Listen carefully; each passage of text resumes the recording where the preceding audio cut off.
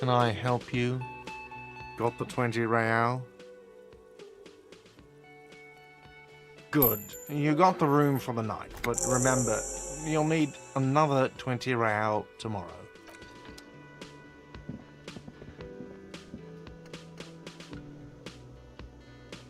Yes?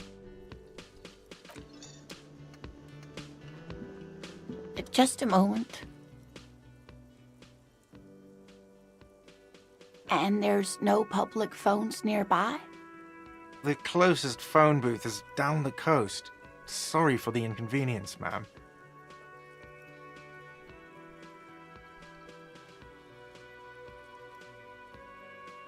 It's fine, I understand. Thank you anyway. I'm glad to see you again, dear.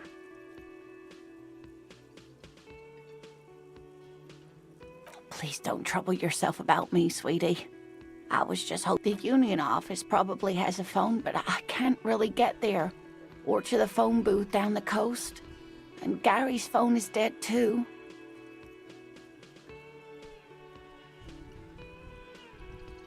The manager was vague about it. To let the young woman who's house-sitting for us know that we may be delayed.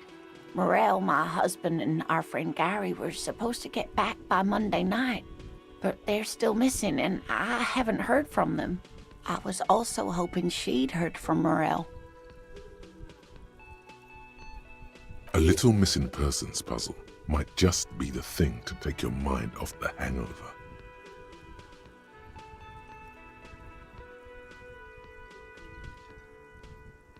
That's just it. This isn't like him at all. He always plans his expeditions so carefully. But you have more important things to worry about. More important than a missing expedition? I don't know. Expeditions often lead to something interesting. Just some field work, sweetie. Morel is a highly trained scientist. He and his assistant Gary are studying an extremely rare species of insect.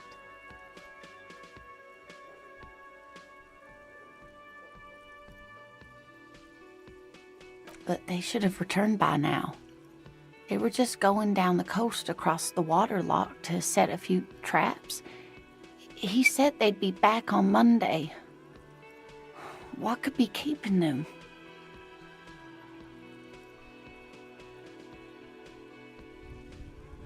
The water lock, that was broken. Could this be it? Oh, sweetie, it's nothing like that. Gary's as loyal as they come. I trust him with my husband's life. Oh my, what happened to the water lock? Well, whatever the cause, I'm thankful. To both of you. You've spared me another sleepless night.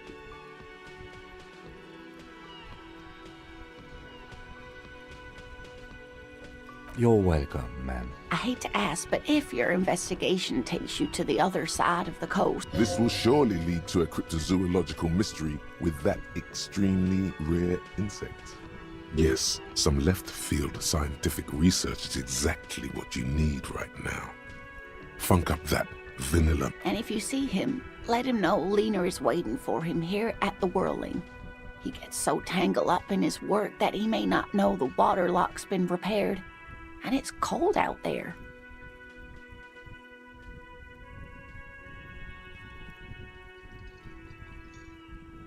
Oh, you're such a dear. Thank you, sweetie. Oh, yes. A zoologist. A cryptozoologist, to be more precise. It's a pseudoscience that attempts to legitimize research into mythological beasts and urban legends. That's one opinion, yes. And people are entitled to their... My apologies, ma'am. I did not mean to undermine your hobby. It's not a hobby, dear. It's a subfield of zoology, one specializing in animal species that are so exceedingly rare that many assume them to be extinct or even fictitious. Searching for such species called cryptids is difficult and often thankless. And frankly, many scientists are too lazy to do it. Universities these days are rarely. The quality of research at Revacholian universities has been on the decline, but you doubt there was ever a time when cryptozoology was embraced by the academic elite. She's completely internalized her husband's struggles. They are her own.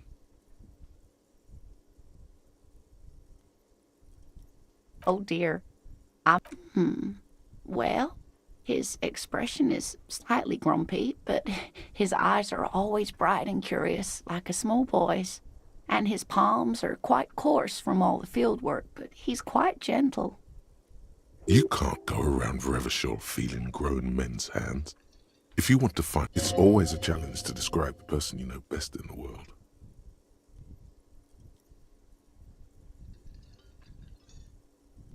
Oh, well, he's a bit shorter than you, but with a larger frame, and he has longish white hair, usually a bit uncombed. You might say wild, even. The lieutenant pulls out his notebook and begins jotting down the woman's description. One other thing, he'll likely have all kinds of field gear on him, even if he's not out in the reeds, you know, just in case. We'll be celebrating our 16th anniversary this autumn. Not the most numerically satisfying anniversary, but I like the less obvious milestones even more somehow.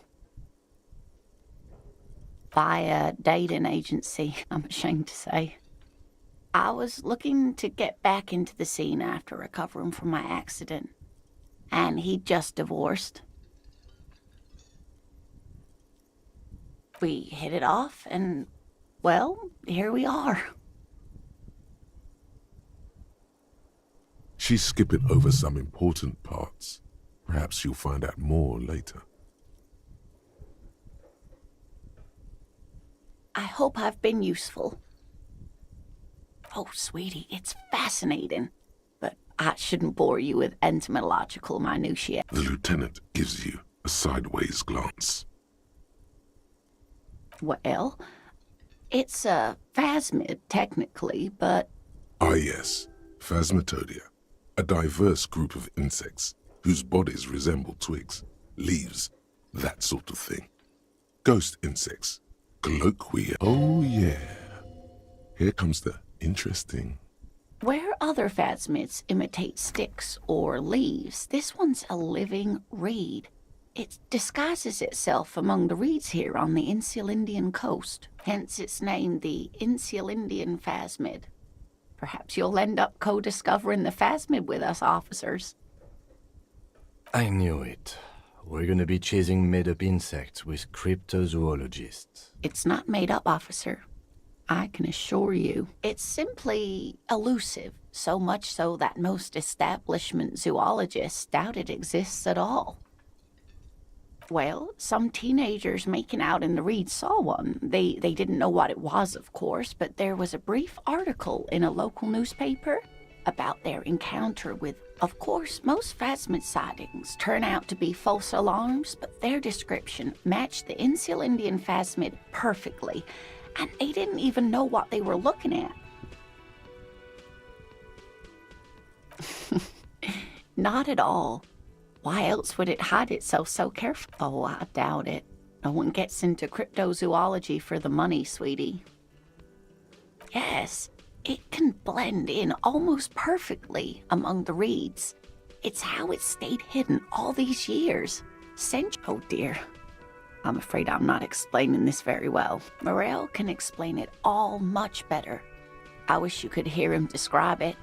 Then you'd understand, I'm sure.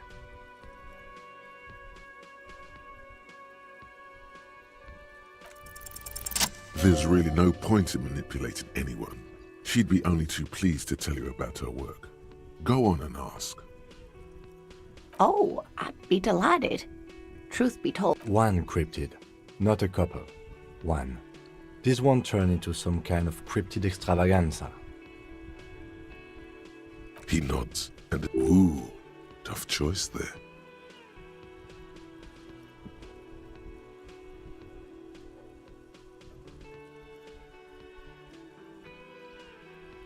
that would be the giant of Coconur. The giant lives in the most arid parts of the vast Kokonur Desert in South Samara, casting a strange light across the mirage or a psychogenous luminance. No one knows for sure. It is like an awful mountain appearing from below the horizon and expanding. The towering luminosity of Kokonur is a bad omen in local folklore. Some say it's a fata morgana, others... Hui. No animal can be that large. It's a mirage. That's what makes it so peculiar. A species surviving at the very limits of scientific law. There are limits, you see, to how large a metabolism an ecosystem can beget. Some say a gravity anomaly below the Kokonur Desert might allow the creature to grow to these Great. This is great shit. You need more. Gravity anomaly? Digging it. Digging this parascientific stuff right here. Hey, you promised you'd only ask about one cryptid.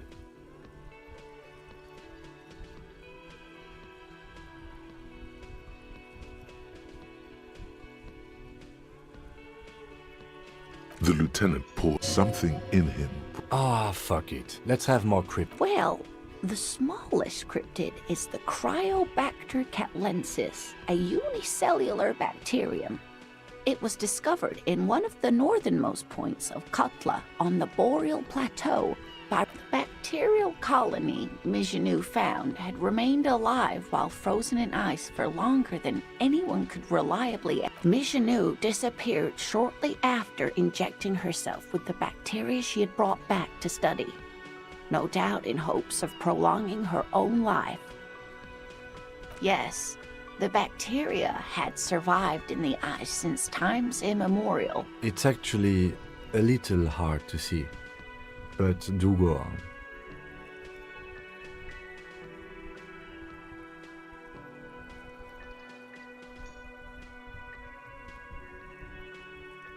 While, yes, impossible, no. Although, everything. After Mijanu treated herself with the bacteria, she stopped aging, but also became increasingly... We can assume that she has been living somewhere in the wilderness for decades now, all alone except for the Cryobacter catlensis coursing through her bloodstream. The gnome of Jeroma. Oh, it is. None of its victims survived. Grieving relatives never even found their bodies because the gnome's venom is... It was reportedly a small creature with webbed fingers and a couple of campers found it when it was already dying. They heard an odd wailing in the woods and followed the sound. They were scared and wrapped it in tarpaulin to suffocate it. It still took the gnome of Jeroma an entire day to die. If the body of the creature was found, why aren't there detailed illustrations of it in science textbooks, confirming the existence of this very little species? Alas, the first scientist who got his hands on the creature's corpse put it in a jar of formaldehyde. Instead, all the venom leaked out of the creature's teeth and into the surrounding liquid, dissolving the creature itself. A poetic end, perhaps, but a real loss for science. Alas, always alas, and then it was gone. Isn't that overly convenient? I understand your skepticism, but that's what happens with things that are rare and stand out. Their disappearance is most memorable, and they are Yes, it's the kind green ape. Half war story, half undiscovered species in the genus Homo. Yes, it was reported by soldiers in South Safra during the war. The kind green ape would visit bunkers during the night, healing wounded soldiers with its saliva. Yes, it has amazing healing qualities. Some soldiers reported growing back. Indeed, there is. It's our closest relative among the cryptids.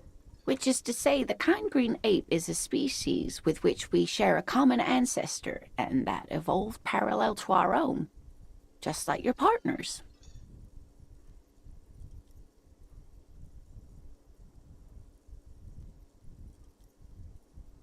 The lieutenant looks at you, pleasantly surprised. Oh, no, I didn't mean to imply that Saolites are inferior to us in many ways. You are superior. For example, your earwax doesn't have a foul odor like ours does. A tremendous evolutionary advantage, I'm sure. But perhaps we've had enough speculative biology for today? What an interesting question. Of course. All fairy tales have someone or something invisible in them.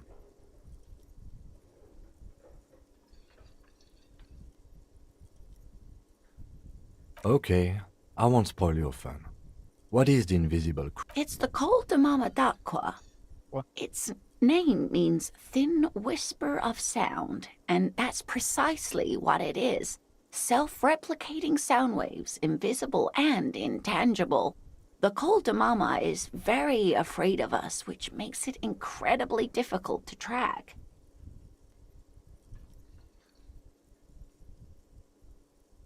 Col de Mama d'Aqua can also be translated as a whisper light and low. Yes, that's another translation. They're both quite lovely, aren't they?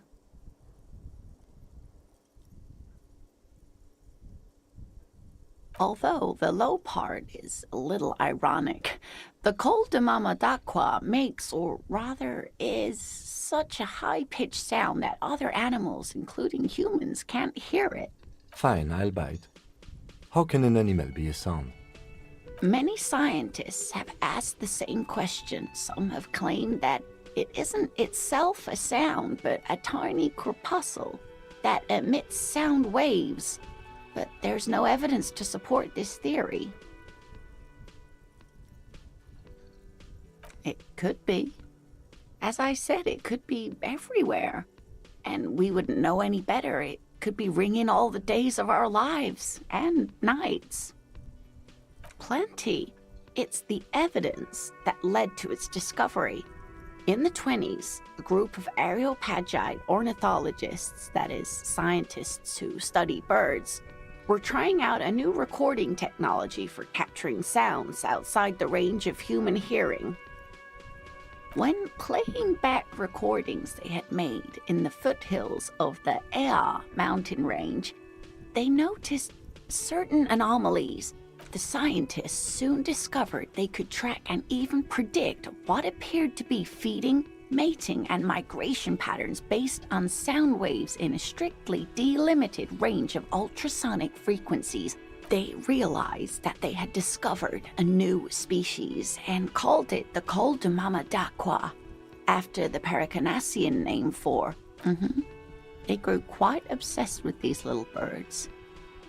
Even though they couldn't see them, they could distinguish among individual sequester, time, joscan. Those are but some of the Mama d'Aqua they followed, and that is a sad story.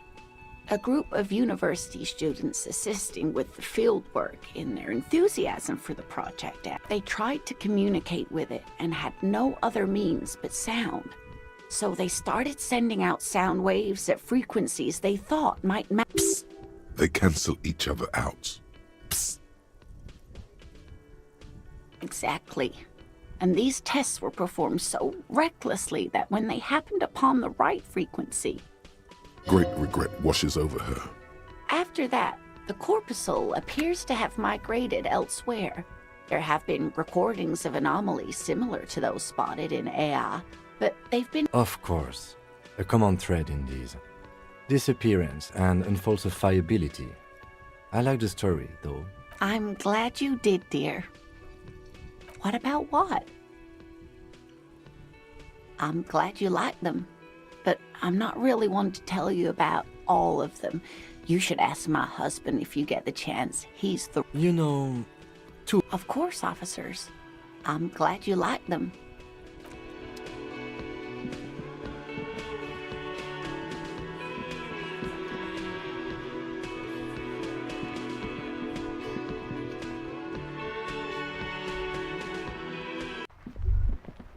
was that? Could it be the Koldamama Dakwa? No, it's probably just your There seems to be an extremely high-pitched ring. Aunt Lena also said that it couldn't be heard by any other animal, including humans. What you're hearing must just be a... There it is again. You're about to... It must be very close. Maybe, just maybe, it will come toward you. No, I don't hear the Koldomama Dakwa. And Of course he doesn't. He's deaf. Oh no. The sound. It's moving away. No. Too late. It's gone. There is no ringing anymore. Keep your ears peeled, then. If the species really has migrated to Martinez,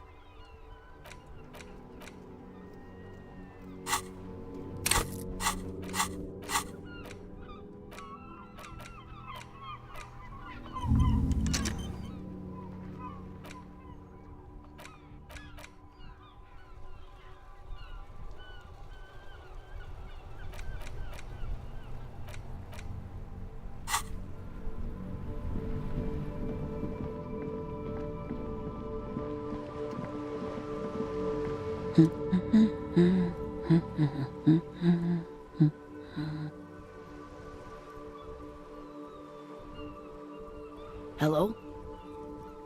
Me? No one. I'm just... she doesn't really want to be... If she's such a working-class woman, why isn't she working?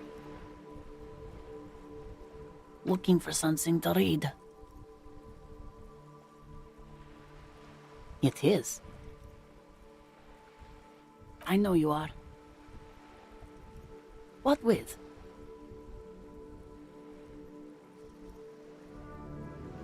Her hands move over the book covers.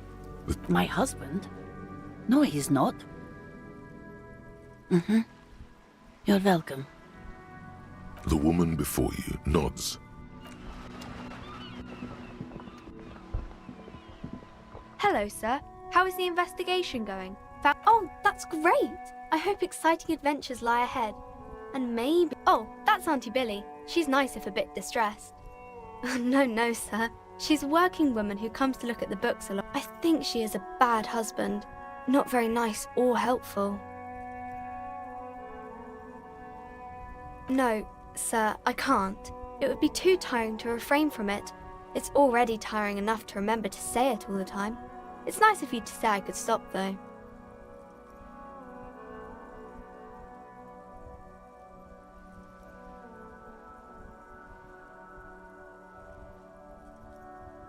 That's a friendly enough face, most of the time.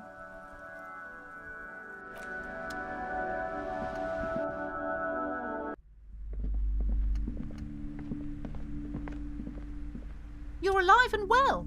Don't keep me waiting now. What's in there? In that dark... Yes? Tell her how ghastly it was. You know it's what she wants to hear.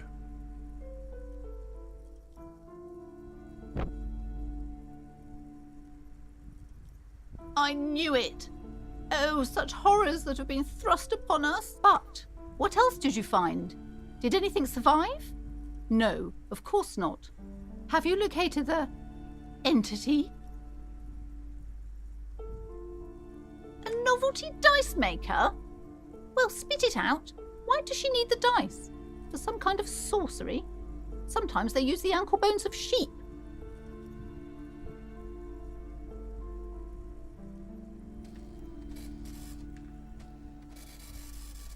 I don't understand.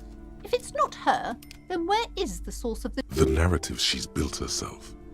Just don't say you don't have any answer yet. The uncertainty is killing her. To hell with it. Perchance you ought to just lie, sire. You've come this far. You know how to end it. There is an entity behind the entity.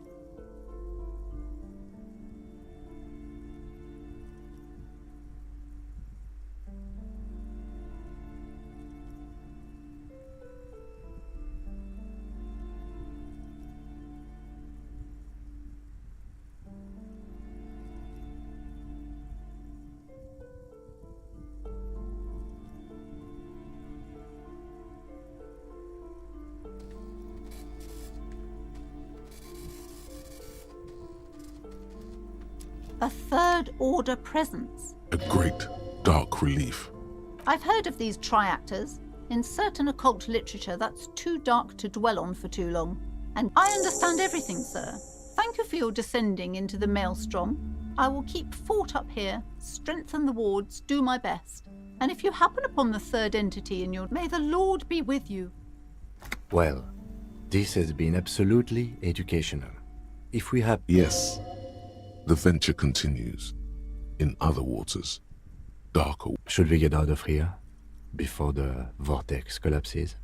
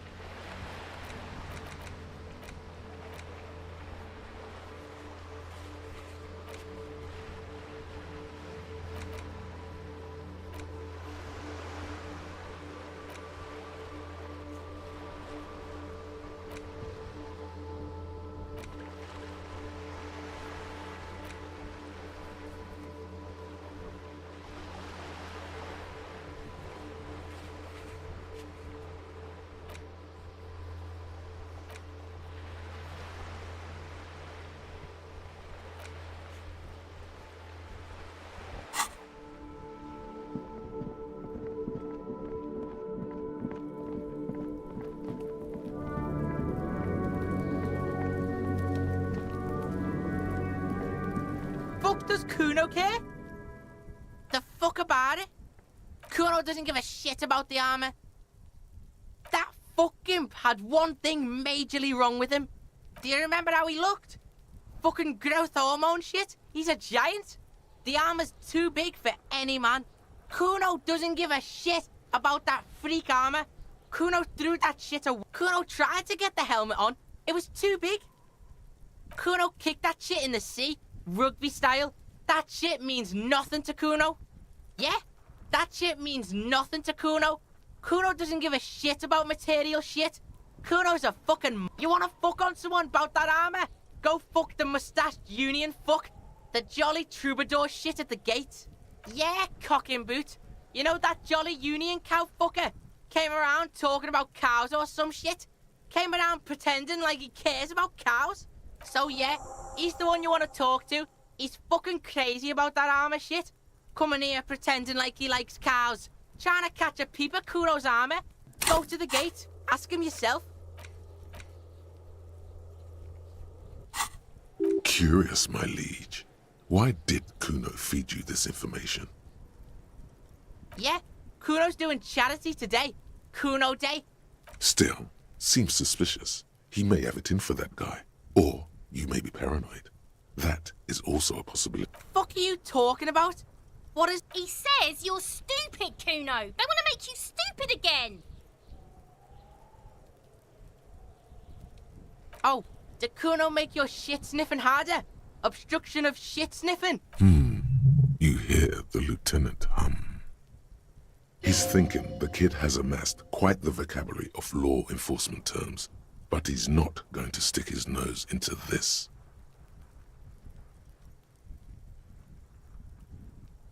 Me and my partner are wondering, do you guys puff Pete? Kuno erupts into laughter.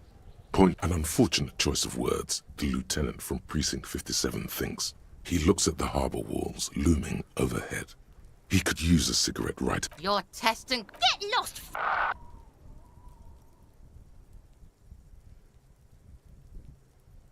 The fuck about it? You're Get lost, Yeah? The kingdom of Kuno? The fuck do you want with it? Yeah, Kuno doesn't know shit about that. That shit is beneath Kuno. Listen. Kuno doesn't care about this small-time shit.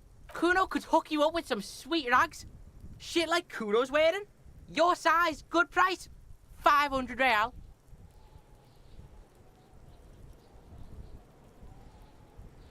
Pig, these are found modulars. Liquid fit, performance crotch, urban survival shit. Made in Mirova by scientists. Pants scientists. Believe it, you need this shit.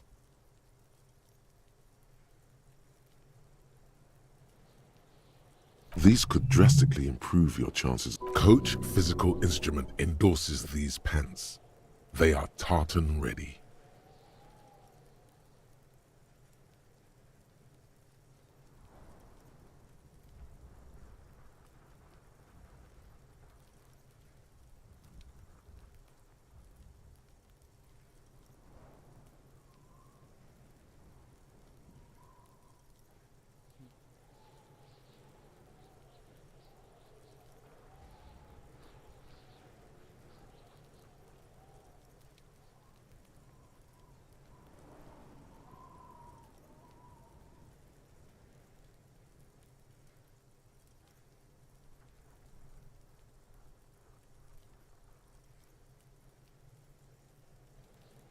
They will also make you into an idiot.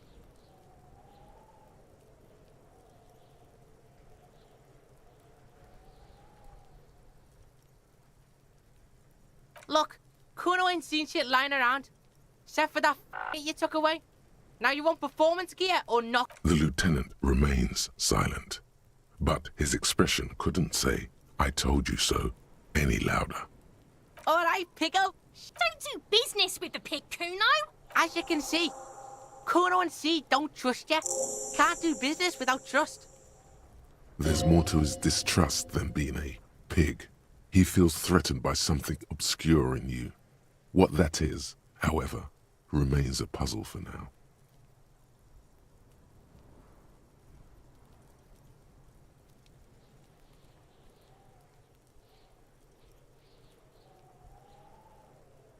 Look at that fucking shit.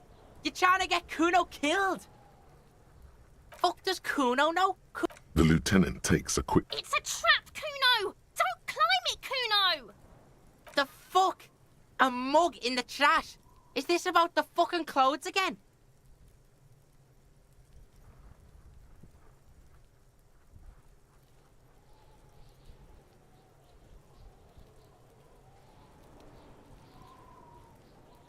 Yeah, Kuno sees where this is going.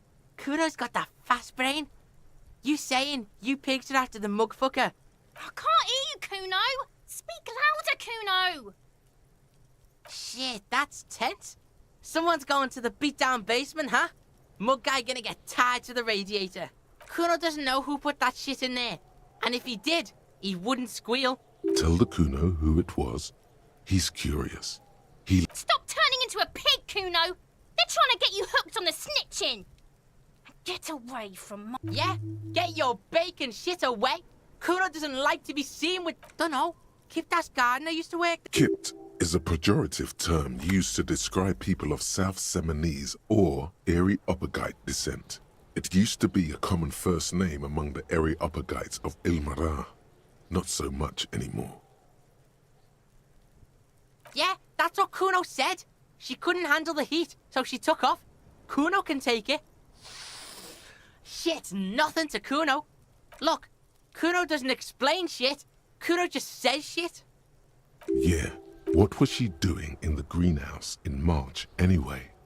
What kind of gardening? Yes, it seems suspicious. You don't like things being like that. Suspicious. That's just some shit roofing gimps left behind. There it is. That strange feeling again. As if there was more than meets the eye about that pile of roofing material.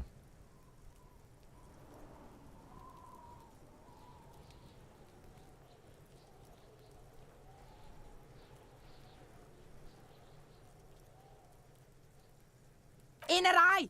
Fuck are you talking about? They're trying to make you You glance again at the roofing material in front of the shack. Yes, you should go back there. That's There it is.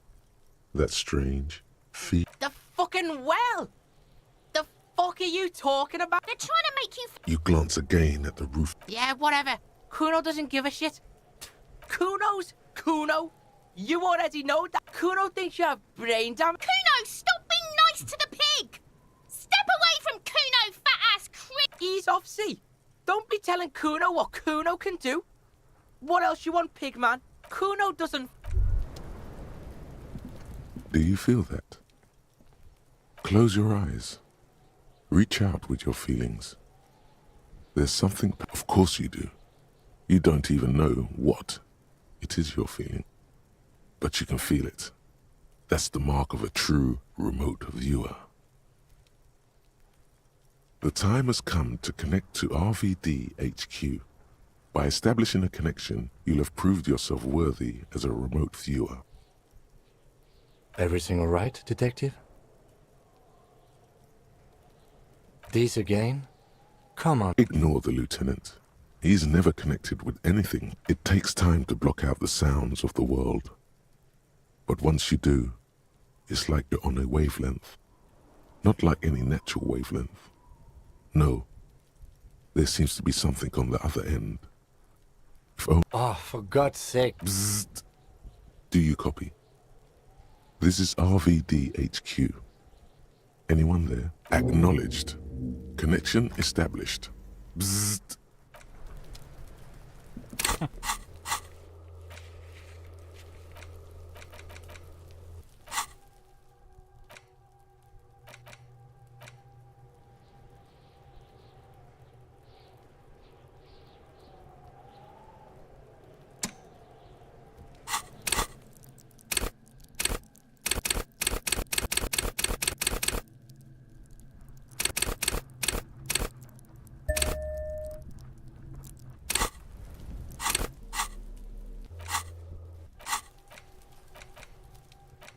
I need to get inch.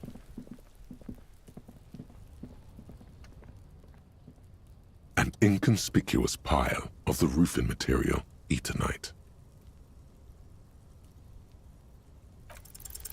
Because it's nice and orderly, it reveals no secrets at this time.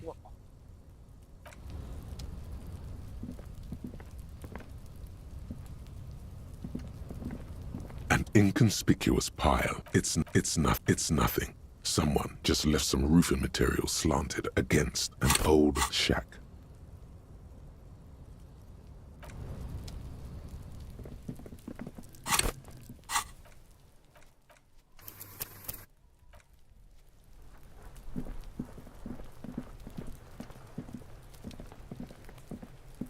What do you see?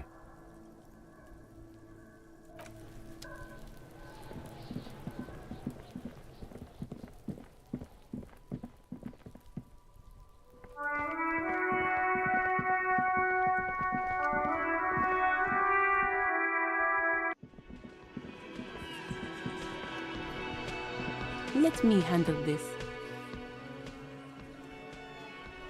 Detective disorientated.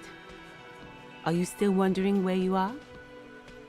This is my... Her entire character has shifted. This young woman is cold as ice.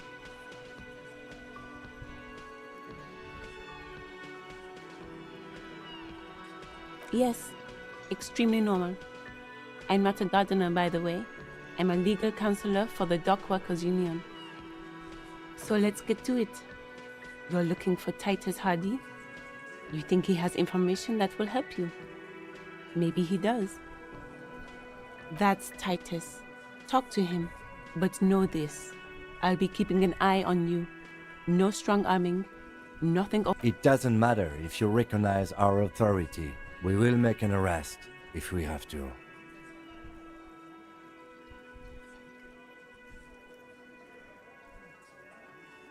She says nothing. Her glare speaks for her. Like I already told you, I'm a legal counselor. Do you have hearing problems? What you want is of no significance, officer. Don't test your... I saw what you were thinking. You want to say, what are you going to do to me? Don't. Just because it's in your head, you will not lose out on anything good by not saying it.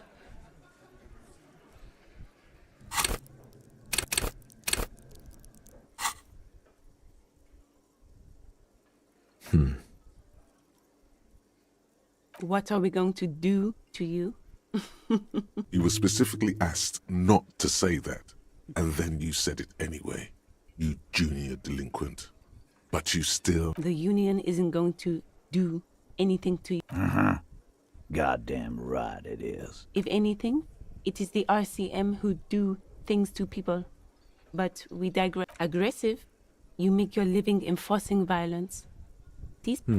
So you were spying on us, and now you represent murder suspects. Just dock workers. Listen, you moral intern lackeys. You're a mob, enforcing the unlawful privatization of Revachol. 20 fat men in the...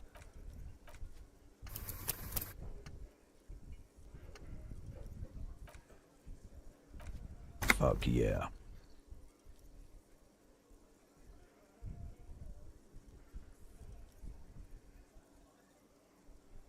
So ask what you came to ask, or get back to your commanders.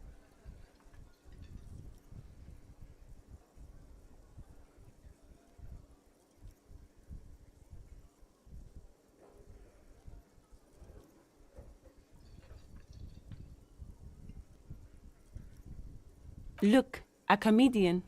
Do your job. Ask your questions. Strange. It's as if people don't believe a cop could be a socialist revolutionary.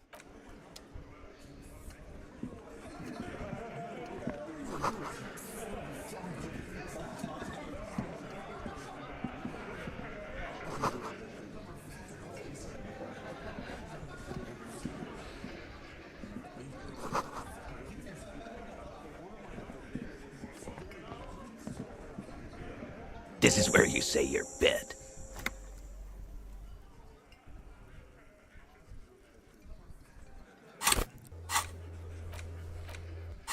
He's used to giving orders and having them obeyed immediately. Detective. Precinct 57's finest scans the room, leaving the speaking to you. He trusts you. Maybe against his better judgment, but he does. Hey, dipshit. You hard of hearing or something? Do not let their squeals disturb your serenity. These are but simple peasants, sire.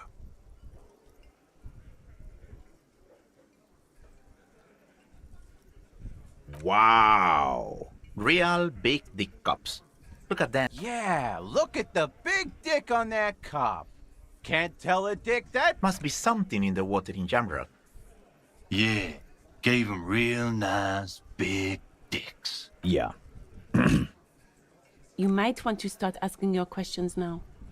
These guys are so macho, they're ready to confess to first-degree murder. Do a head count first.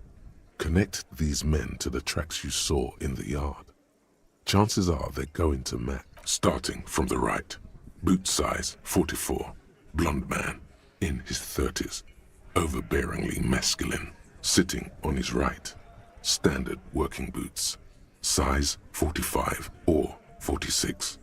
Eldest in the room. Probably mid-50s. Smoker. Quiet. Across at the other table. Hobnailed working boots. Size 43. Gang tattoos. Mesk or Sarah Maritzian, in his late 30s, early 40s. He spent his youth in Villa Labos, a housing project in the Jamrock Quarter. There were incarceration and then standard working boot, steel reinforced toes, size 46, the big dick, wide at the shoulders and lean at the hips, rugby cap, fingerless gloves, and numerous scars, a little under four. The emblem on his vest says Rowing Club. A little patch below it reads T. Hardy, Captain. In the far corner, standard working boot, steel reinforced toes, size 44, 40-something, non-alcoholic beverage in hand. You squint. Is that a plectrum on his neck?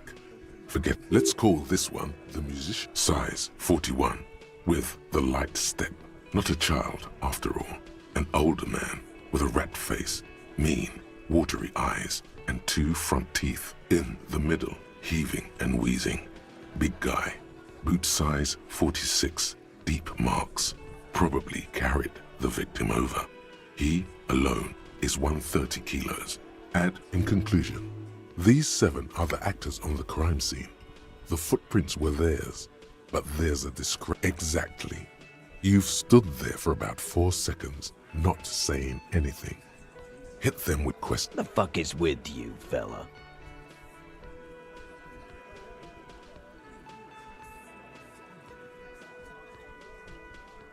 So, you're not just here to swing your big dick. You're here for the pretty boy. A real looker, that one. Stinks like shit, too. They love him, boss. Spend all day digging around in there. Can't get enough of that pretty boy smell. Funny, but my partner and I have a serious matter to discuss with you.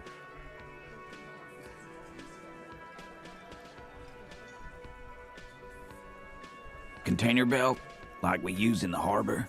Because we took it from the harbor where we work. Then we went out back and used it to hang him. We did this together, all of us, until he was dead. That's why there's a container belt around his neck. Goddamn right. No. These 7 honest men have equally come forth. They told you what happened so that you don't waste any more of your time. All 7 together. They're diluting responsibility. It's an anti-arrest. They're playing to their considerable strength in numbers. Don't talk about arresting them. You'll only bring attention to your inability to do so.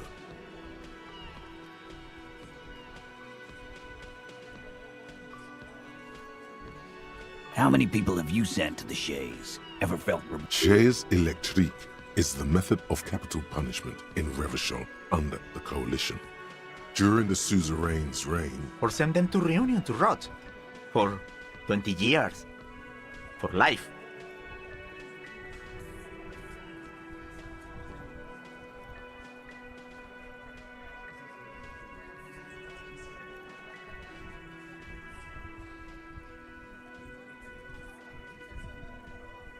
The River Esperance Correctional Facility, a military prison run by the Coalition, dubbed Reunion by the inmates. The origin of the name is unknown.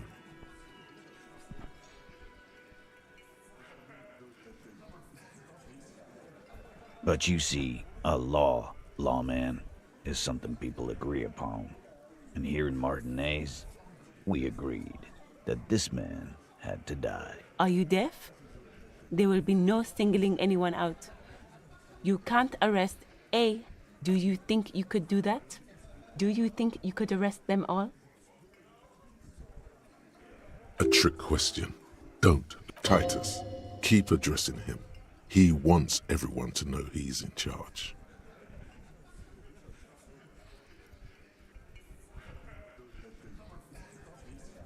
Who do you fucking think does?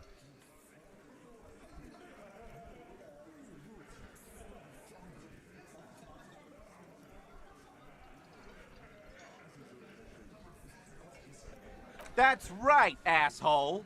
Titus Hardy runs the Hardy Boys. I think you got your answer. No, you did not get an answer. Titus does administrative work. He pushes paper, fills out forms. The others can't read. But on that night, they all acted as one man. You don't have to keep answering his questions. I know, Lizzie. Relax. We killed him last Sunday night. Seemed like a good way to end the week. Known him? We don't associate. Yeah! Who do you think we are? Quiet. He came around about 3 weeks ago when that Pines cow first sailed into town. Happy?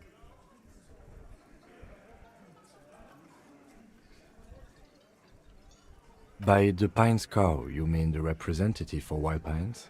The shipping... No. I mean the Pines cow. The stupid-ass cow they sent in to fuck us over. But you know what? Why don't you ask her about the pretty boy? I'm sure she has interest in... That's enough insinuation for today, Titus. Officer, your interview is drawing to an end. Don't waste your last questions. We hanged him up by his neck. Didn't they teach you... You're pretty sure you've had at least 2 years of cop school. The autopsy showed there were no ligature marks. His hands were not tied. Look, I'm not gonna play 20 questions with you, capo. Yeah, I knocked him out. Came up behind him and clubbed him in the back of the head. That's right, lawman. And then we hanged the fuck. Make them a bit more uncomfortable first. Then see if it all adds up.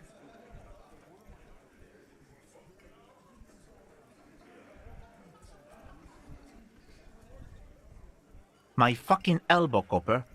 Samaran boxing style. Samaran boxing, or Sambo, is an eloquently violent set of one-on-one fighting moves, originating from... He may be lying, but he's good at it. No twitching, no rushing, no uncalled for details. Right fucking here. The fucker started coming to our bar, asking for it.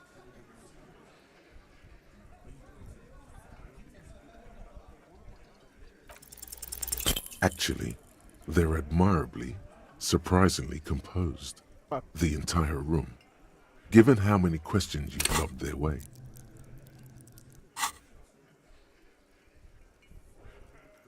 Well, this one, but he's always fidgeting, so don't get your hopes up. Like what, Copper? Why? 'Cause he was worthless mercenary scum. And he stepped out of line. And he stepped out of line. What kind of... The kind that shows up when you start a strike. The experienced kind, too. Had Cohoy and Semenine written all over him. Ex-Oranese Special Forces. A live grenade. Right here in our bar. This one has a special gripe with him coming here. I can't prove it, but I know he was sent by the Wild Pines. They hire merc shit like that. Story of every strike from here to Samara. 'Cause one night, he walked straight up to the mic and said, I'm Oranese goddamn Special Forces, and I'm gonna fuck you all. Really? Yeah, really. Had a gin and tonic up there, sang some Oranese paratrooper song, and said... We couldn't believe it either, but he fucking did. Right there. Sire, the tale is true. This is a serious violation of the karaoke code. Wrong. He harassed women, raped one, harassed workers, threatened to kill some. From rape to harassment to threats of violence. Why the strange de-escalate? He regrets mentioning it. Hopes you didn't notice.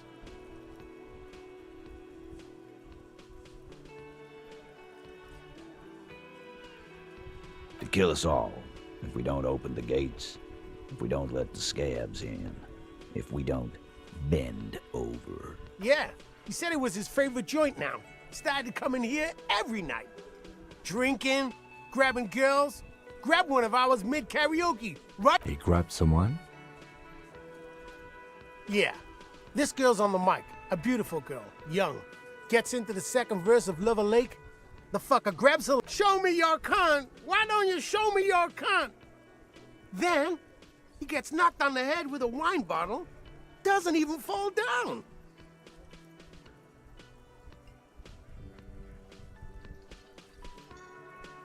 Aren't you fucking listening?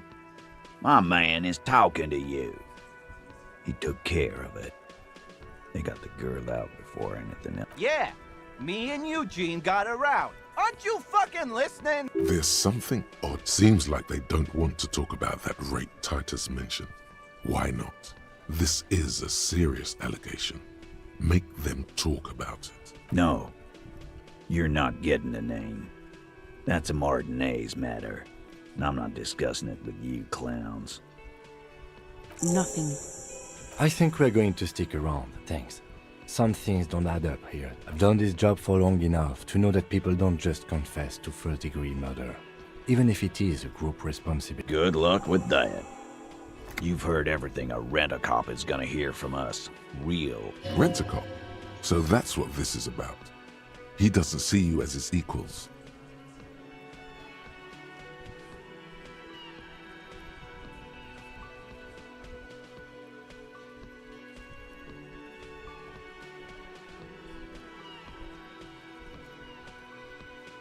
What are you talking about, madman? There's no eighth. Or what? You want to be the eighth. Actually, boss, we've been talking and we think she could maybe... This person Glenn wants to hire, he really respects her. Shut the fuck up, Glenn! I do the talking here. It has to be good if he won't let you pursue it. Looks like... So let me get this straight. There is an eighth Hardy boy. It's a she, and you don't like us talking about her? That's right. We're not talking about this. This is a private Hardy Boys matter. Nothing to do with your shit. And you're not cops here. Don't go digging around if you don't want a bullet in the back of your head. Good. We are all watching each other. Officer? There's no point in pushing it further, he thinks. This is already a victory. We'll learn more about this eighth heart. Again. Good one. About fucking time.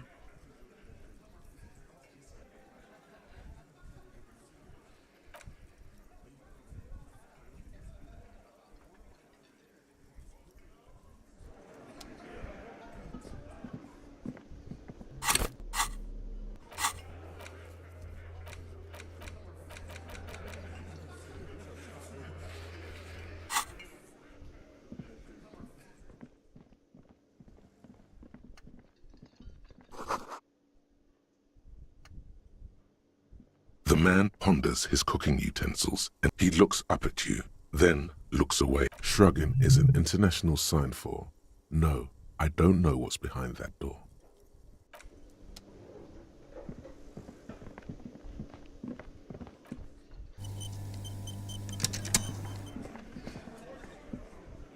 Looks like the circus left town, but the clowns are still here.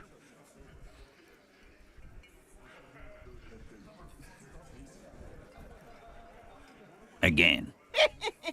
Yeah, lawman. What? It's almost an anthropological sight, watching him. Weren't you warned to not go down this path? Not in the arresting... By your side, the lieutenant keeps his hand away from his holster. You easy. Walk back from the provocation. They're armed, and they outnumber us. The lieutenant tries to establish eye contact with you. Wise move. About fucking time.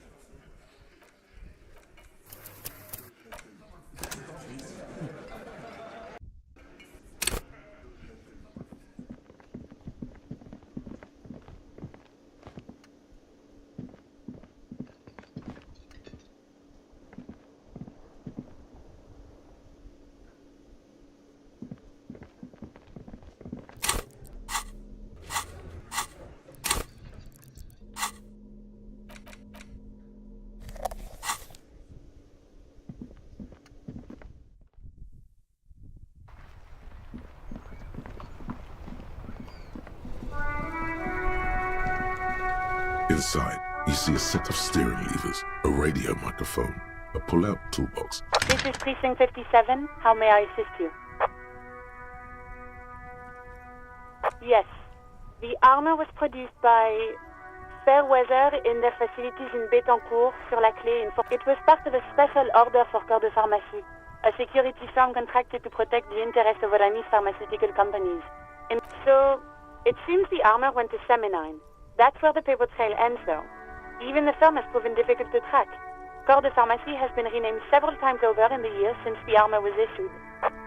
The most recently registered firm that the ICP has been able to connect to the CDP is a military contractor called Trinell, and the one before it was Downwell. I think they might be the same contractor. A suit of armor like this would have been manufactured with a particular person's physique in mind. You should ask for whom this suit was fitted.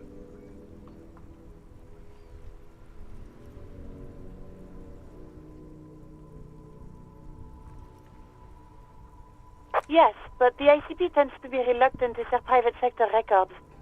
This is a fun challenge for her, an opportunity to contribute beyond doing her job by rote. She'll gladly put in the extra effort for Team RCM. Sure. Call back tomorrow. Hopefully I will have more information for you then. Not yet, but I was able to convince... Just a sec. Sylvie Malike. Yes. Oh, great. What else? Anything else I can help you with, officer? Gottlieb, what you get yourself into this time? I didn't, but now I do. How's the drinking going?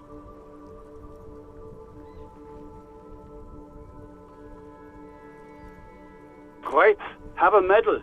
I have an autopsy to attend to. An autopsy... Fucking, I'm not dead. It just hurts, okay? Mm-hmm. Anything else I can help? Just... 10-4, come in, officer. Over. Wait. Before you say anything stupid, think you're going to be looking at a straitjacket if... 10-4, sir, I'm not hearing your question. Understood. Wait. Before you say anything, you're going... 10-4, sir, I'm not... Understood, sir. Roger that. 10-10, over and out. The white suede feels luxurious under the touch, and the metal as you tap on the gauge, the indicator pin jerks as if startled. It's in the... No, that's enough fun with the foldable headlights. I know they are mesmerizing.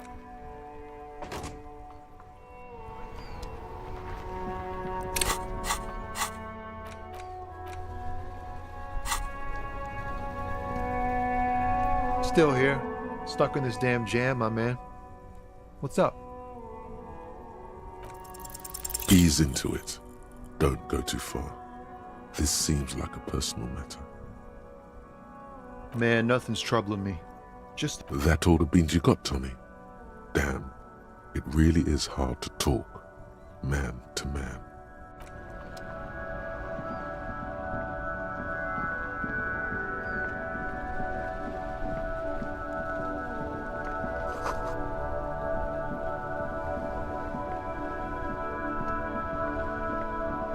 The worn and beaten wooden planks of... We can sit on benches after we've solved the murder.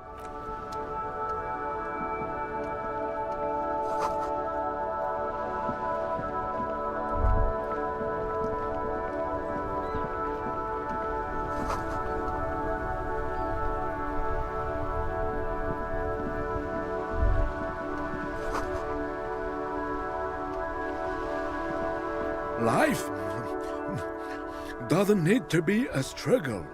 I'll be with you in a moment, officer. Let me just finish my sandwich. Talk to angry old René first.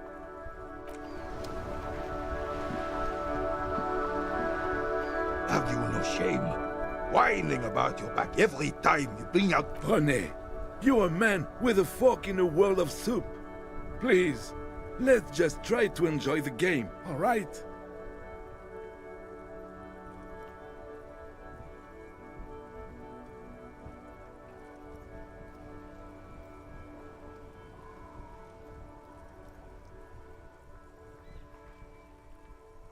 I'm trying to, but you keep breaking my concentration. You're old. I can see that. We're both old. Now stop grabbing your ass like it's a girl. These manly men are playing balls. This is a ball game. Grab a ball and play it. Don't ask questions. Shoot first. Ask questions. No, you got this. There's the ball. You're the game.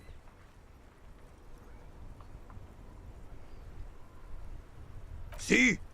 Your munching and complaining have ruined my concentration. Ah, mon Dieu. The pain in my back is unbearable. I can't even... I hope you pass out from it, you goddamn jellyfish. Men like you are the reason this nation is sinking. Trying to throw something as close to a predetermined point as possible. Measuring. This must be. Shush. Ignore them. They don't know what they're doing. They're old. You are letting down yourself and... Doesn't matter what team. Pick a team. Any team. The blue team. You're letting them down. Get in the game and throw the goddamn ball.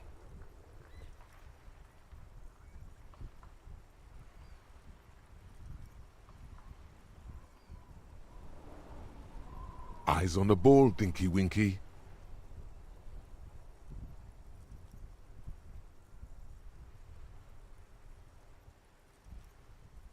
Sure, officer. I am René Arnaud, and my specially abled partner here is Gaston Martin. How can we help you? Unfortunately, I don't. Unlike most of the locals, I have no qualms about assisting law enforcement, but this affair has passed me by completely. In Martinez, the union is the law, so can you really blame them? Cop is a pejorative term. I don't have a problem with policemen. He doesn't know about the crime. Your time is better spent discussing politics.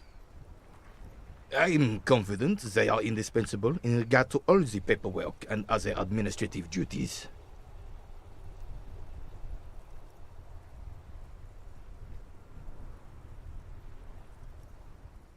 But you must agree that nature, in her infinite wisdom, has made men more fit to perform certain, more challenging tasks. Don't you, officer? Really, officer. Match an average woman against an average man in gender equality is a very noble, very modern idea. But in real life, primal roles prevail. But I do not wish to discuss this. Yes. The terrain here provides an interesting variety to a familiar game. I do. Fire from heavy artillery. Why what? Because that's what happens when communards hijack your country, execute your supreme leadership, and turn your capital into a slaughterhouse. You use heavy ordnance to clean up your home. Commies, communists, socialists, anarchists, call them what you like. They just chose the name to feel special. Senseless sentimentality.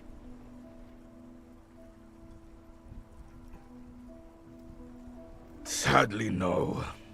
It was the foreigners who brought them to their knees. We fought valiantly. Too valiantly. So valiantly we got licked.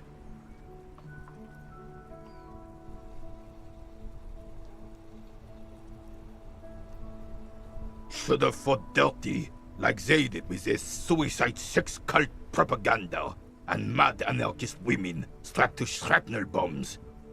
We didn't though, and we lacked caliber.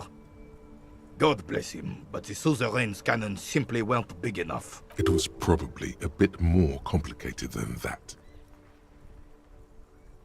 Because this place is a damn beachhead. Had to soften the commies up first. Yes, the military coordinated amphibious landing to take back Revachol. He finds your lack of historic knowledge troubling. A sign of mental deterioration in the preceding generation. Martinez was used as one of the 3 footholds in Revachol during Operation Deathblow in 08. The other 2 are off in Stella Maris and the Delta.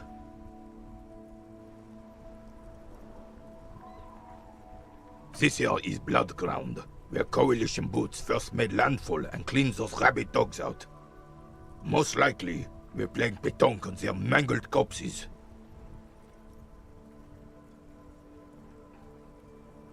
Blood ground. You got old René going there. Like he isn't hungry enough already. Don't get me wrong, officer.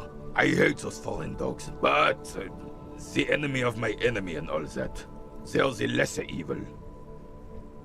Damn right, son. They let the fire of hell on the city before they stormed it. And it worked, too.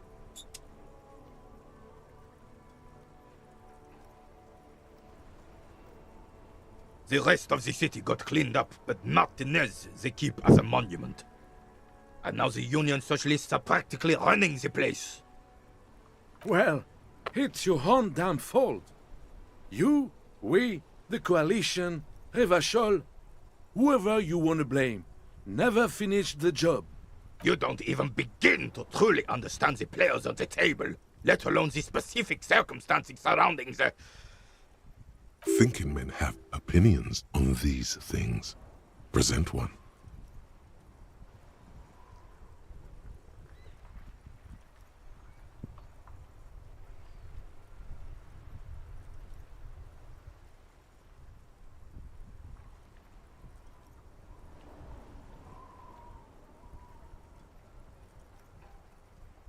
I'm sorry it had to be them.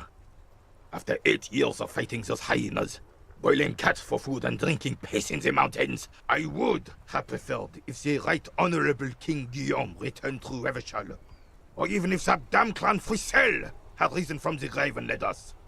Sadly, that was not the case. This royal failure weighs heavily on him. Instead, all that is just, holy, and beautiful in the world was wiped away, and now it's neon signs with toothpaste ads everywhere. Foreign influence peddling garbage and stupid music on the radio. This is just what the commies wanted. This was their plan all along. This is what they wanted to replace the role of the suzerain with. Damn Frissel. He was the king we couldn't protect. The Carabineers failed him, and the crown. He died in the hands of the Hyperlay, in a very public execution.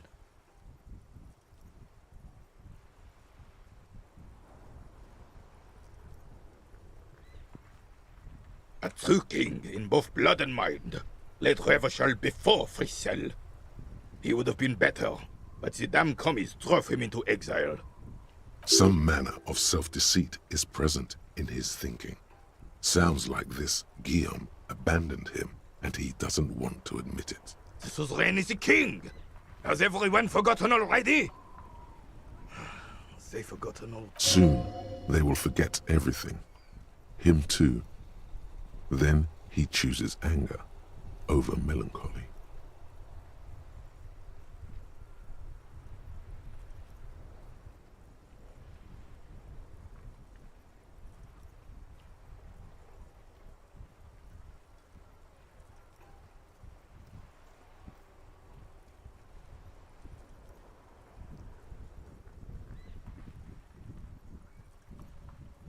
It's no use talking to you. You were still in Daddy's balls when it happened. When we took our last stand against the filth and rode the cavalry straight into gunfire. All you observe is a veteran refusing to let go of the past, and This is the uniform of the Royal Carabineers in service of Frissel I, Guillaume le Lion, and the valiant King Philip V before him. Don't you mean Frissel the Fan?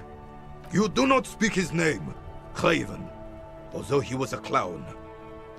But he was our clown. Ours to... there's something you missed. You will get to it. Don't worry.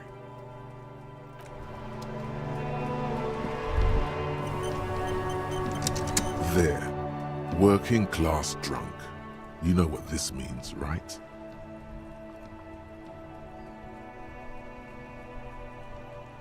Cracked it. All in a good day's work. What do you mean, what did I crack? Look at how working class that drunk is.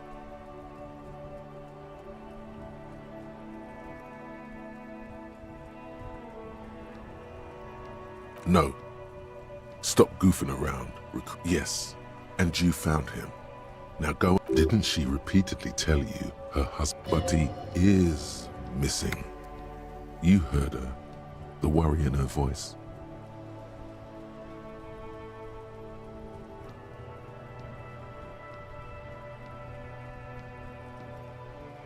There's no need for champagne when there's honor, recruit. Go and tell the working...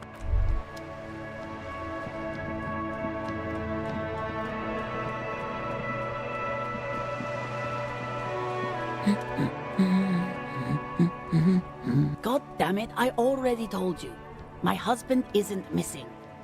And I specifically added that I didn't need to know where... Very well then. Where is he?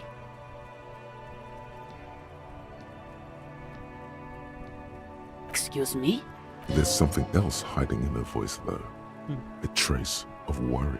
Right, cause working class women come with alcoholic husbands. Remember, about that what. Never ever say what. You were right. I do have an alcoholic husband. Although not that one. I did, and he is. He's also an alcoholic. No, he's not. Or maybe he is, I don't know. He's probably in the pot. I haven't seen him for... Well, to hell with him. There. She's worried now.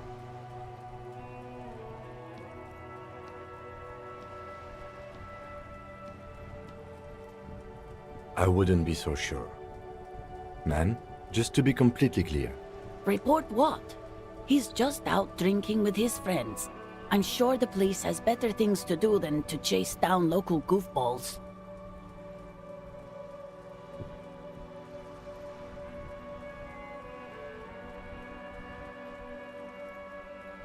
They're not all they're cracked up to be of. He's right.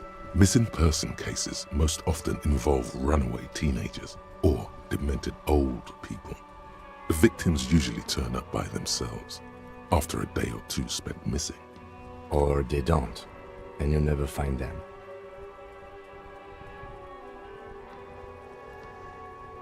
I'd say there's nothing mysterious about incompleteness. You're wrong there. Incompleteness is the essence of mystery. All right then. What kind of questions? Honestly, not that different from you.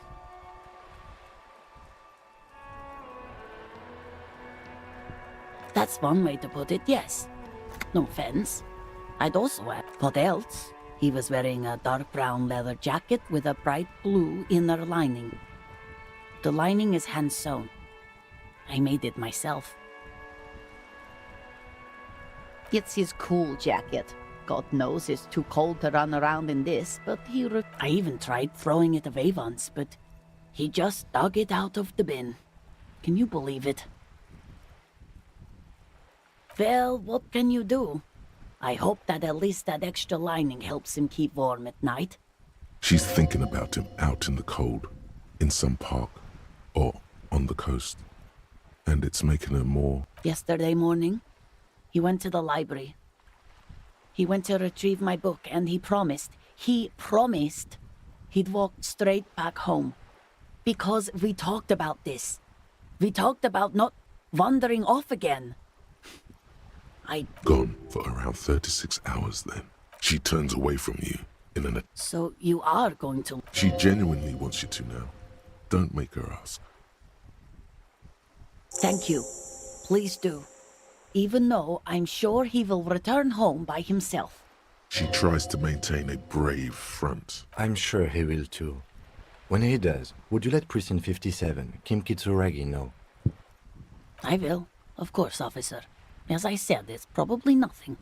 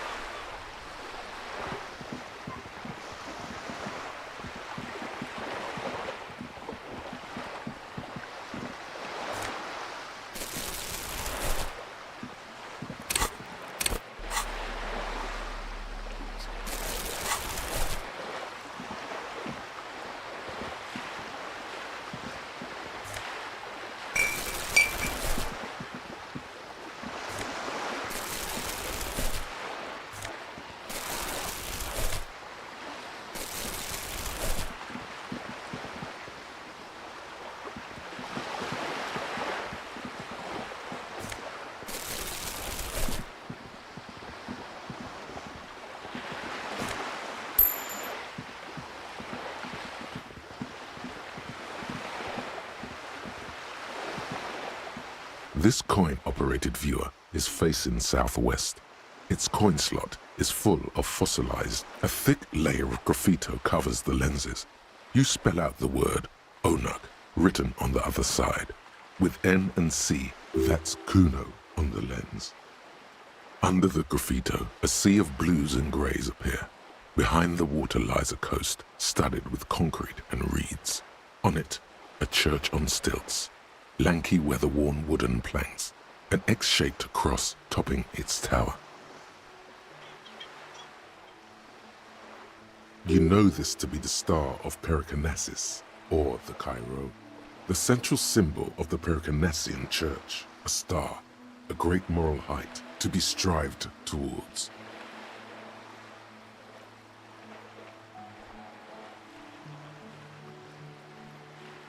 The church looks old and weather-worn. There are no lights in the windows. Around the large wooden building you see chunks of sea ice gathered on the beach, and a small tent set up on the ice. The metal feels cold and wet under. This coin-operated viewer is facing south.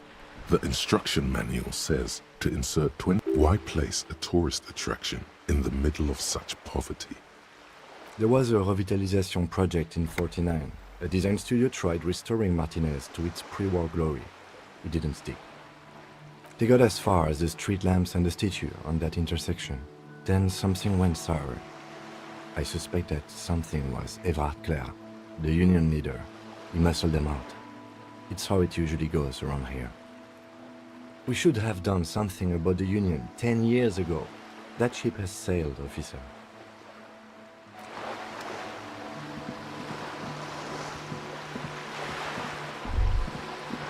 Whoa, what have we here? A bridge with loose nails and rot-infested wood that creaks in the wind.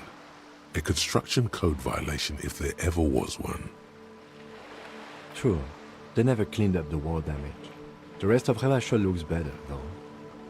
The bridge is fine enough. Locals use it all the time, after all. It's nothing to worry about.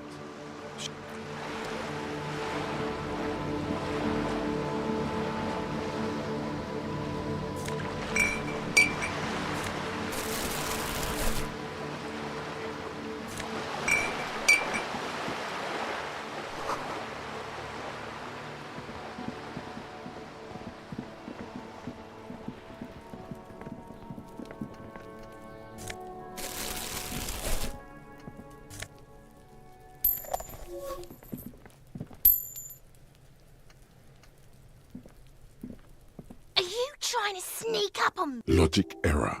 Pig's come to take me out. Trying to snuff me out. Don't get fucking clever with me, pig.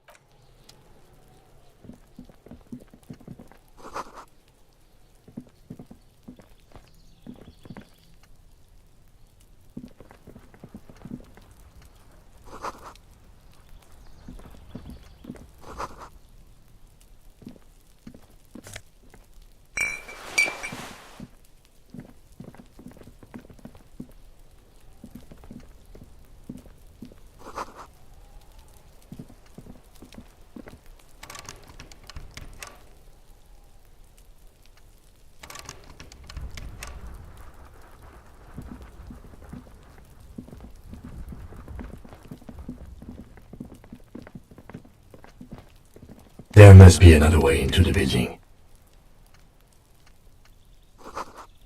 Can't get involved in this.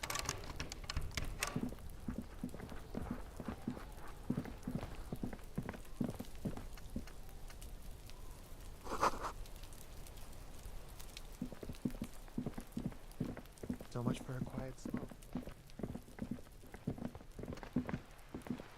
This is a wall on the side of an apartment building. You have no clue. It's just a wall.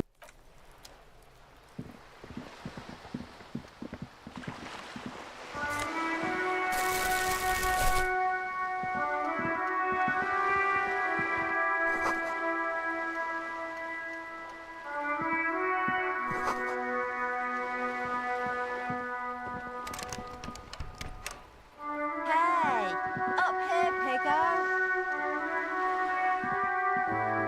The streets will flow red once more, a great torrent rushing down Rue de Esperance.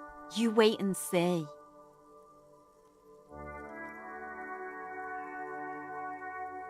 The streets will not flow red with anything. Who are you? I'm Cindy the fucking Skull. What else do you want to know? Date of birth, blood type, the last time I was tested for Hep C.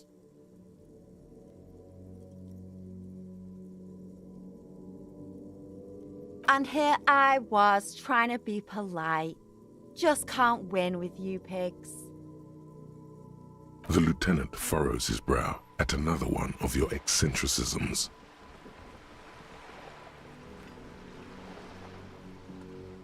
Hatred, disgust. It's difficult to tell which of the woman on the boat does not notice her staring. That Ozon whore. Someone's got to keep an... Ozon is an archipelago 2 days' travel away from Revachol. Its moneyed residents, used to posh restaurants and upscale boutiques, rarely have reason to visit Martin. Probably the Wild Pines rep. We should talk to her. She's a professional negotiator, though. I have the feeling she will be very cooperative while telling us nothing. You should take the lead. Ask her unexpected questions, you know? Do your thing. Don't be afraid to get a... Good idea, piggies. Run along now. Fuck her shit up good. Impound that boat while you're at it. I'd like to watch her swim back to Ozon. Can't you tell? I'm painting a beautiful mural, an aereo graffitio visible from... I haven't really started it yet. I'm waiting for the right words. Have you ever tried your hand at graffitio? When faced with a blank wall, most people write unimaginative stuff, like pigs go home, and Mona was here.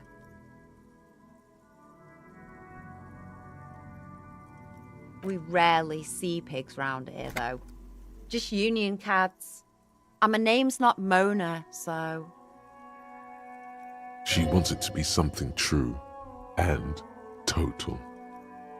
This place is severely lacking in havoc. Not even the occasional trash can fire to break up the tedium. I thought I'd mix it up, you know, summon the forces of crime and social chaos with a wall-sized invitation. Yeah?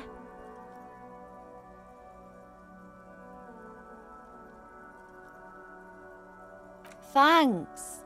I'm sure the inspiration will come to me. She means the opposite. You've lessened her desire to deface the building.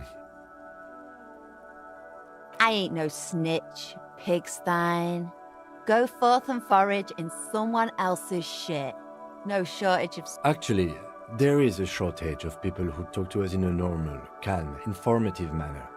We weren't put on this earth to make your life pleasant, fucko.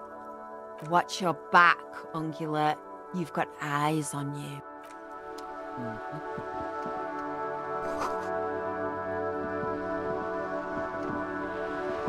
A sturdy metal door guards the southwest entrance. The door rattles against John. The door rattles again, but this time... Stop banging on the door! I'm not letting any more strangers inside. Doesn't matter who I am. The police? Everyone knows the police don't come round here. No, I already told you. Go check the backyard door. Maybe someone there will. Backyard door? There must be another entrance to the east. Madame, I assure you. There is no reply. Just...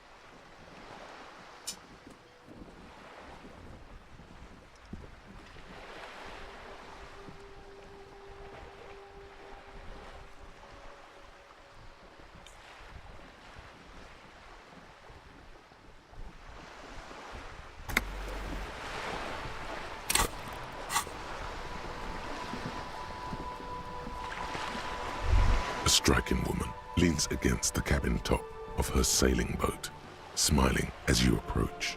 Her green raincoat glistens with droplets. A silk scarf. Good morning, officers. I'm Joyce. Joyce L. Messier. I represent the board of Wild Pines, the owners of the harbour. You gentlemen must be from the RCM. Beaton, my maiden name. Nothing, honestly. I've said it to every drunk in town, and you're the first one who's responded.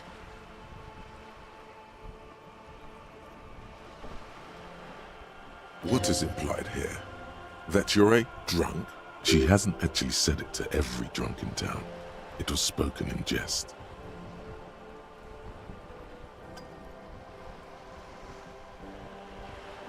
I'm glad to see you here. I was dispatched to handle a strike, not a lynching. Anything I can do to assist the RCM... That is good to hear, madame. My colleague will take the lead on this interview. I should let you know that he is recovering from an unusual medical episode. Very unusual. There's a trace of irony in his voice. How interesting. I wish you a swift recovery. In the meanwhile, you have my full cooperation, and the full cooperation of the Wild Pines group. It's hard to get a read on her precise disposition, but she appears helpful. Why, yes I am.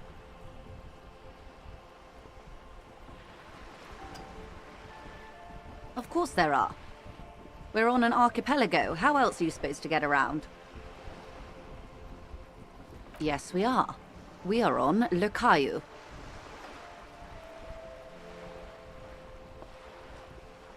I haven't seen anyone else drive a souped-up Capri Kenema motor carriage either. Actually, that motor carriage has been specially issued to serve as a patrol and it's for crossing long distances in the greater Revachol industrial harbor. Neither is this. A toy, I mean. It's a machine for crossing long distances in the Bay of Revachol. You need to make this lady admit she's only riding around on this boat because she's rich. Before you do, it would be pertinent to ask other questions. Gather more info on this boat of hers. The boat? No. It is called Cor de Leyte 19 because that's the type of sloop it is. The word "it" feels strange. Such a beautiful boat deserves a proper name. Okay.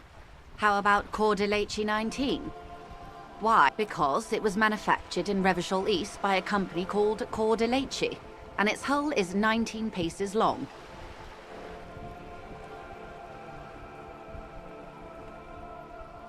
Why Dolores? Well, it means nothing to me. I think I'll stick with the factory name. But thank you for the suggestion. It's a pleasure craft. A 19-pacer. It also happens to be rated for Category 1 racing. Though these days I mainly use it for business.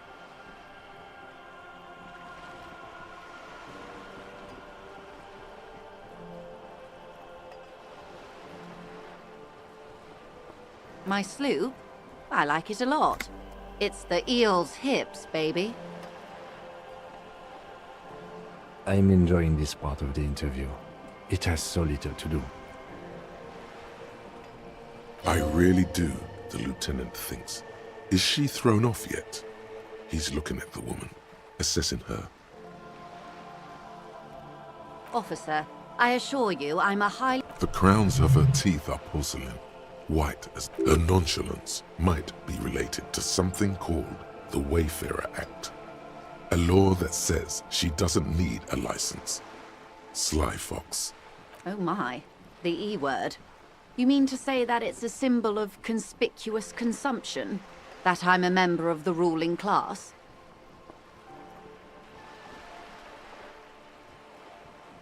Detective, may I remind you that Mrs. Messier is a professional negotiator?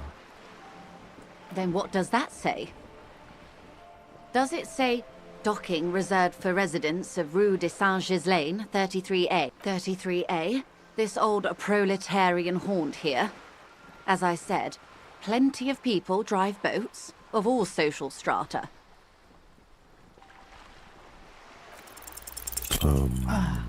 She takes a sip.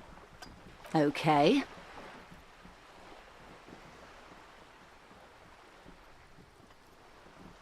Of course. Nothing happens for quite a while.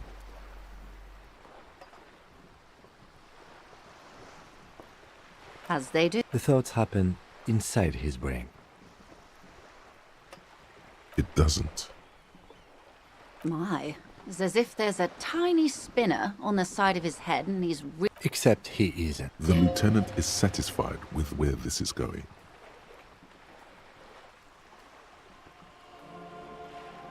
Of course.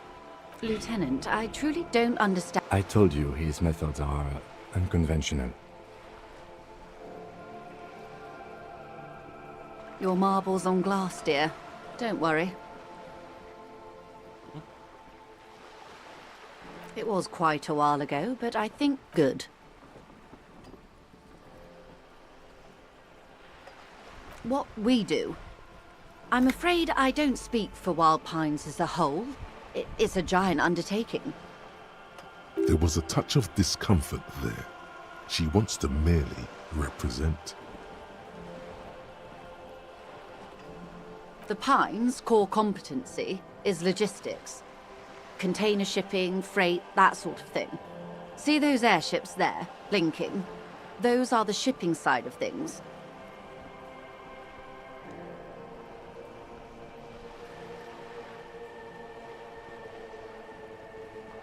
And that is the terminal. Another subdivision deals with energy, oil and gas exploration. The Wild Pines Group is one of the original Revacholian Indo-tribes. Companies awarded royal monopolies by the king, the suzerain himself, centuries ago. The king is long gone, but several of the Indo-tribes remain.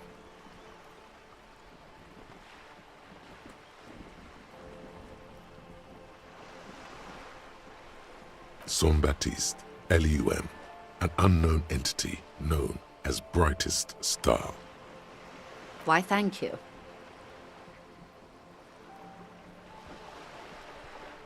I'm not at liberty to discuss the company balance sheet, but I can tell you that last year, the company booked more than 20 billion real in revenue.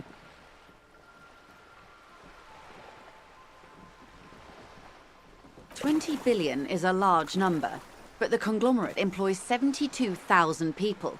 They all need to be paid. Then there are capital improvements, interest payments.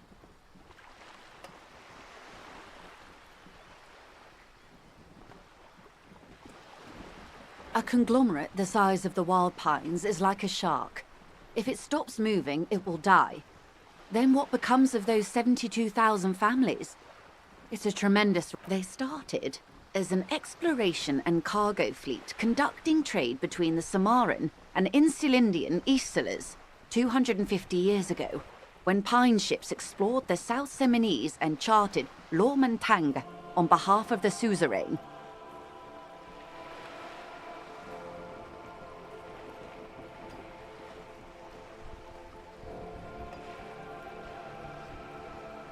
Centuries of care, deliberation, and madness have gone into this endeavor. Vessels pass through the Great Unrest to re-emerge with apricots in tow. The logic of the system is totalizing. It's taken everything from its employees to build it.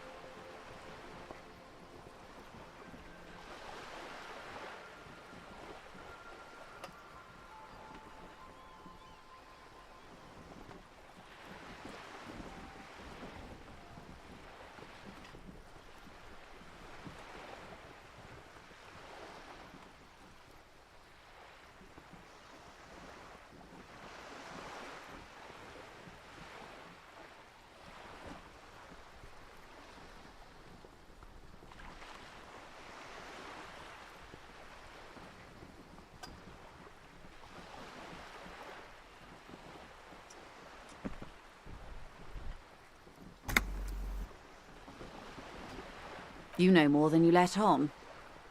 Certainly it helped, but most of the original Indo tribes have failed, or been absorbed. To survive, wild pines had to grow and adapt. No suzerain did that. You mean aside from being the terminal's legal owners, who are responsible for moving 8% of the world's cargo?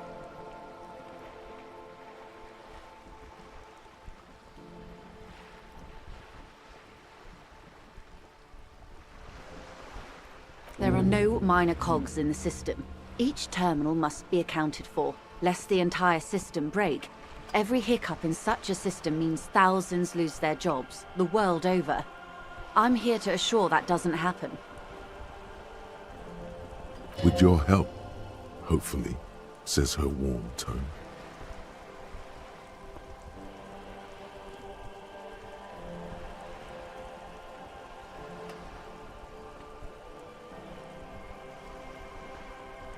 That's the man who was killed.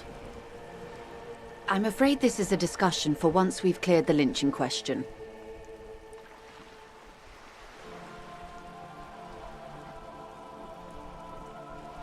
Better not tie the force day to the bat's day on this. I hope there is... She wants to answer the question. Protocol keeps her from it.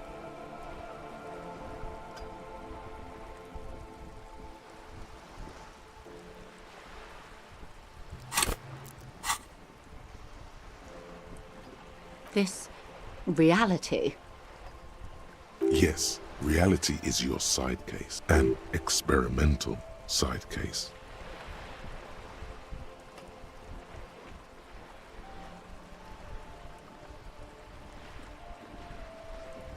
How truly curious. A sort of philosopher detective.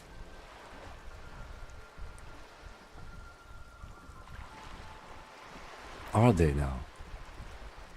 A deep synthesis. I'll assist you however I can then.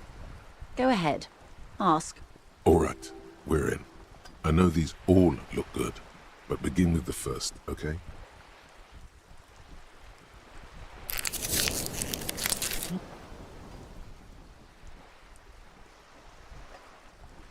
We're in Martinez, baby.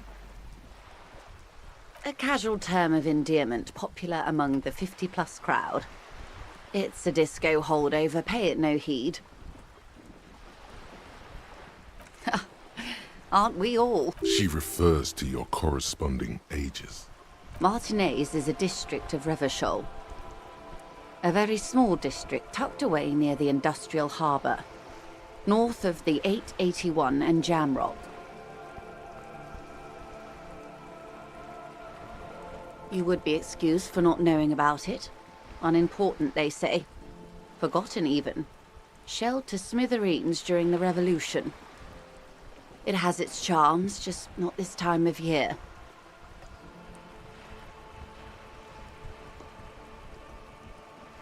I'm not a good ambassador. I've only been here once before, as a teenager.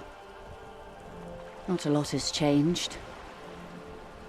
There are ruins, a terminal, fishing boats, reeds, boys with boxy shoulders.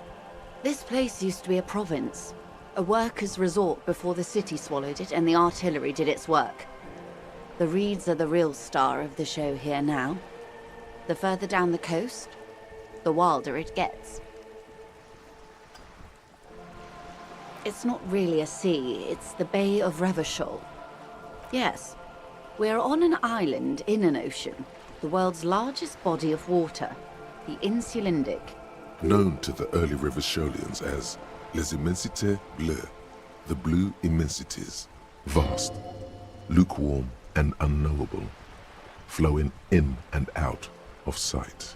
Caillou, as you already know. Imagine a pebble. A smoothed-over pebble amidst a great blue sea, misshapen, cracked. The cracks are the River Esperance. We're in the delta of this river, on the 6th branch, the Martinez distributary. It is clear this pebble is of enormous value to her, and to humanity at large. Revachol? Revachol is what you call a city. The great kind. As if it's self-explanatory, beyond patriotism. History, detective. They built this city to resolve history. Our part in it, at least. Our centuries. The nations of the Occident, or migrant workers from Semenine and Ile Marat, depending on your creed. In the DeLorean century, 380 years ago. They say it's where the terrible questions of our time will be answered. The tensions are highest, the fault lines deepest. By that I mean conflicts. Ideological conflicts. The stuff of men. We are standing on a fertile, self-sufficient island able to sustain up to 200 million people in the middle of the Insulindic Ocean, the world's connective tissue. It's where the money is. I think it's fair to say so. Martinez is about 22 kilometers from the center of the world. That soldering iron is the bank of the world building. The bottom floors are Insiacom, coalition government, Insulindian Mission Command.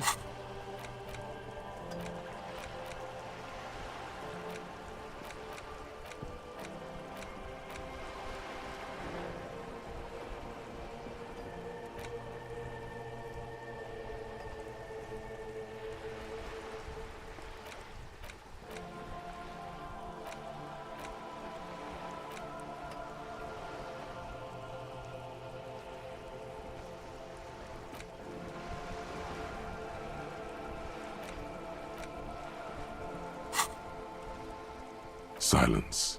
She lowers her hand. The water, the light.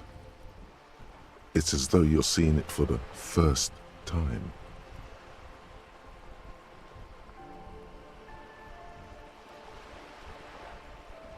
We are where we are. I have no truer answer to give, unfortunately. This is one thought you need to complete. Was there something else you wanted to know? I remember something about a lowdown.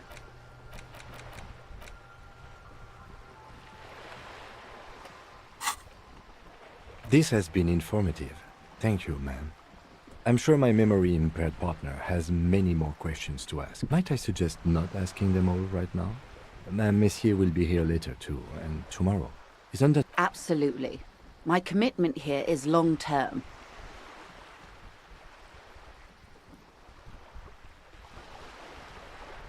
Of course not. You are already diligent for getting this far, and diligent boys remember where they left off. Indeed. I'm always at your service. These are unimportant times, Detective. You and I were born after the dust had settled. 1,000th of a second too late. For the big time. The revolution. It's quite easy. Every 100 years or so, our species gets together to decide what's next, who gets shot in the head, and who gets the mineral rights. Those would be the communists. Generally speaking, 40 million people got shot in the head during the World Revolution. But the communists... She's not gloated. It's a relieved celebration. Oh, and the anarchists too. They shot them well. So well, one forgets did they ever. Before they got shot themselves, they shot 2 million people. Yeah, it was a kerfuffle, all right. Yes, the Insulindian deluge, they call it. I see. Yes, a deluge of geopolitical questions. Oh, lots of people. Even the king got shot in the head, or thrown beneath a horse, or drowned. Accounts differ. It was unceremonious. Just as well, he wasn't actually the king. Just the king's nephew. The real king abdicated and lived out a long and productive life as a venture capitalist in Grad.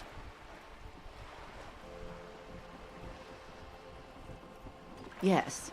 King Guillaume had a nose for bad PR. He ran before it. What is the expression? Went down? Anyway, Gil got out alive and his nephew Frisell got shot in his place. Him and tens of thousands of his wonderfully fascist kingsmen. It was the liberals got the mineral rights. And by mineral rights, I mean everything.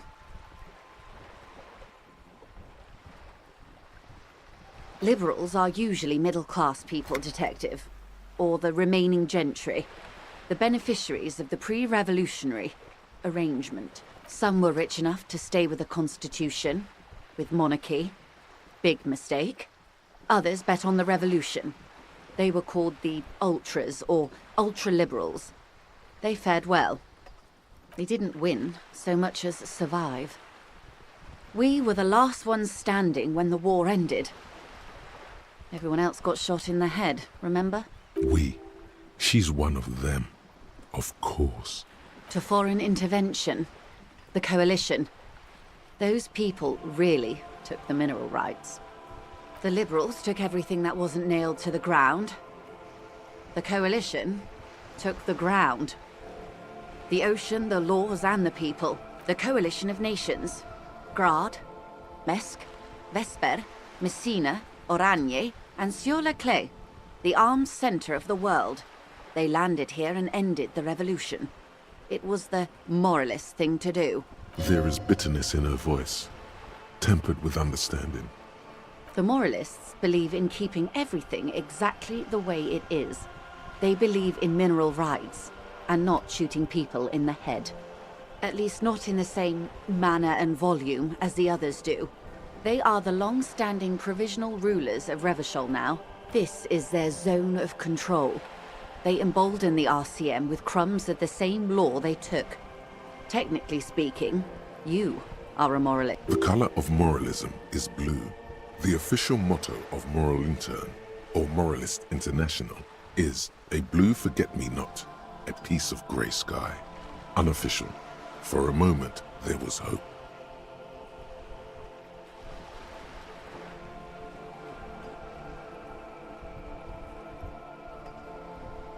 Of course. Not easy to be moderate about head shooting in your line of work. The turn of the century revolution? Don't answer it. It's a trick question. The revolution began in '02 on the Isla of Grad, though by the end nearly the whole world had gotten involved. It wasn't a who, but a what. A pandemic of Zarat, a particularly virulent prion disease, which the authorities in Grad proved unable to contain. Then Marzolf came along and overthrew the government. It made people overthrow their governments. Of course not. It was a highly infectious microorganism that destroyed brain tissue. The actual causes of the revolution were material. From Revachol and Grad? Not far. The world managed to cauterize itself. Marzolf's government was overthrown in '08, and the coalition crushed the Revachol commune 2 years later. It was, why, you and I, officer. Our lives in the zone of control. Something tells you her life and yours are not that similar. Maybe it's because she has a boat and you have that necktie?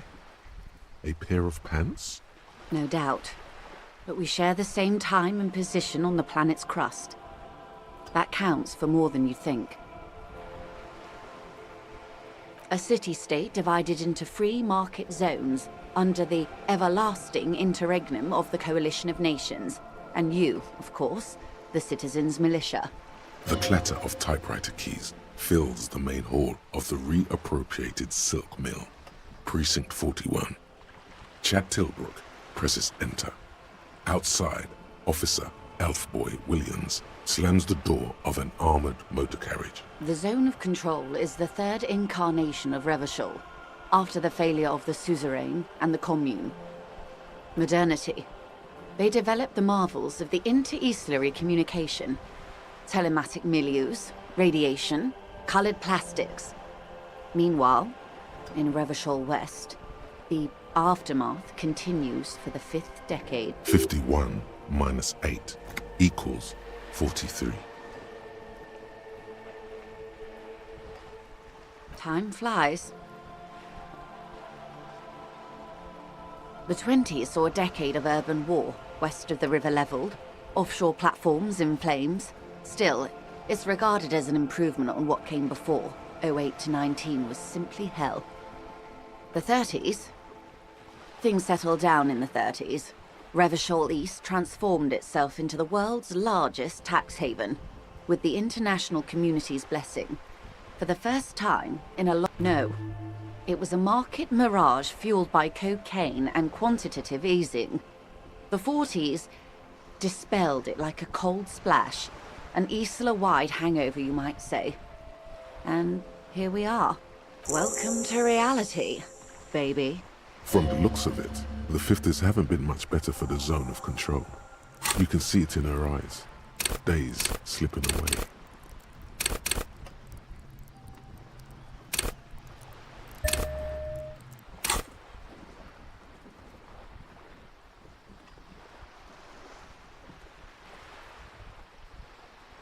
I've no right to be dissatisfied. This shirt is Barbara Muscova, this raincoat is impervious to rain and is guaranteed for 100 years. My daughters will wear it. No, it's just...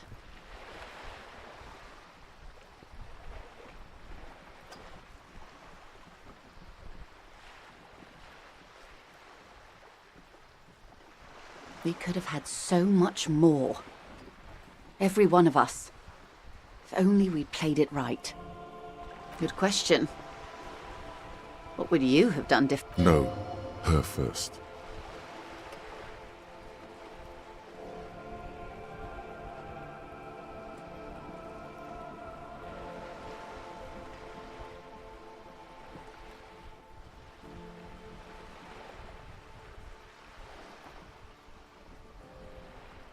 And I asked you, philosopher detective of the Citizens Militia.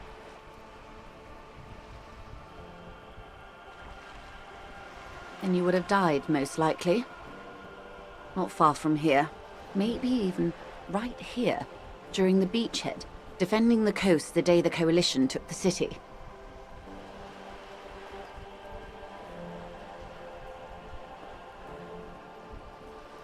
Then you would have died fighting against them. Long before the beachhead. Our time is a shadow cast by that day. They are what they are. Who knows? Anyway, enough said. Not so fast. Who is she in all this? Ask her who she is. She owes you an answer.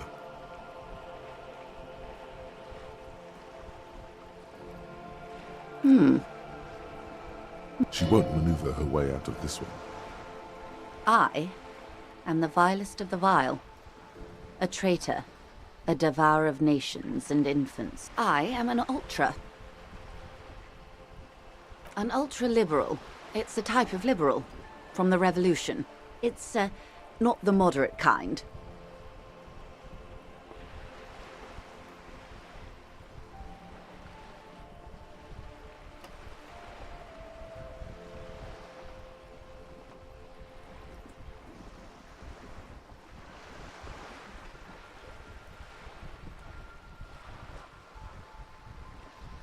Haven't you heard? I am a nether creature of the Forbidden Swamp. One of those who pushed the king under a shit wagon and betrayed the revolution. We surrendered the nation to financial colonists. No saint person identifies as an ultra anymore. Not in broad daylight. Tell me. In her green eyes you see a mixture of truth and self-satire. Forgive her. But only because you like pearlescent teeth and those light green eyes.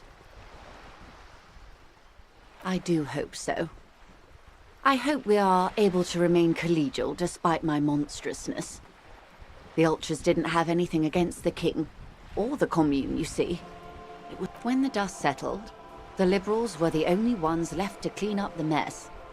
By virtue of their survival, they were handed enormous power to shape the future.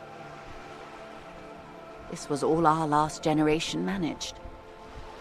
With due respect to our overlords, the eternal caretaker government that keeps Martinaise a monument to the efficacy of its artillery, I would not have relinquished sovereignty to the Coalition.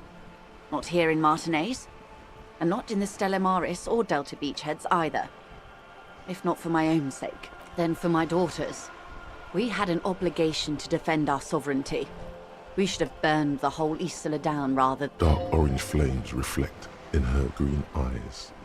An oil fire on the ocean. Perhaps. My intellectual vanity will be my You're no dummy yourself.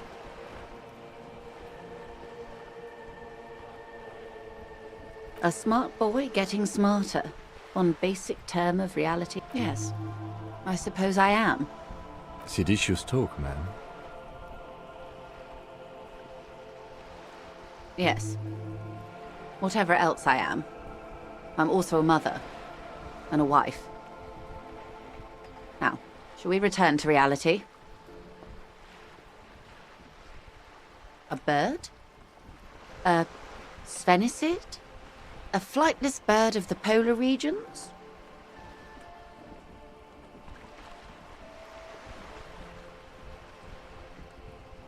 Some sort of krill hunter?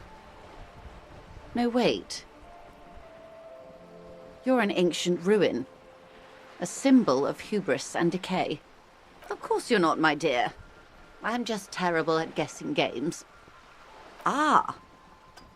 This is the pier of Rue de Saint-Ghislain, 33A, where the tenants have been kind enough to rent me a slot.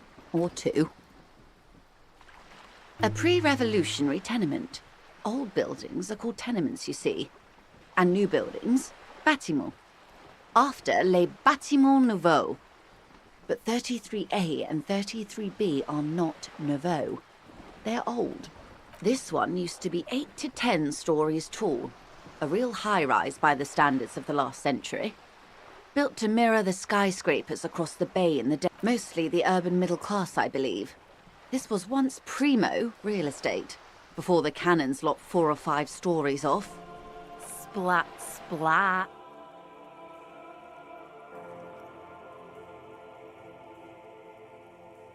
You could be wrong. But from here it appears as if she's running the brush across her Wonderful.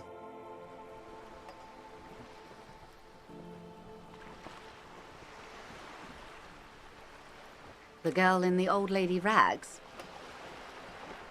Looks like a sullen and rebellious member of a teen infraculture. Yes, you and I belong to the supraculture. We're common, the herd. The music on the radio, the food in the chain restaurant, those are all too popular for the girl in the old lady rags. She prefers a fantasy world, an infraculture with its own dress code and vernacular. It is an illusion, I'm afraid. There is no refuge from the supraculture.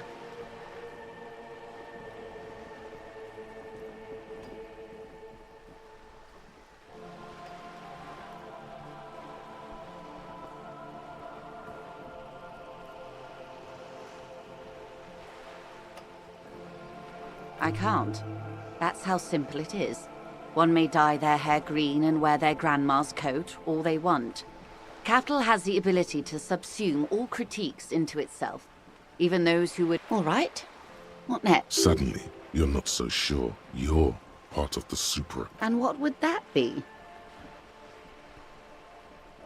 She lets out an unrestrained laugh. My reality impaired colleague is not so far off.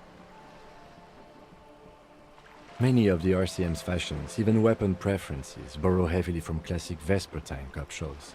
My precinct alone has 3 officers who go by the name Ace. But please, do continue this reality exploration. I was... Yes, let's.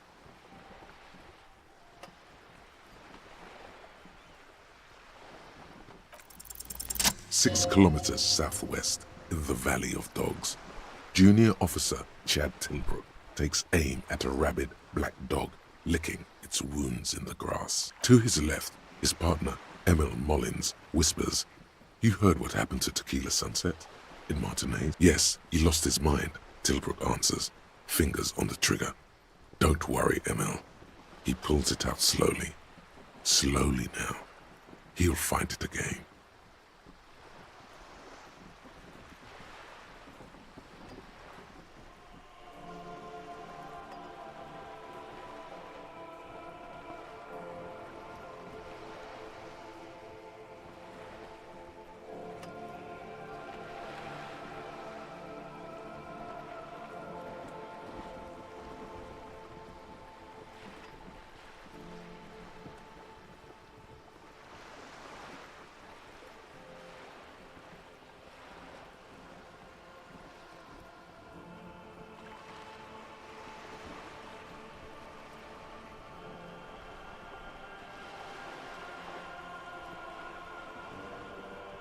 We always do.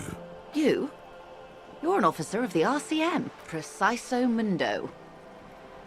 Nothing more nor less than the de facto law enforcement body of post-revolutionary Revachol, Detective.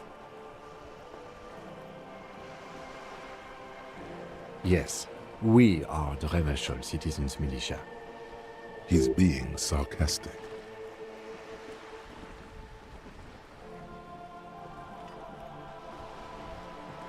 We are.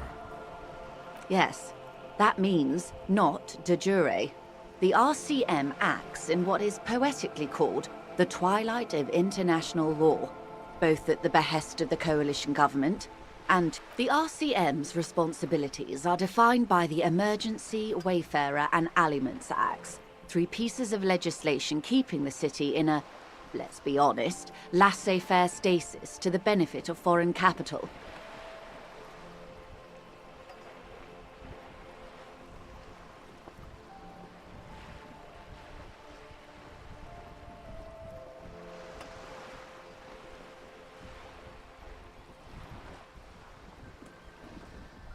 All 3 are good to know when we are out policing.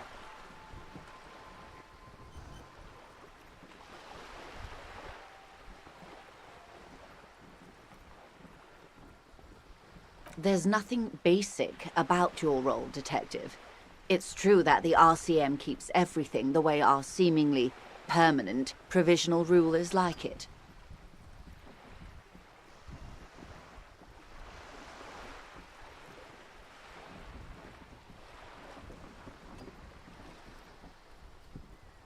Yet, on the other hand, I know these people. I deal with them daily. Let me tell you, dear, the post-revolutionary decade was a disaster for the coalition government.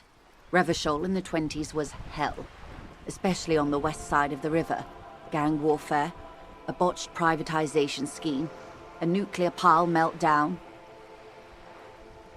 They called it the international zone because no nation wanted to claim responsibility. The RCM restored peace where the coalition failed. A true blue citizens' initiative. That's somewhat of an exaggeration. In reality, ours is a mutually beneficial arrangement. Revacholians get to keep the peace in Revachol, and the coalition doesn't have to worry about it. Anyway, sorry to Yes, Lieutenant. Permit me to conclude with this. Who you are, to me, is the police. The only legitimate law enforcement authority in Revachol. And if the law officials of our nation need help with the basic terms of reality, nothing more nor less than the Yes. He's being sarcastic. Yes, the RC... All 3 are good to know when we are out policing. Truly there's nothing base yet. The post-revolution, they called it the... That's so... Revachol... Yes, Lieutenant. Permit me to... And if the law officials of our nation need help with the basic terms of reality, well... A strain. It's on the tip of your tongue. A doubt of sorts, already in your head. But glad to have been of assistance. The little that I know. Anything else I can do? Everything. Right up to, but not including, trade secrets. First, you'd have to repeal the Emergencies Act of Trade and Aliments that gives me the right to silence. It's quite the octopus.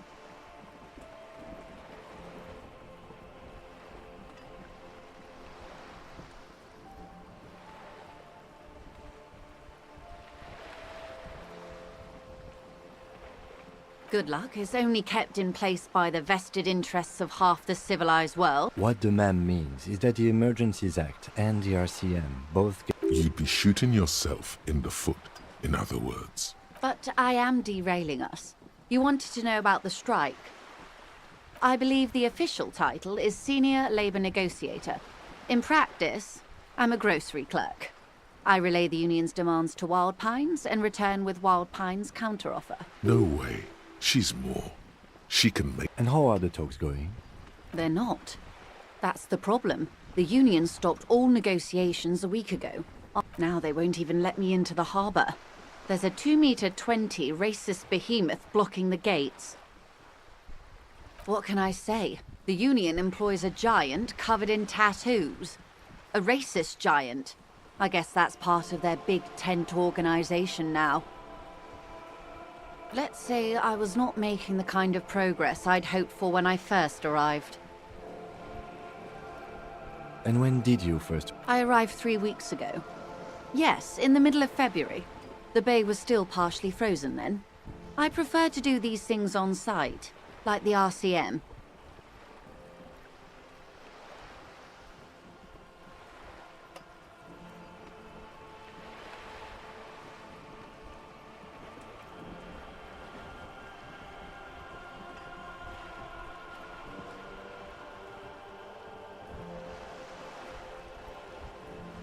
But the strike began in December. I wasn't the original negotiator here. I took over after Mr. Gaumont hit a wall with Mr. Clare, the union boss. Mr. Clare refused to speak with Gaumont despite concessions he'd granted the union in prior negotiations. This isn't the first time the union has gone on strike? Heavens no. There have been 2 prior strikes. Both times the union won significant concessions, including overtime pay and a medical plan. This time their demands are more, I guess you could say, aggressive. Ludicrous even. It's meant. Mr. Clare told him to... how did he put it? Fuck off, midget. Gaumont is short of stature, you see. Yes. Keep in mind, this is a negotiator Mr. Clare has worked with before, and who was more than fair with him and the... Sounds like usual aggressive posturing. There are leaflets everywhere, and banners. What did they say again? Oh yeah, every worker, a member of the board. Most of the workers probably don't know what that means.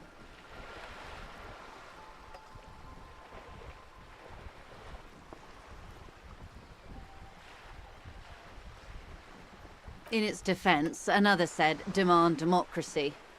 Pretty tame stuff compared to every worker, a member of the board. It's quite simple, you see. Every time the Wild Pines group makes a decision, about what? About anything really, it needs the signature of each of the 2,200 workers in its Martinez terminal. Just so you understand, this is but one of 22 terminals owned by Wild Pines. Essentially, not only are they kings of the company, they are also kings of the 72,000 employees of Wild Pines Group.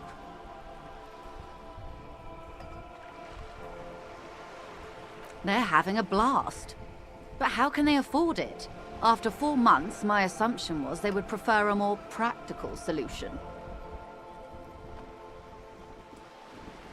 I'm not sure. Naturally, I assume that was just their opening position, a hard-nosed tactic with a side of mockery. But there's been no follow-up, just the same nonsensical slogan repeated over and over again. And now, people are getting lynched, I hear. Behind the whirling in... Excuse me, from whom did you hear about this lynching?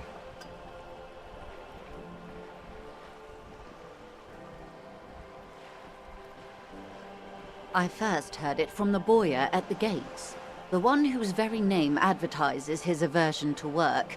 I think he said it was, "Call me mañana." This checks out. No, wait. The chief negotiator heard it from a man at the gates. Surely the Wild Pines Group has more effective channels of information. After all, 2,200 people are on strike. This is a big deal for them.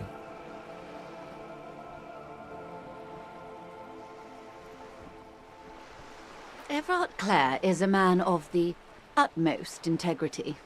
If you can say one thing about him, it's that he always puts the interests of the workers first. Of course not. Evrart is fantastically corrupt. I imagine he has a thick, viscous goo where you and I have blood. He is the most corrupt individual I have ever seen, and I deal with men like him for a living. If there is anyone more venal, more irredeemably nepotistic, then it's his twin brother, Edgar. Yes, Edgar looks exactly like his brother, except for that lazy eye.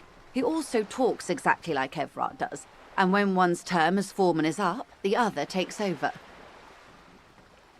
It's how they circumvent the term limits, you see, with a funny little switcheroo. While in office, they've embezzled God knows how much of their workers' dues. The Débardeurs Union was once a perfectly normal institution. 20 years ago, anyway.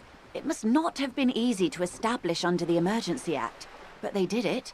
I can respect that. Organised labour at its best, as they say. Then something happened in the local chapter elections. The brothers Clare came and transformed it into a... how do you say? A mob. The Débardeurs are a crime syndicate. Sad as it may be, I suspect we'll be forced to cooperate with them.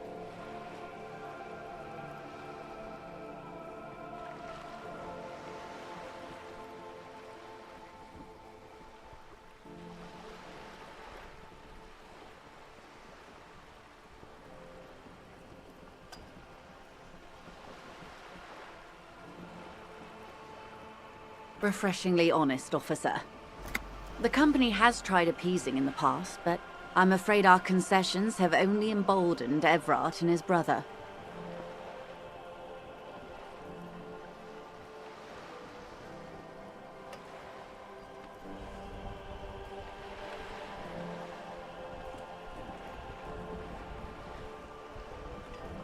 And your opinion, detective, if I may ask?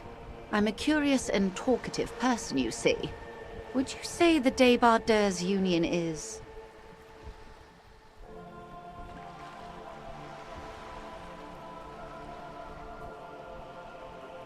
Of course, officer. I'm glad you asked. There was a woman, the previous forewoman of the Union. Disappeared? Yes. On the last day of the local chapter elections, her daughter phoned in and said she wasn't running anymore.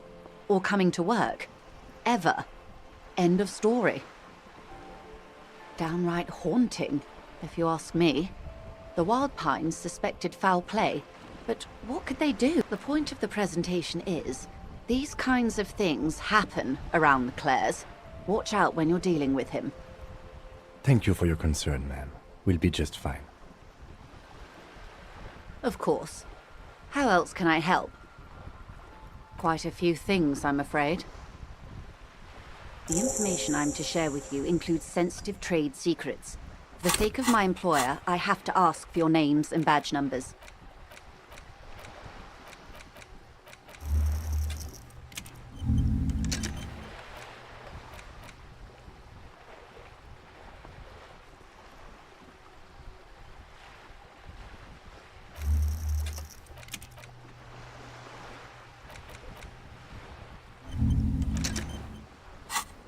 Of course, ma'am.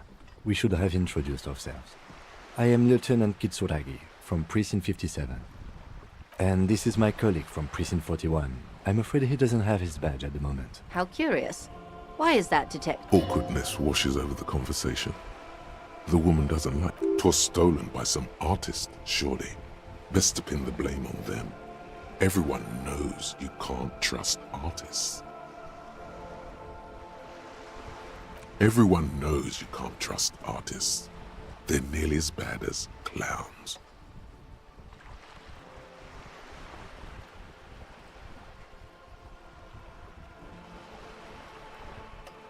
I see. So, are you saying you lost your badge during the course of this episode?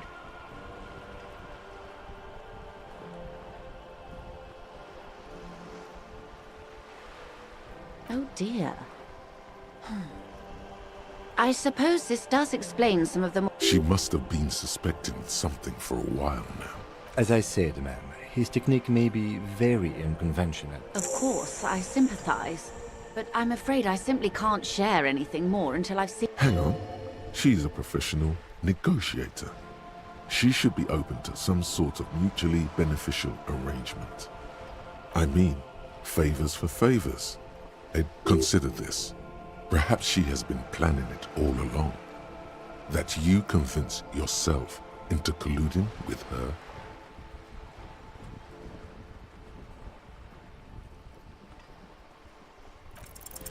Easy. Just offer her a favor. Like I said, nice and dirty. I will be frank with you. If I'm going to break protocol, I need to be able to justify it to my superiors. They're going to want to see something... You're in, but expect her to drive a hard... Reports from inside Terminal B suggest it's a hub for the local drug trade. This is an open secret in Martinez. The Union controls the terminal, so it goes to reason. She wants you to help her gain leverage, The company has tried looking into this matter before, to no avail. Perhaps someone with your authority, and or you can recover your badge. Though if I may be blunt with you, it sounds... Detective, a word in private before we continue.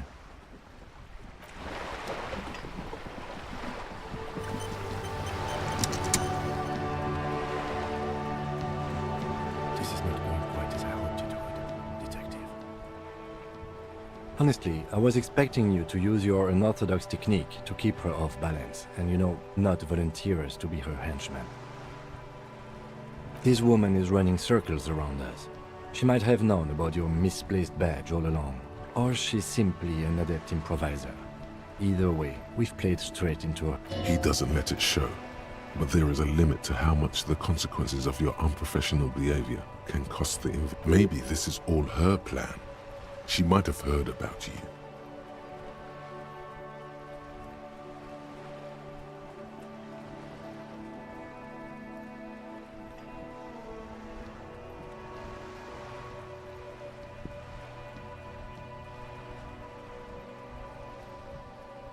No.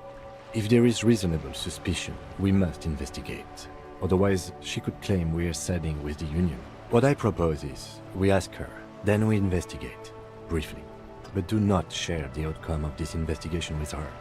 We tell her it's done and demand for her information on the lynching.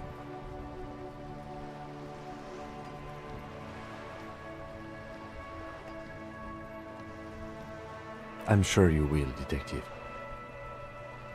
I wouldn't go that far. Her reaction did come off as sincere to me.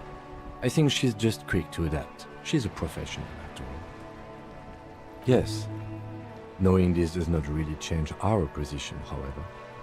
Oh, that would be fantastic, but do we have the time? The world is large and your badge is 8 by 6 centimeters. The situation might have changed drastically. You could request a new one from your station, but that would literally take months.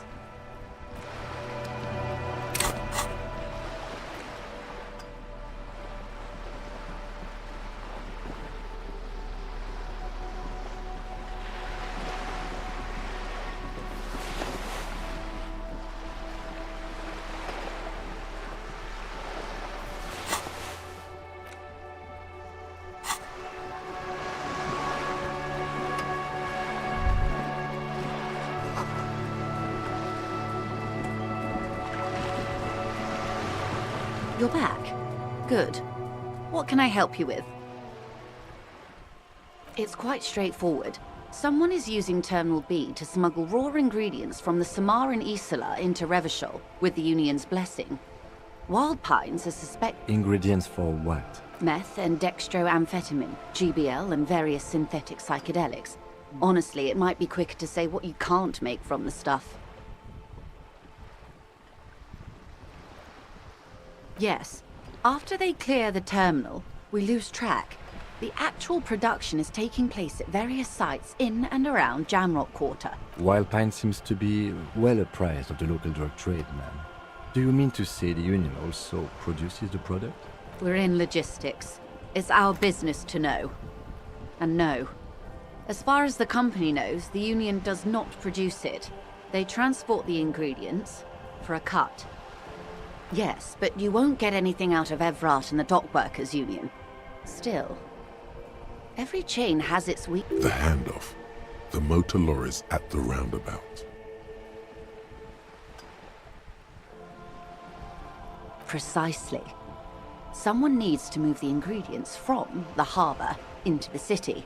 Once they reach Jamrock, they're distributed to a network of local manufacturers well beyond our grasp.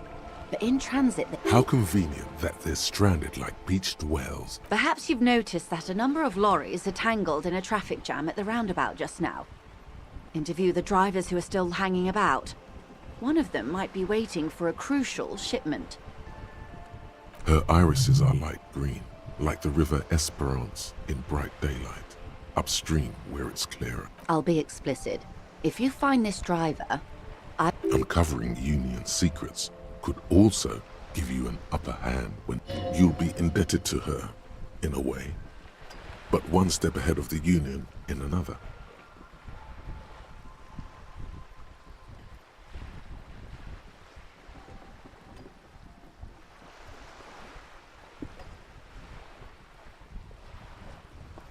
We did. On more than one occasion. Apparently, there's some sort of inter-precinct... We know the company has launched its own probe into the Union's alleged involvement. We also know it's come up empty. It's not just the RC... Well, here's your chance, officers. No. We asked East Motor Track to raise the drawbridge. The road company is a partner of one of our subsidiaries. However... this is a limited time opportunity. Once the complaint has been processed by the Trade Committee, they'll have no choice but to lower the drawbridge. And the operation... Thousands of litres of raw ingredients will pour onto the streets of Revachol. Not the east across the river, but the west. The vulnerable. The weary. Well, at least this solves one. What is that, Lieutenant? Why I had to call East Motor Track and beg them to open the drawbridge for me. I'd wondered since I first drove in, on my motor carriage.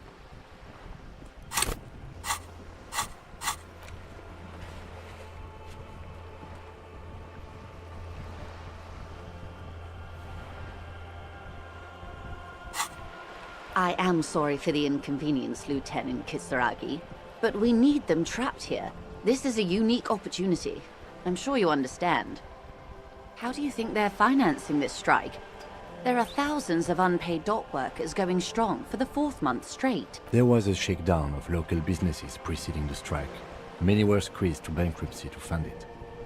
With all due respect to these desert cacti, the contents of a few cash registers cannot provide for 2,000 men. The local businesses can scarcely provide for themselves. Precisely. Smuggled out of that very gate at night, most likely, then loaded onto lorries and driven to Jamrock. You simply need to find one driver. It sounds like she tried looking into it herself, though she's clearly not the type your typical lorryman would confide in.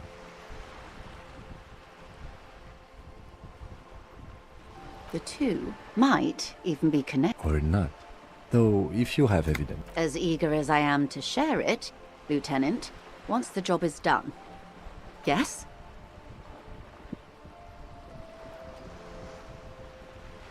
Excellent. According to my reports, there are at least 3 lorry drivers lingering near the roundabout. It may come to nothing, or it may just blow the case wide open. I can keep the drawbridge up for a few more days at least. You should have the time you need. In the meantime, let me know if there's any other way I may be of assistance. More lessons in basic reality? Glad to have been of assistance. The little that I know. Anything else?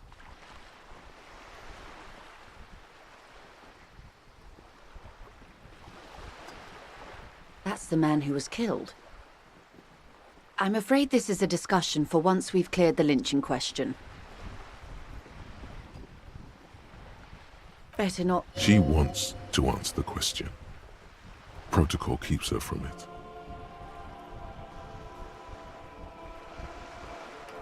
That's better not tie the forestay to the backstay on this.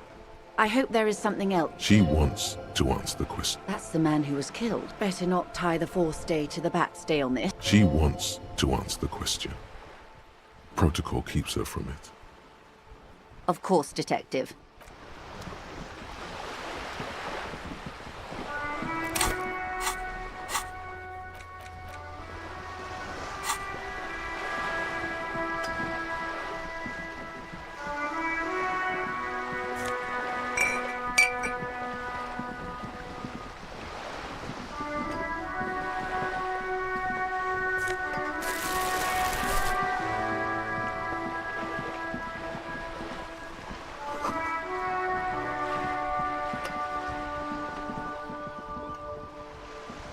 A sturdy metal door guards the southwest.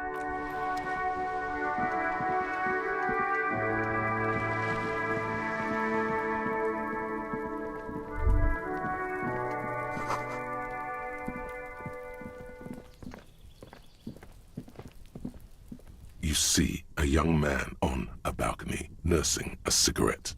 His Not looking for any trouble, officer.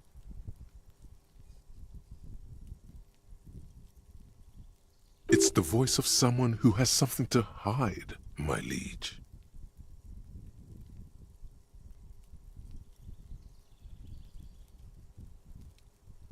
There's no trouble. I'm just speaking in a lowered voice. I don't want to be seen talking to the gendarmerie, if that's okay. I just want to finish my... Don't let him go. This could be your witness. The balcony has a great view of the whole thing. Is it really that important? All right, but make it quick. Once I finish this cigarette, I have to run. My name? My name is Martin Martinez. That's definitely not his real name. No, of course not. Could you please lower your voice?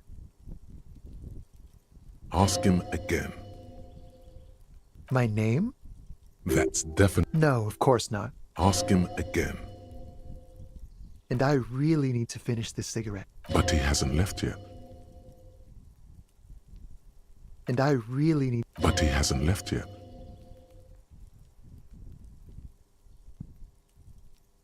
I can tell that you finally got him down. Thank you. It was quite a disturbing... What were you doing last Sunday? Oh. You already asked me that, didn't you? Wait, is someone else investigating the lynching?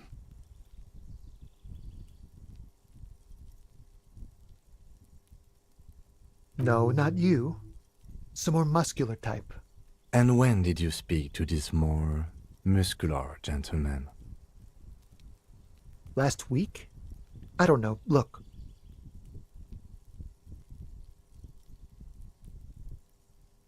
He's an actor declaiming a soliloquy. See how you hang on his every word? You didn't answer the question. What were you doing last... It was my Sunday friend. Makes sense. Friends are nice on Sunday. You don't have to work. You can just spend time with pals, watching rugby and drinking beer.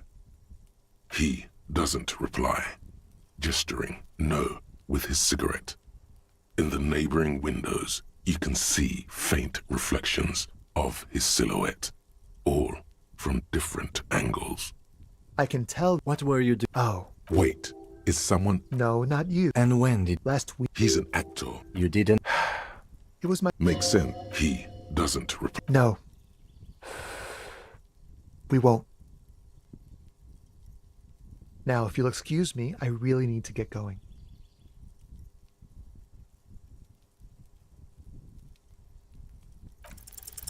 This isn't the place or time for questions. Who knows who might be watching from the distance, hidden behind the curtains? For a moment, the man on the balcony seems almost vulnerable. Something moves in the depths of his feline eyes, compassion and a hint of I am sorry, but I really don't have the information you're looking for. But, hold on, what's that? For a split second, his hand lingers, as though gesturing towards a stone placed right next to the front door. It's a sign. Good luck with the investigation.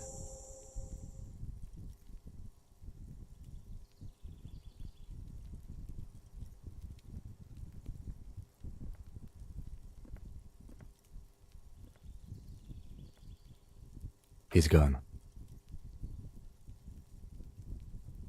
No point in running. Tenements like these often have multiple exits.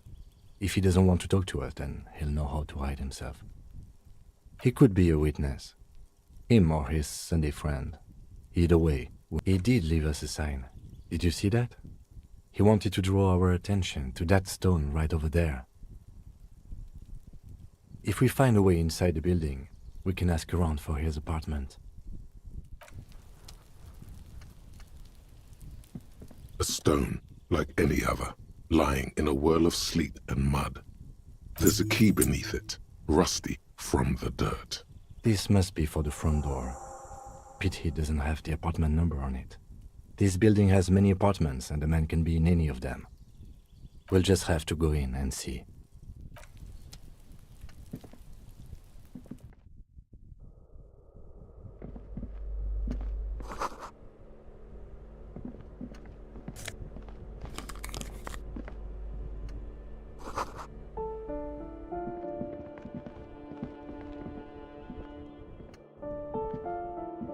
Yes?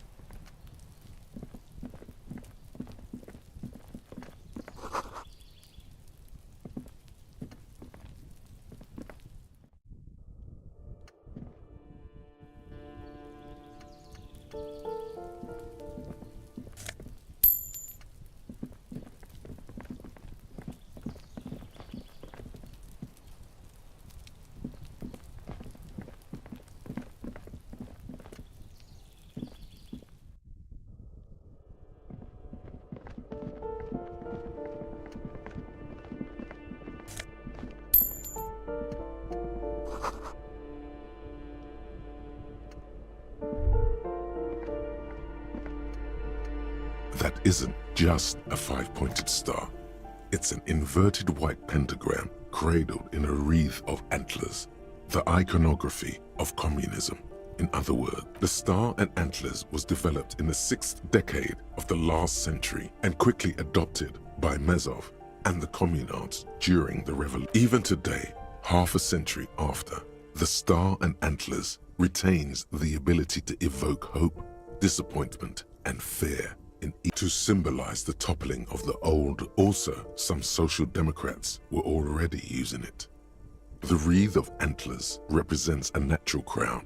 It was about building a society that could exist in accord with the natural world, and at the same time above it. Because white is the color of peace. Nothing at all yet. Right now, it's... This door has been closed with a padlock. A chalk-drawn number on the board says, number 11. No reply. It's a solid lump of metal, but the shackle is deeply corroded. Better whip out those cutters. You won't get very far otherwise.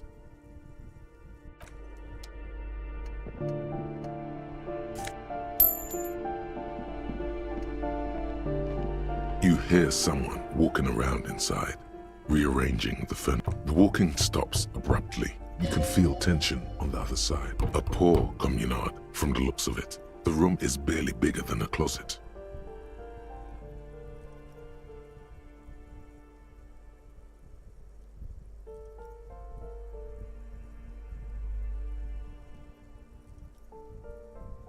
Do I have to open the door? Do you have a warrant? I'm not... Let's go. We don't have a reason to. It's generally easier to do things if you have literally any reason.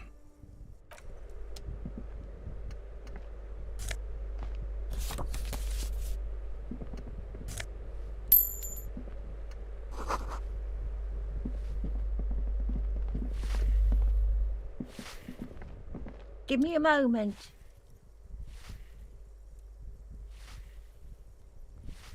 The cold never does any good for my bronchitis.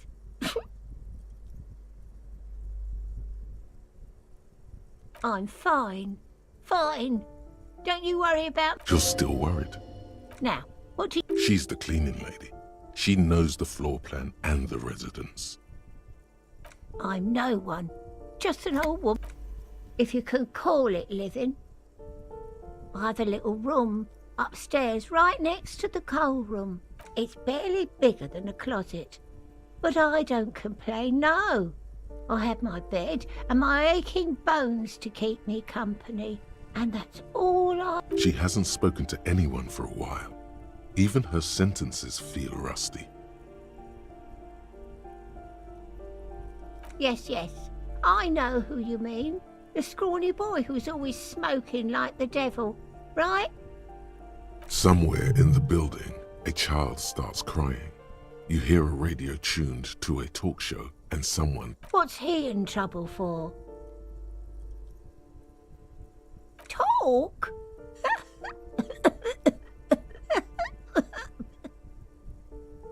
What was so funny? He lives upstairs in room 28. Go to the balcony. It's one of those doors there. He's usually home in there. Thank you. We should go check out his apartment on the balcony. See if he's home. Ask away, police. No one lives there. It's been empty for months. Impossible. I would know if someone had moved in there. Maybe it's those countercultural people again. Breaking into a house like it's a public space. You're a policeman. Be good and take a look, will you? Great. Young people. They're worse than rats. You know, always littering the hallways with trinkets and empty beer cans. Oh, that one is a scientist, a future scholar. I think he studies astrology at the community college. Something to do with all those stars around his door. He asked me to leave his drawings up on the wall.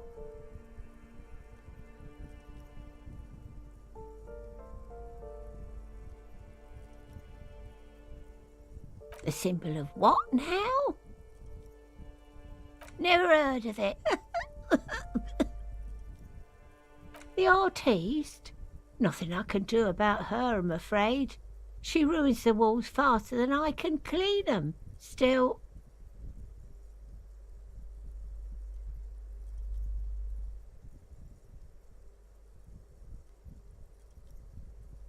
She leaves an old lady to her business. She mumbles some kind of a response, then hacks something into her handkerchief.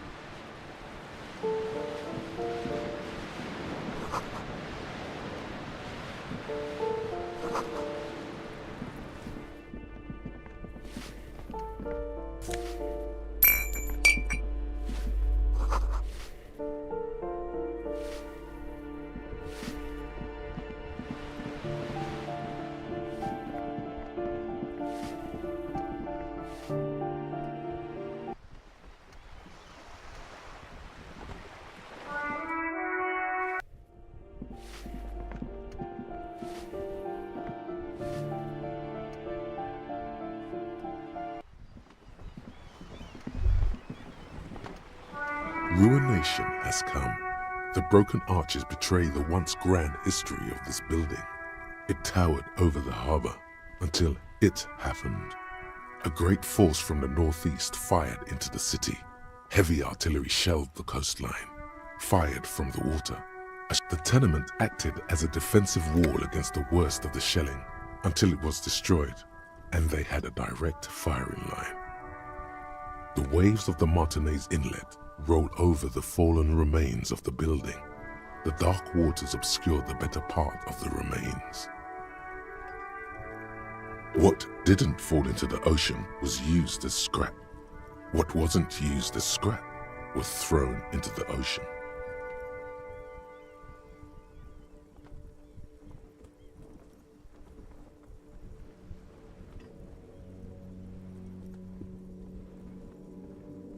Those arches acted as support for something greater than what you see now.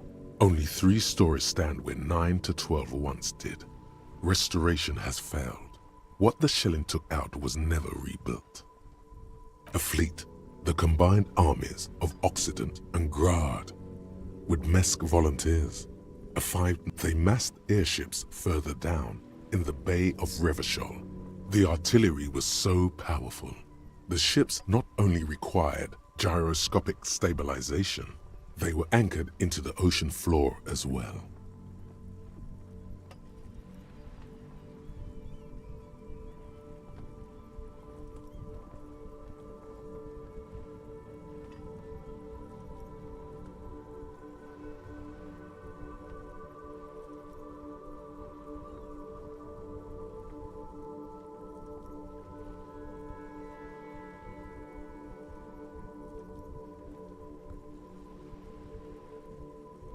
Many are still there to this day.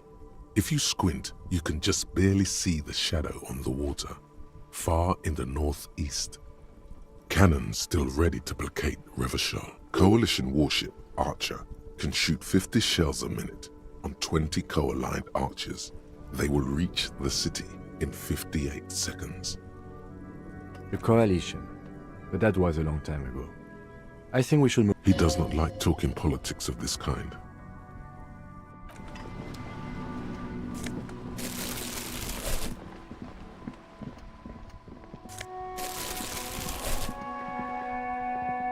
Ooh, the piggies have learned how to saunter up staircases. I didn't think you could do that with hooves. But here you are. Yeah, I can see that. That smell coming from her paint bucket. It's not paint. It's heavy fuel oil. Red-dyed heavy fuel oil, intended for exclusive use in government vehicles, to be precise. What did you think I was using? Aquarels? Sucked it out of a cop's fuel tank myself. Back in Jamrock. She really did it. She's proud of it too. Something to think about next time you're driving around in your pretty little piggy carriage.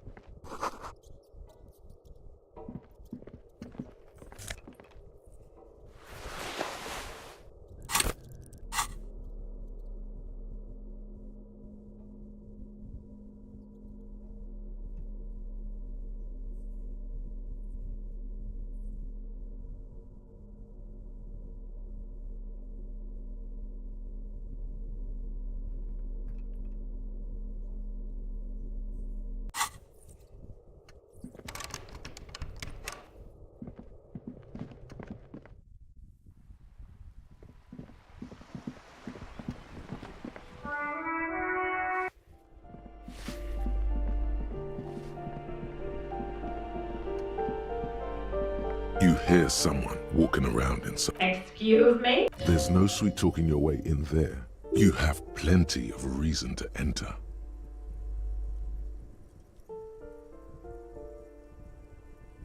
Oh, come on. Well, that was smart.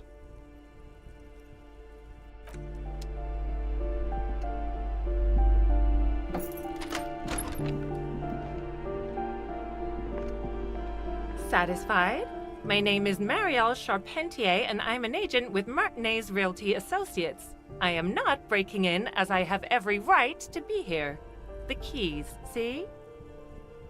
Her voice is really cheerful, despite her obviously hating. Do you want to see my ID as well? You can't legally ask for it, but why not? Want to see my residence permit too?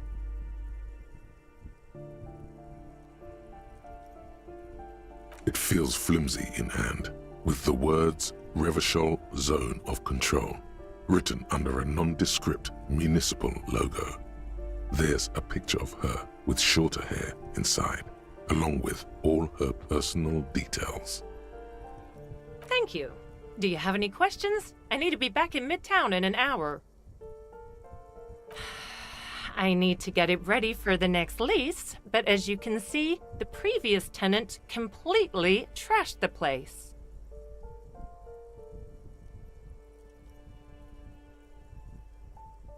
It was some kind of a moribund old man who used to be a business owner.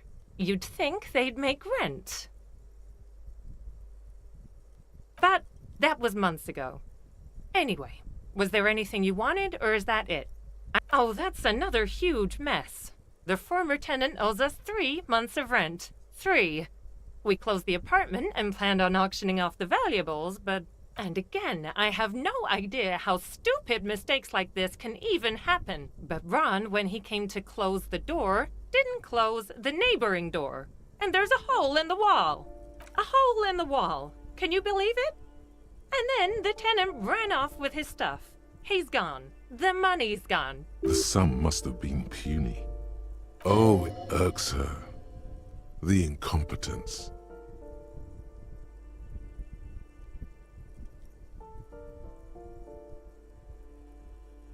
Well, it does not disappear from my hands. No, I don't let it.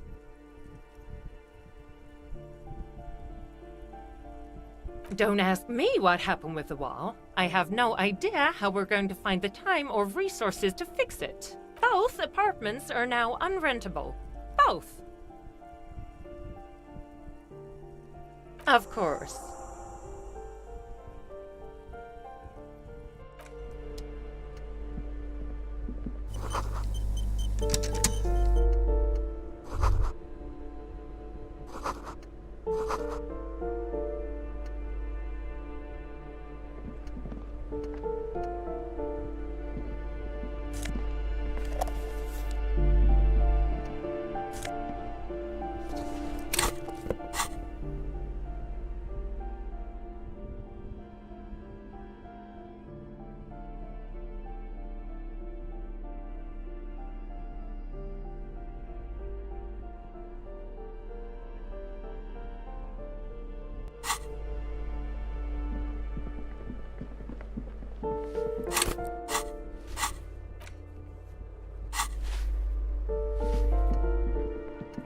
Give me a moment. I see. I hope some good people are finally going to move in. This place needs them.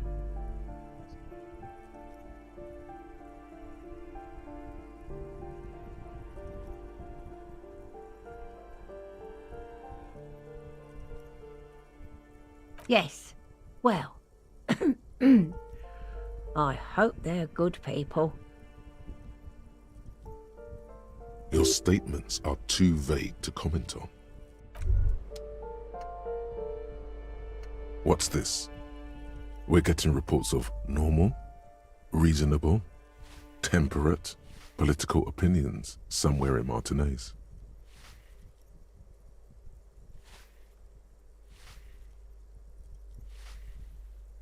The air suddenly feels calmer, more transparent in a strangely tender way.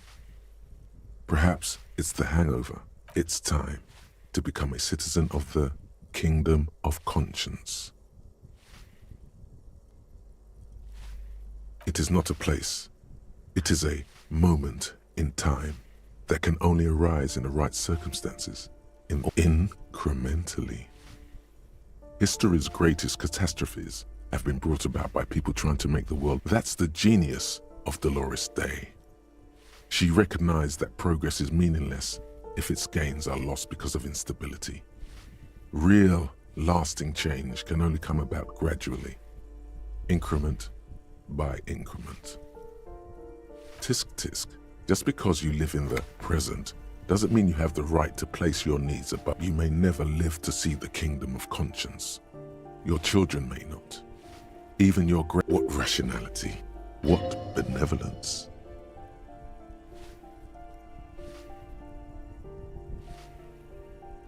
The kingdom is difficult to comprehend, partly because humanity will need to discard many of the categories that define and limit it today. The kingdom of conscience is post-capitalist, post-national. It's also post-industrial, post-ideological, and even post-sexual.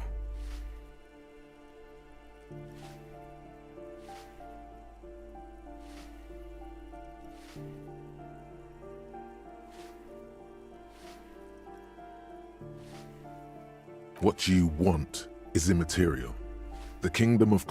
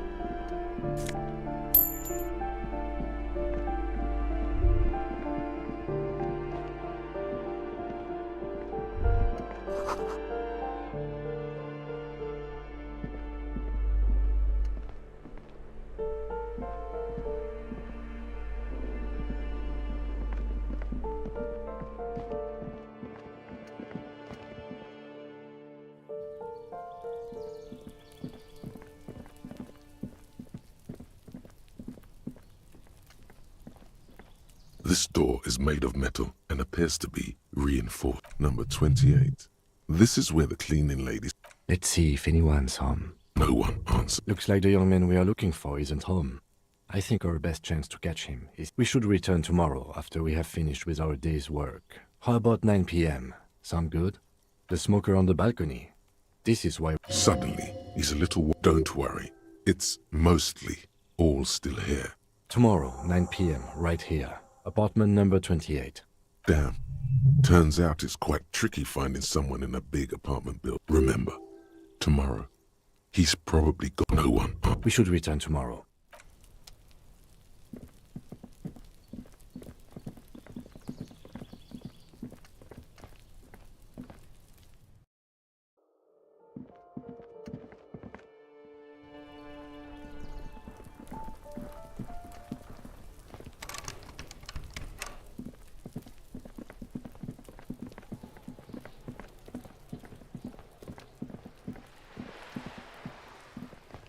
Just an ordinary wall. Nothing to see here. Yeah. Why? Why must we stop to look at this wall every time we pass by?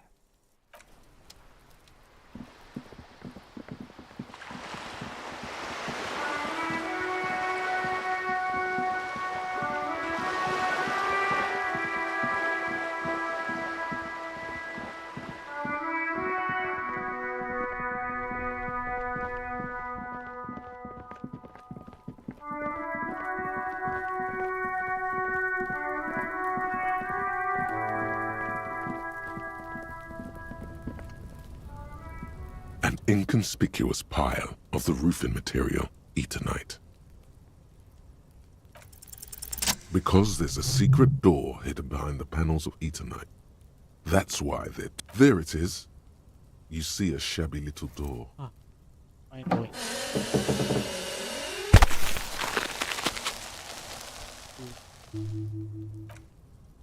What is this then?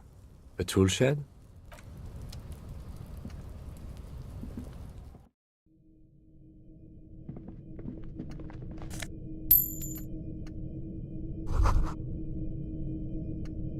Be still, my beating heart. It's amphetamine. Sweet amphetamine. The lieutenant isn't studying the powder. There's a good vague way to ask where he stands on drug use. Professionally, I mean.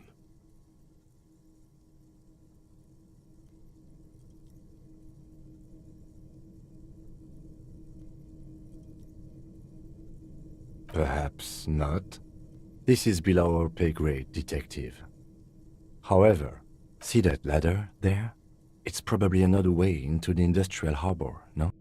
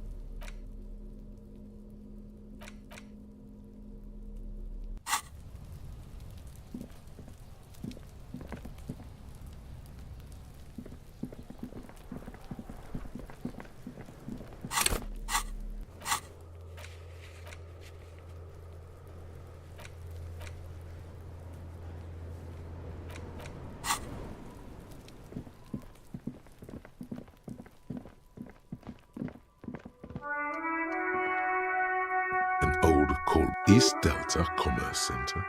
This must be the name of the doomed commercial area.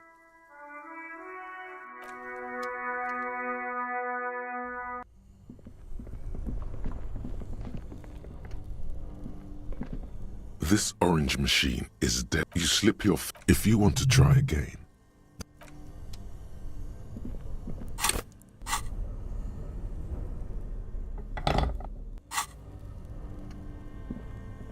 This orange machine is dead still. It has a hand-cranked ice cream churner and an electric freezer. The ice around it slowly melts.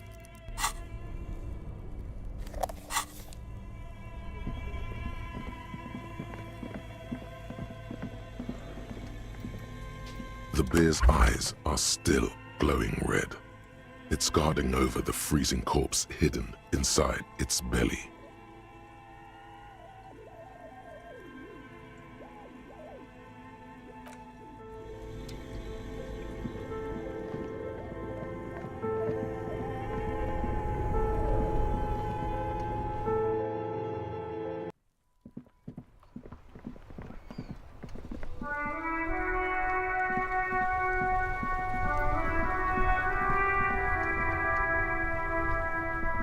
Still here. Stuck in this damn jam, my man. What's up? Ah, man. Me and narcotics go way back. Had some good times surfing the psychic waves of my own consciousness, you know?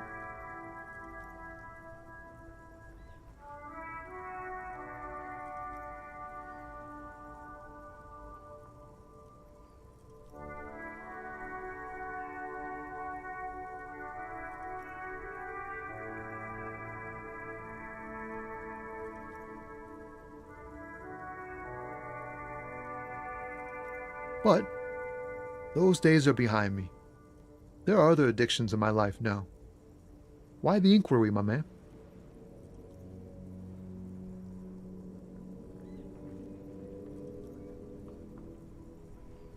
We have a credible lead, sir. Someone on this roundabout is waiting for a bulk shipment from the harbor to load it on their lorry and drive it to Jamrock. Not me, man. No way. I don't need any trouble. Shit's bad enough anyway. This jam's got folks up in arms, and I'm afraid it's headed toward a conflagration. Gotta guard the stuff. Bosses don't look kindly on missing cargo, and it gives me time to work on my rhymes. A rhymesmith? This is quite credible. It goes with its cadence and way of speaking. Look, man, I try to stay away from the criminal underbelly of Revachol. I'm a guest here. You really need to find another man to We wouldn't say he's lying, sire.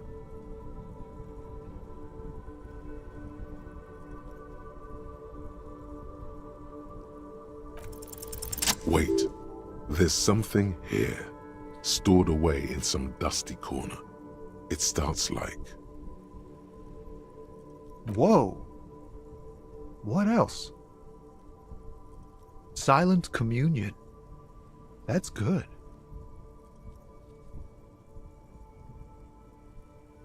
Dang, that's some great shit. You came up with that yourself. Did you? Or did you learn it in school? More importantly, who can prove if you did? Go with it. You deserve some acclaim.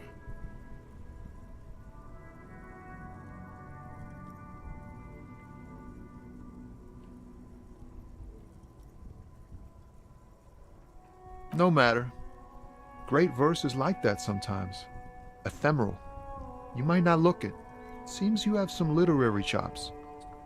Just messing with you. It's cool. You're an okay guy. They're more often into fists than rhymes, see? Let alone honesty in verse. In a small office behind the old military hospital, hunched under the green glow of his desk light, Officer Hans Blau browses through a test print of his Futurist magazine. It's called The Futurist. The typeface on the header is too small.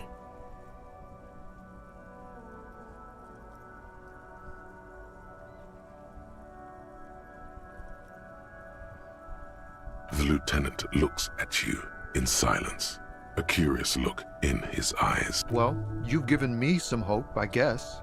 You found some common ground with this man, even impressed him. The next time you look in the mirror, though, remember those words. Oh, high-grade narcotics. Time to relax. He's merely joking. Can't even get a few jokes past you, my man. I've got another haul of found cargo. They usually get shipped to Grad in the Occident, though we've been making headway in the Il-Moran market lately. Not unless they've illegalized sports equipment while I was on the road. The man taps his finger. Why does art inspire you so much? Excellent question. Art is a diverse range of visual, literary, auditory, and performative creativity. It's an expression of imagination and technical skill. Additionally, it's history, criticism, and pure enjoyment.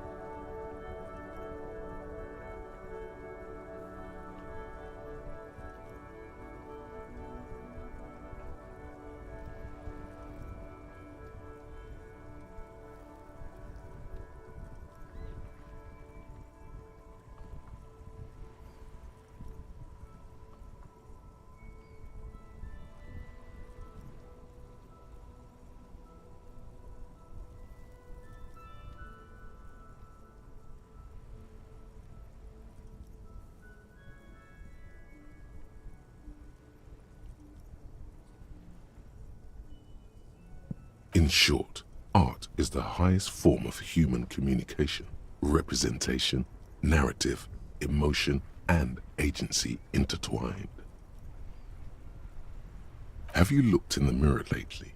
You have the exact features of a savage art critic, with that beard and those clothes, disheveled and prophetic. Perhaps you should try to critique architecture too.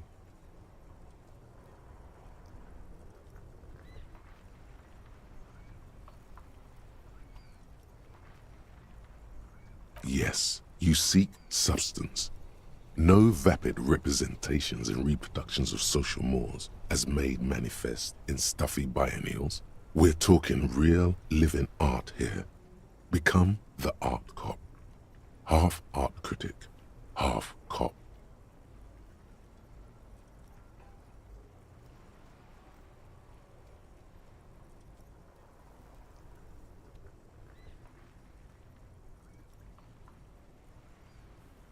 Quit being so indecisive. What are you going for here? Some kind of indecisive and camp aesthetic now? Strike a bold shape here. Go art or go home.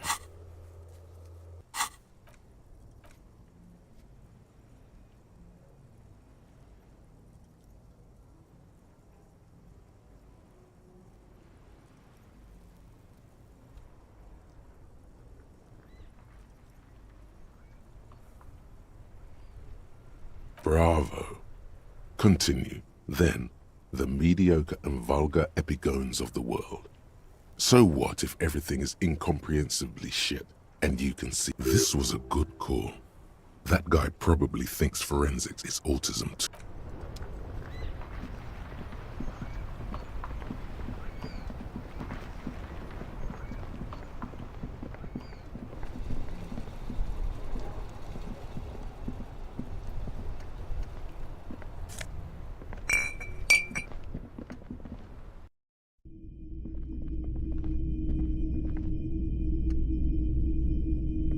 If you don't mind, please put the flashlight away.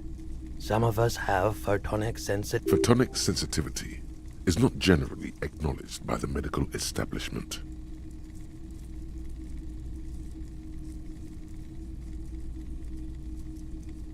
Put the flashlight away, officer. Having it is a privilege.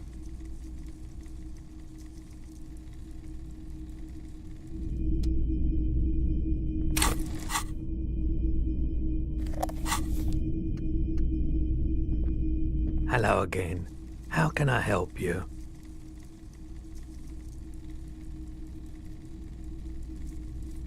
The Coldima Madakwa? Sorry, I would never have guessed that you were that interested in ultrasonic sounds. Or birds for that matter. That's fair. It's been a long time since my Coldima Madakwa hunting days. Once knew a group of young musicians who decided they didn't want to play music anymore and started looking for all kinds of interesting sounds instead. Cool or not, one of them was obsessed with recording the Coldima Madakwa. And he was one of those passionate people who know a lot about all kinds of strange things. So he got the rest of us to join in his... We thought we did. We got together all these recordings of unusual sound patterns, compared them, cut them up and combined them into the Symphonia Coldima Madakwa.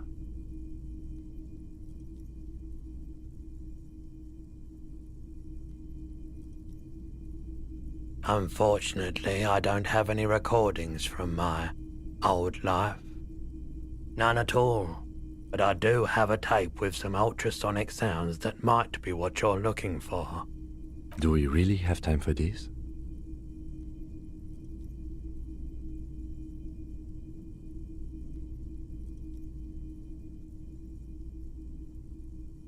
All right. Call the Mama Zakwa.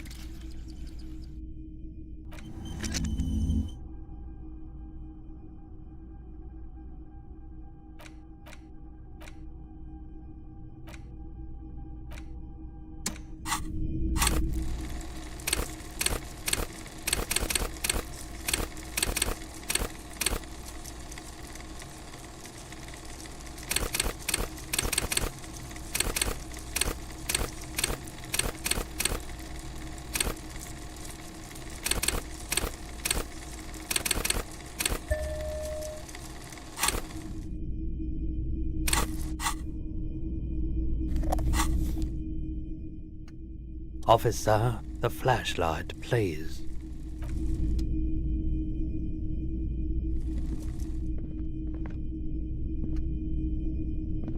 Officer, the flashlight, please.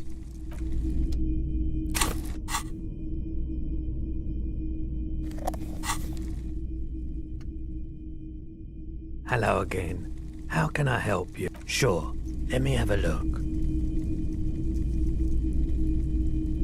Anything else you're thinking of selling?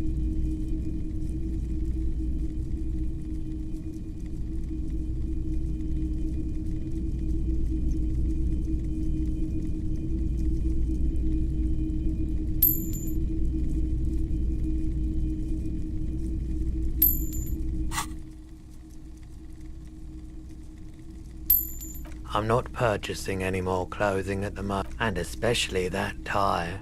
It swallows photons around it. I have no need for Your mother is a necrotic object! Another time, perhaps.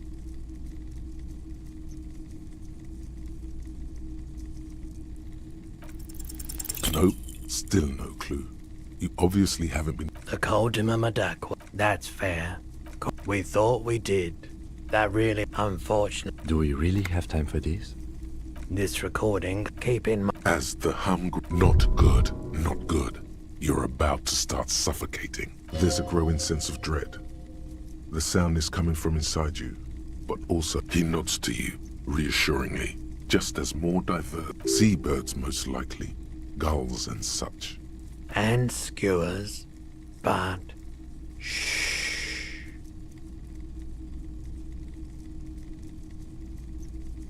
That's it. The signal in the low range of sounds is easier to handle with a focal point, but still troubling. You are mesmerized by the sounds, but also feel nausea welling up as the motif continues, then begins to recede, dissolving in what must be the sound of water lapping at the bank.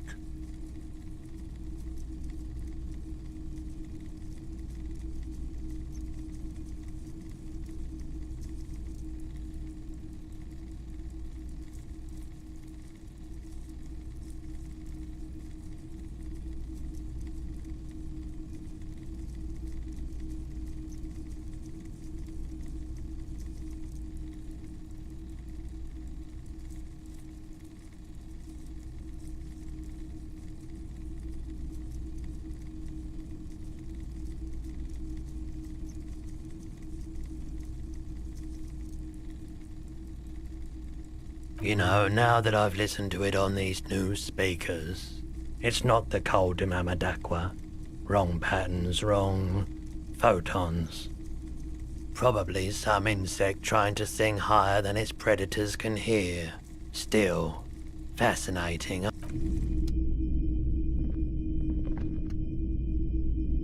Wow, a very large red t-shirt with an impressive print. Oh yeah. The print depicts a muscled man striding toward you, a giant sword in each hand, encircled by burning embers.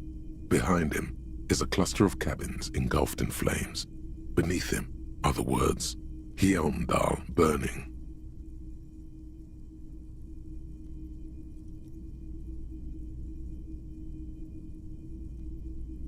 The antlers on the hood of the man's cloak and his piercing blue eyes are familiar. It's the man from Helm. Walking away from his burning... Their matter-of-fact tone belies their surprise at the fact that you didn't recognize the figure in the print. Lie, sire, for no reason.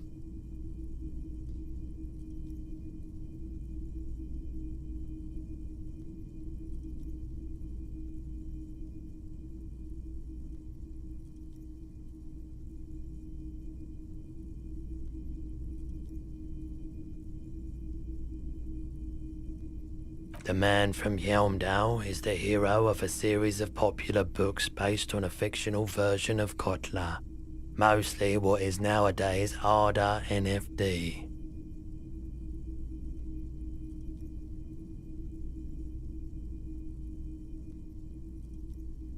In fact, Most people don't think that man from Helmdale ever really existed, but they are wrong.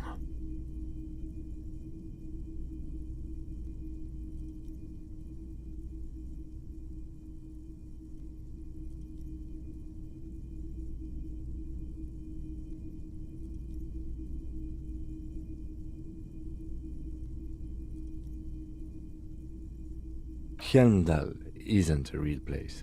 Neither is the man a real man, of course. But both the man and Helmdal are an ontological necessity. But hey, it's not worth getting into an argument about. Wow. What? I mean, even if the man from Helmdale didn't exist before the adventure novels, the stories have made it so that he has. It's simple, really. Okay. You sound skeptical. It's not that complicated. All that's required is a more robust understanding of cause and effect.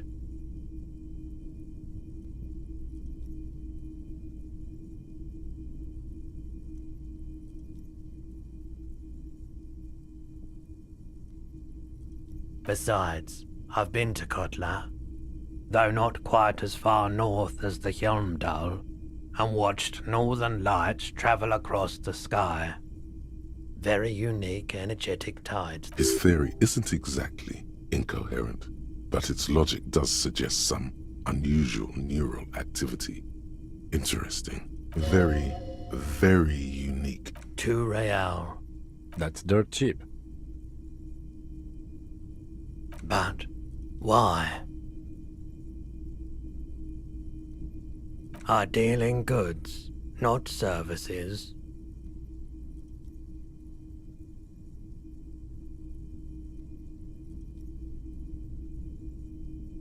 Smells like worn cotton. Worn cotton with a side of... Sniffing is okay, but please don't try anything on. Can't have you leaving your... You're not imagining it. Photon emissions? What is he talking? Welcome to Helm.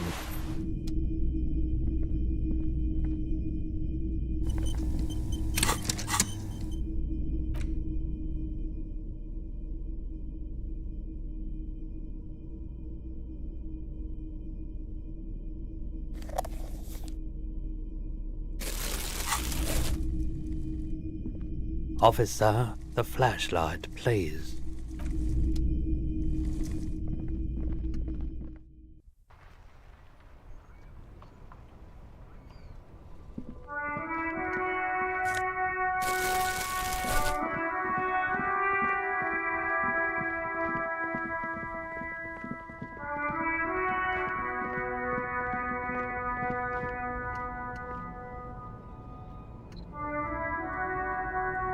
Akin ka nga.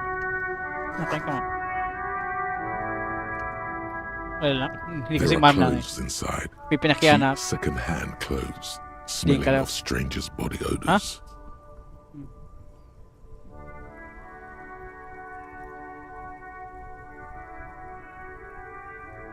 Don't be shy. These are premium class clothes. Good quality fabrics, best retro design. Save the economy with your style, officer. Save the economy? That sounds off. Haven't you heard, officer? We've got to be economically conscious. Recycle your cash, keep it in circulation.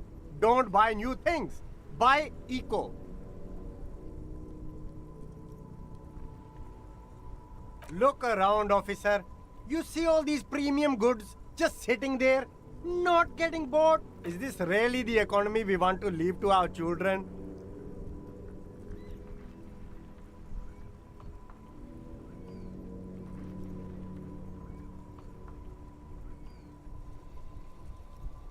That's good, officer.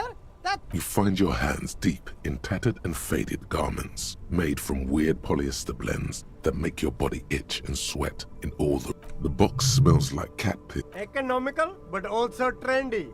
Look first hand, buy second hand. Keep the economy... No good.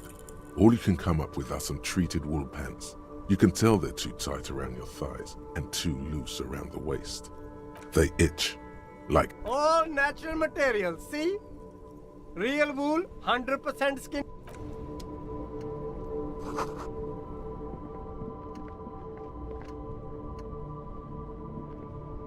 there's a pile of cheap sunglasses in a small... You like sunglasses, officer?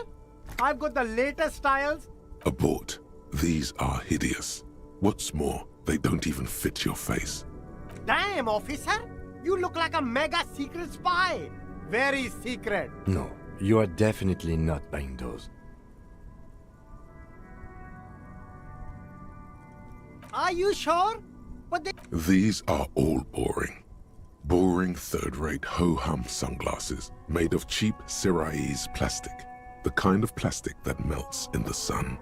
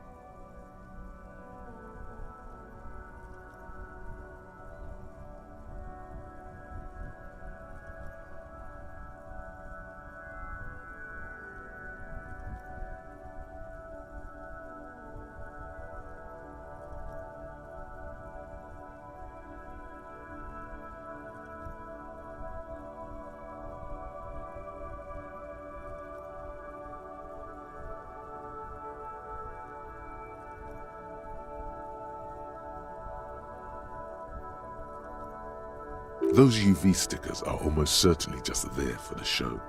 If anything, these lenses probably direct more UV light into your pupils. A UV mac. These are all first-rate sunglasses. Premium design, superb material, very cool, UV resistant. These will definitely keep your eyes safe and cool while doing your dangerous police work.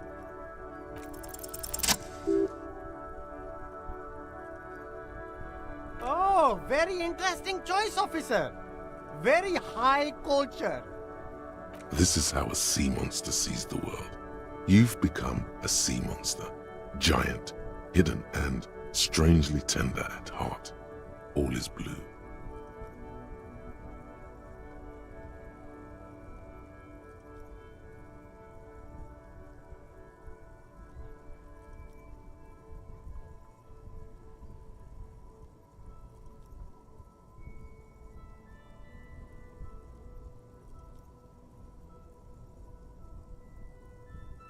Alright, but these actually make your vision worse.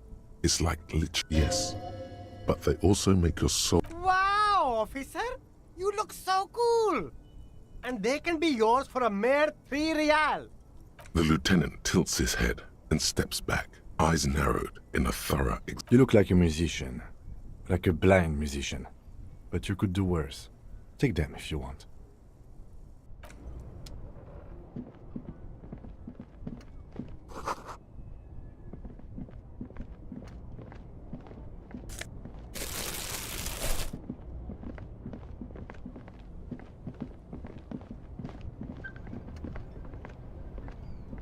You see a Samaran street vendor surrounded by a motley assemblage of goods.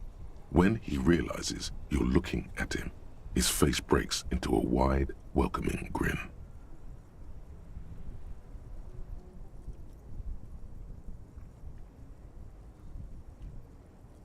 The name Sileng is embroidered. Happy shopping, officer!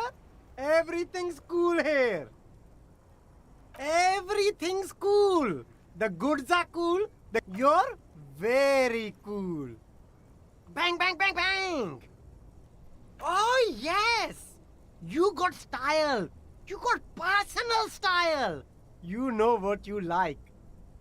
You like premium menswear. Look around and browse. Everything looks cool on a guy like you. Take your time.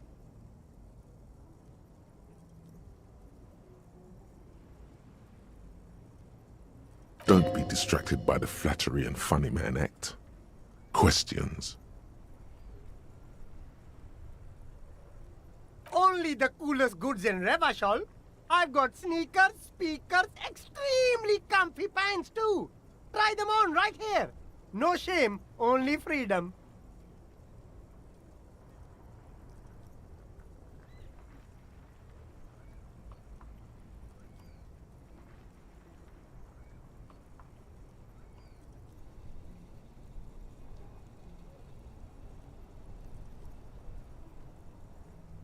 I'm an entrepreneur, officer.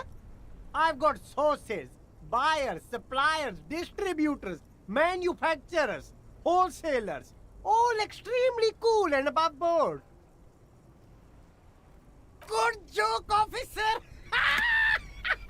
Here we don't... You glance around the decrepit buildings, the miserable weather. It's beautiful. Beautiful freedom. It is, yes. Anyone can set up their shop. That's right. No permits, no bureaucracy. That's why this city and its law officials are so cool.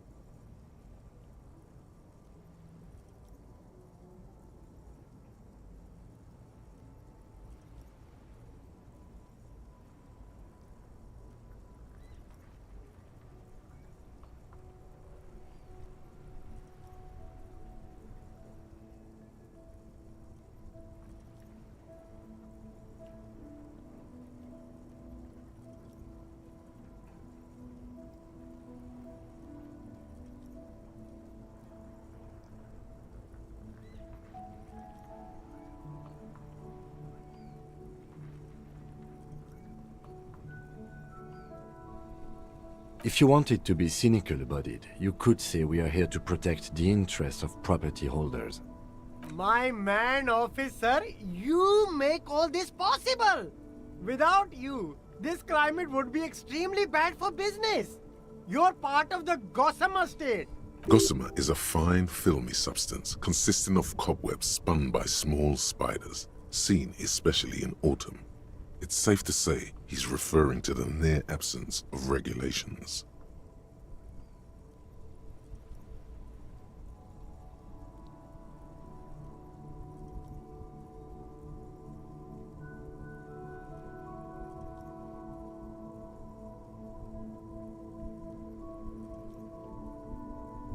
Yeah, cool ruins.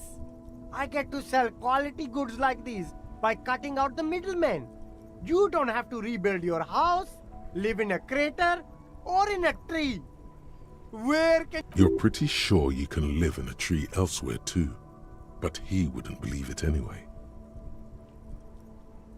No need for discounts at ceilings, officer. Everything's already on... But did he first mark them up 100%, just so that he could put them on sale? My man, you know how the game is played. You and me, we should work together. What do you think? Shake things up? Anything for you. You mean these delicious pre-packaged shelf-stable meal kits? Really easy to cook? No hassle? No hassle. There's a little of a hassle here, it appears. A moral hassle.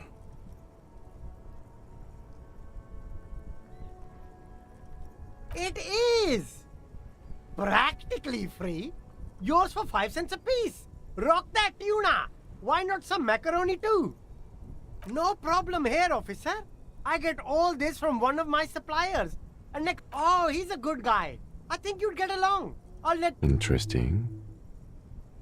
We'll need more if we're going to pin this one down, he thinks. It's for show, my liege.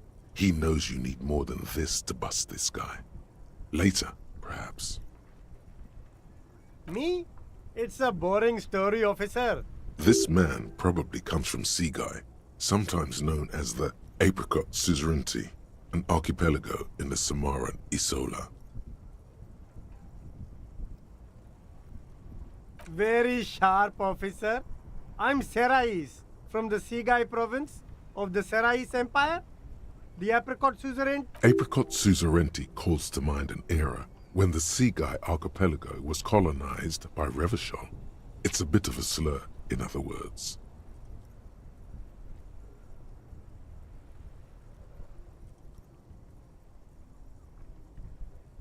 Very cool. I admire your awareness of our intertwined histories. It's super nice of you to apologize for colonialism, but the apricot suzerainty is a shithole. That's why I left. That's so cool, officer. Speaking of, why not support an independent local entrepreneur by buying some pens and glasses? Start with a little compliment, then work your way up from there. This is about business, remember. Oh, okay. But why an investment? Or you could not make this about corruption and go with something even wilder.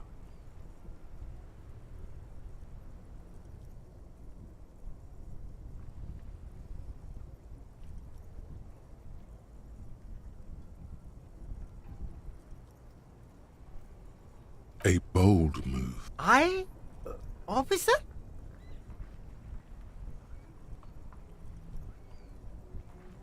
Tugging at his heartstrings like that, it feels great. Okay, officer. I can't leave a man in need like that.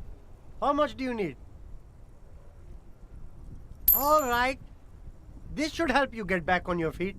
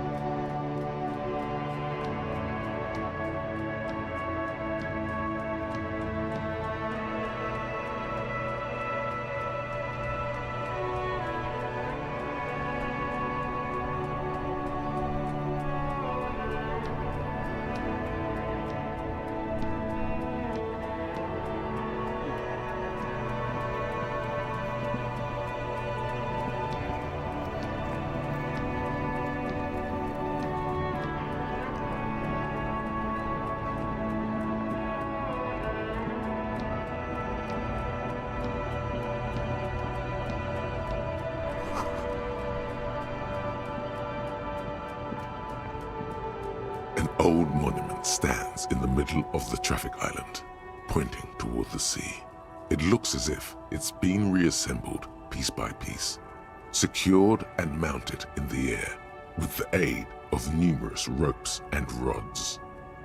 A silver plaque on the statue's pedestal reads, "I am Philip III, the Squanderer, the greatest of the Philippian kings of Revachol, son of Lip, II, the opulent, father of Philip IV, the insane. Not a good track record of mental health in that family. As you look up, you notice something about the statue. There are some odd indentations on the king's chest piece. Something with great kinetic energy seems to have impacted the cuirass, around where the heart is. A bullet? Someone shot him in the heart. Interesting. Okay, I can't see it, but I take your word. Well, Martinez is riddled with bullet holes. This place saw a lot of action during the revolution. But the statue is recently renovated, so maybe a joke? Target practice or a political statement?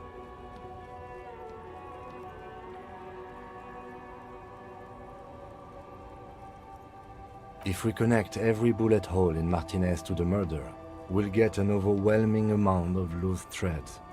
But then again, we don't really know what we're... I've made a note. Don't hold your breath. The king stands high above you, surveying the bay, mute and indifferent to your sightings. Even by the standards of the Philippian kings, old sumptuous Philip was known for his profligacy.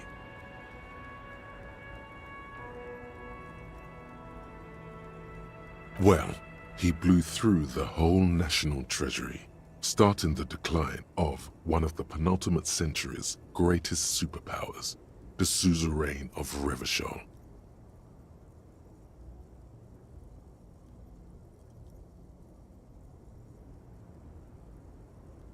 His own maladministration foreshadowed the fall of the monarchy during the anti-centennial revolution, an end to his family line and the monarchy on the Insulindian Isola. Stories have it that he had his bedroom converted into a treasure chamber where he stored unfathomable wealth, Krugerrands, bars of gold, ornate weaponry, armor, and various chalices. He called it the Sol Auron. It was obscene. There were whispers he slept on a huge pile of gold-dipped feathers, like some obese dragon, instead of a bed, like a normal person.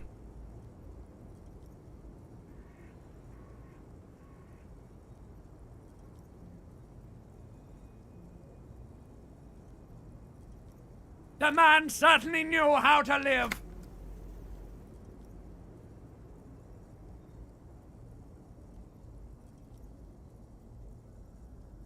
But wait, you haven't even heard about his fabled cocaine addiction. You see, old Philippe wasn't just good at squandering the national treasury on gold and ceremonial weaponry, he was also a prodigious snorter of nose candy.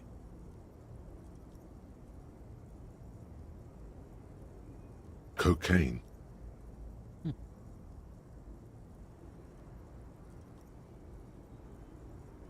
That's what the revolutionaries said 150 years later, right before they emptied out the royal mausoleum and dumped His Majesty's mortal remains in the Insulindian. His Majesty's courtiers said it helped him connect with the higher realms.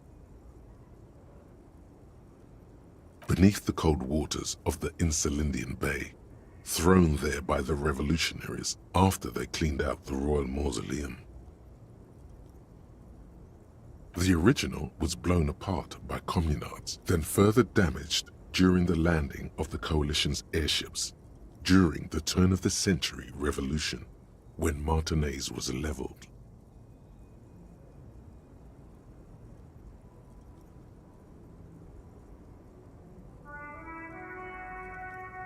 Most historians think the coalition's hasty landing may have ultimately saved the statue. If the communards had more time, they would have reduced it up to even finer pieces. Some years ago, a group of liberal, artistically inclined individuals, designers mostly, thought it would be ironic to restore the statue of the most wasteful ruler of Revachol in the poorest part of the city. The statue is supposed to capture the moment it was blown apart, like an instant frozen in time, a rare butterfly trapped in amber, floating on a sea of shit.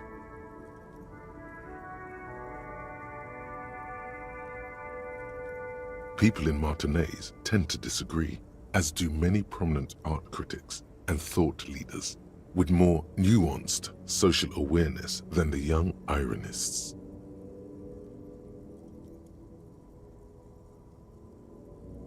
Philip III, the squanderer, however, with his bronze face up in the air, doesn't seem concerned about what the hoi polloi think of him. Not that he ever did in life either. Wow, you work hard. Oh yes, you hustle. You're a provider. It's tough out there, but you keep it real and provide. Oh yeah, like look at yourself. You're a human pedometer.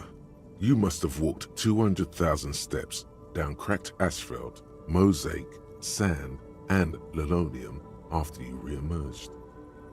That is the sign of a hustler who never gives up.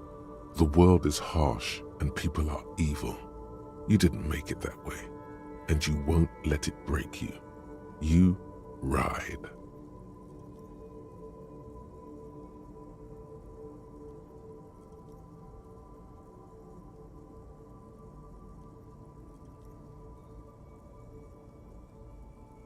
A little. You make money. You got gills, baby. Got those black papers with the faces of the innocents on them.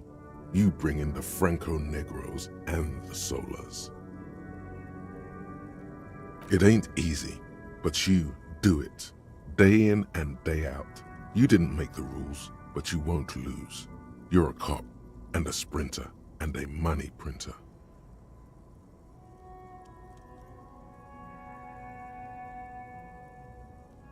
Yeah, you're in the sales business. Shake 'em for shit and then pawn it off. Law of can't say that. You shook him. You're a killer. A shark. Sure. And has it been easy? Is life easy? Have you not gone into cardiac arrest? Are you not about to have an anxiety attack or shoot yourself in the mouth? But you still, are you rich? That's right. You work harder than anyone. You almost rode yourself to the grave and you're still practically a hobo. Why is that?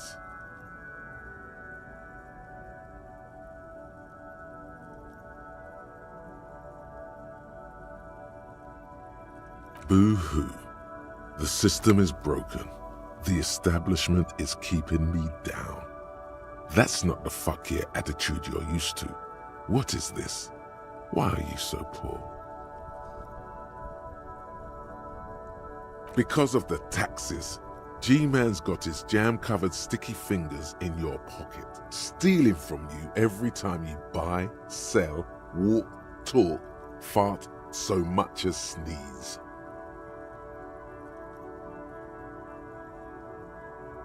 Aren't taxes almost non-existent in the Gotham estate that is Revachol? You and I both, but they got those indirect modes of taxation. Sales tax, excise duty, extraction tax. This tax that doesn't even have a name. Plus, there's the stuff people in other countries pay for that makes them ask for more money from you here. The Gotham estate's a myth. In total, the coalition government is taking 98% of all your money.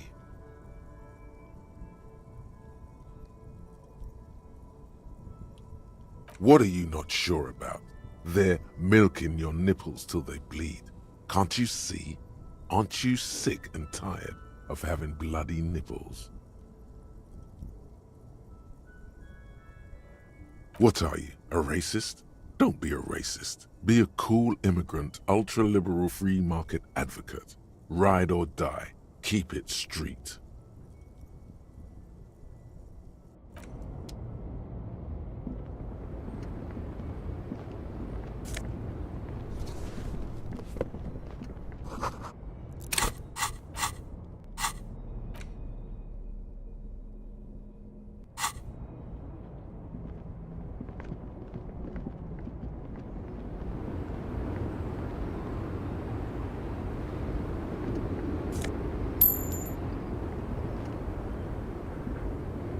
small, wrinkled woman does not greet you. She nods along to something on her radio. A photograph is clutched in her hands, and there is a warm smile on her face. The photo, an ambrotype from the turn of the century, as golden as her smile. It's the warmth of a winter night's fire. Maybe she could give you comfort and shelter, some cigarettes and food money. Maybe she's your... No response. Wherever this woman is, your words. If you want her attention, you may need to be more forceful. Where am I? Who are you? The smile on her face has disappeared, replaced by the wary aspect of a cornered beast. Never mind. I remember now. I'm still stuck in that traffic jam in the 50s. The men have small jaws and everything is made out of plastic. Why do you need plastic when you can make the world out of amber? Back in Methka, during the time of the revolution, the sidewalks and cafes are filled with young people. I was on my way to see a new Boyadero picture starring Gabriel Buenguerro.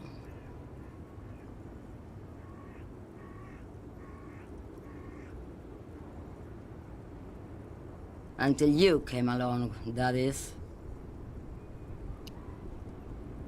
This is Gabriel Buenguerro. A strikingly handsome man looks straight at you, his head crowned with a wide brim hat. His hair is dark as an oil slick, and his jaw the most perfectly chiseled thing you've ever seen. This man's got a hold over her, even 50 years later. You can feel it. He was the biggest star of his day. Girls used to faint in the aisles of cinema whenever he came on the screen. And schoolboys used to memorize all his lines. In all likelihood, it's a world that's only ever existed in her mind. Someone was.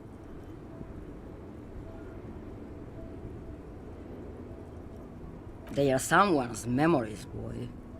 What difference does it make if they're beautiful?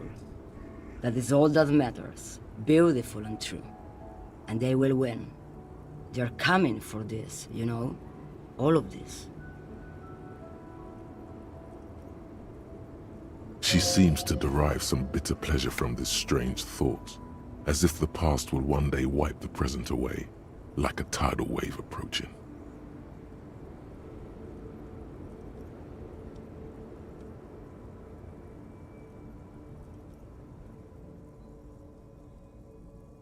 I wasn't dreaming.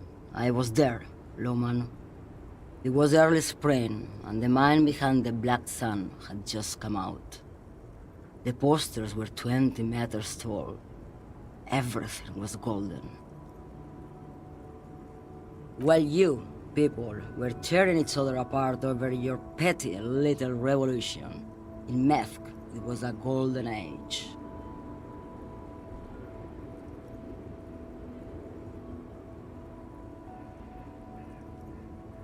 The Republic of Mesk is a massive confederation on the Isola of Muindi, the world's largest state by territory. It's a petrostate, a constitutional monarchy, and, as of recently, an outcast due to its tilt to the far right. Why not, Harife? It's not like I have anything better to do in this hellhole.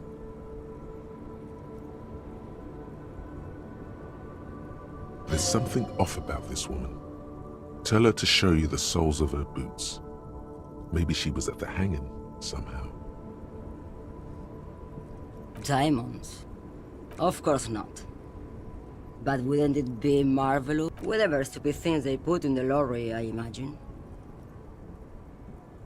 I quit concerning myself with that a long time ago. Besides, I don't drive the lorry for the cargo, if you know what I mean.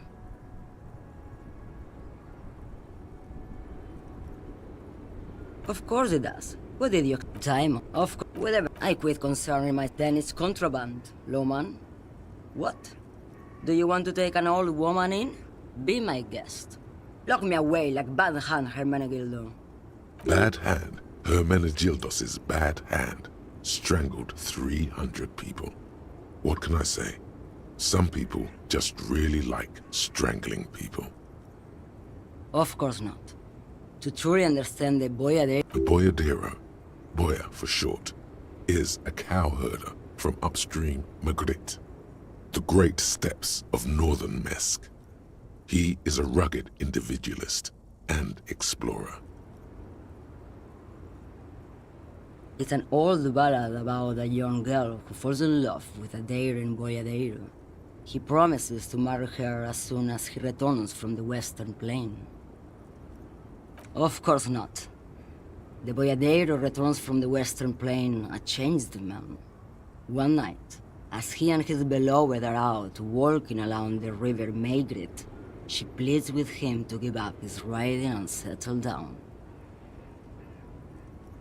In the background, you can hear the orchestra swell as the screen fills with the maiden's imploring eyes. So the boyadero strangles his beloved and throws her body in the Magritte. Then he rides off, because the Western Plain is calling to him. You have to understand, a true boyadero needs a whole horizon to himself. He can't be tied down by man or woman. His beloved was selfish. She didn't know what it meant to love a boyadero.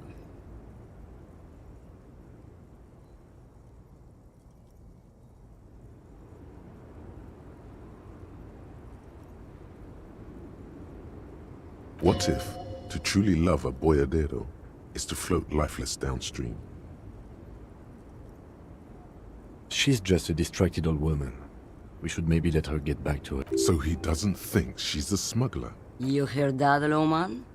I don't think your partner likes you spending too much time with me.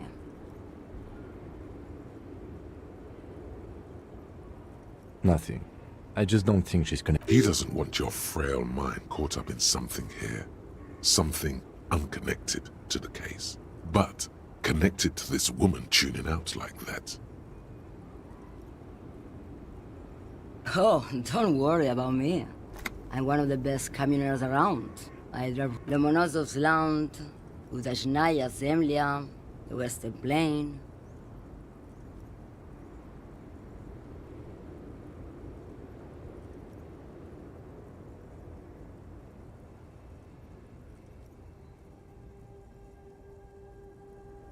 The Transcatolia Magistral, U41A, Adestradas do Mirador, all the good ones, the deep trenches, where the bluebirds fly.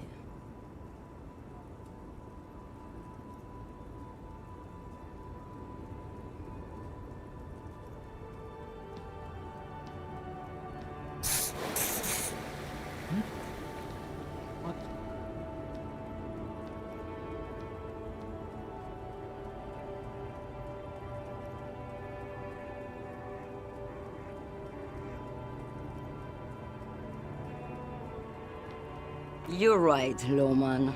I'm the one who should take my health more seriously. A correct appraisal. You're quite... Is that all you woke me up to say? Now what do you want with an old woman's boots, Sheriff? I'm starting to think you should let me get back to Gabriel Buenguerro. You are no Gabriel. She's wearing sturdy worker's boots, made of black leather. Buckles run across. The sole is also... Just before Gabriel, it was the coronation of Franco Negro. Now, there was a real man.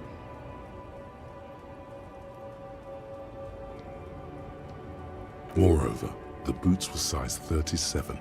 Time. Another discrepancy, although not boot-related, is the coronation of His Innocence, Franco Negro, which happened 500 years ago.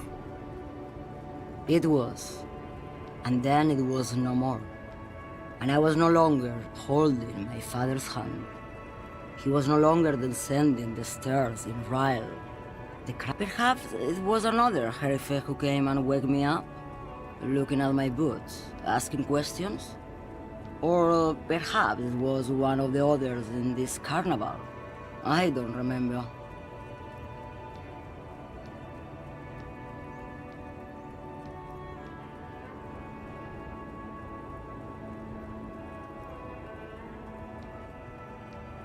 As she says carnival, she gestures to the empty square with the statue and the machines. I could have told you that from just looking at them. The size is 37. The feet of a little girl, they fit well on the pedals. What do I need drugs for, Lowman? What I see, what I feel, the great adversary, no drugs can compare. Yes, there is a protagonista and an adversario. I am on the side of the adversary. There's no coming back from that hole. Those epithets are familiar somehow. The great adversary, the great unrest.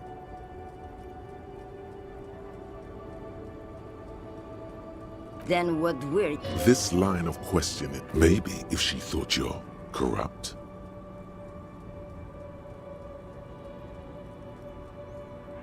You're man, Lowman. What of it? Maybe. Probably not. Makes no difference to me either way.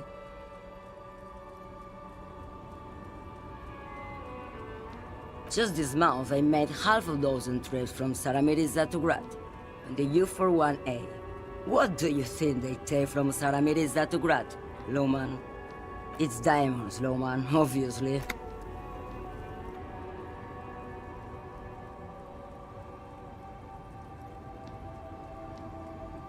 Diamonds are good for you, Lowman. You should try them sometime. Make yourself pretty like Eva de Zoras. Easy. He's the skinny man who thinks he's a poet. Never trust a poet. Also, he's the only one I can see from here. That's correct. There is no visibility of any of the others.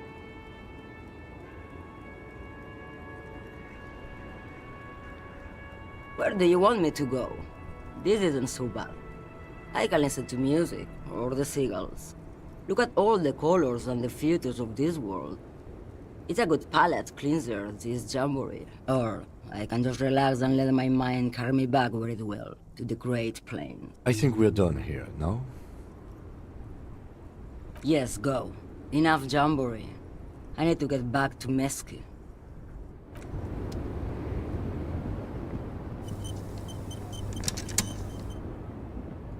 Yes? What do you want to know? What's there to say? It's just stupidity. The cop kind. Our precincts can't decide if Martinez is part of Jamrock or the Industrial Harbor. Yours or mine, as if we somehow own parts of the city. Typical street gang mentality. So we've let the Union make a mockery of law enforcement here, and now it's come to its natural conclusion. Well, sort of. It's less a matter of who gets to police Martinez than who has to. It's an orphan district, in other words. I think the dispatch desk just told both our stations about the hanging. There was quite the brouhaha at the 57th, I can tell you that. Time to settle it, they said. Cop off. But I assure you, I am not their finest or toughest, with 102 cases solved. What I am is least interested in a pissing competition.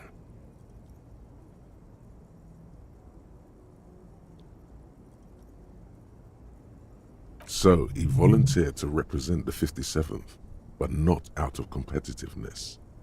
On the contrary. Yes. I am an unrepentant spoilsport. Martinez? Nothing. It's just a puddle at the end of some drain pipe. No one cares about this place. They care about sports. Most of our colleagues don't even know how to get here. North of the interchange doesn't exist.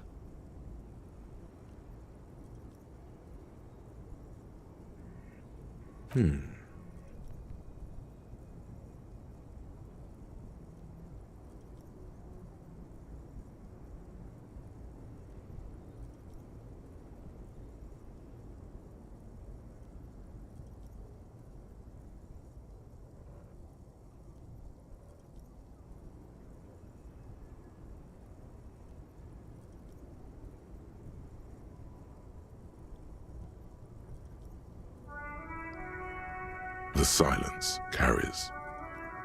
Yes, it's a wholly pointless matter. Forget. He's actually glad it's addressed now.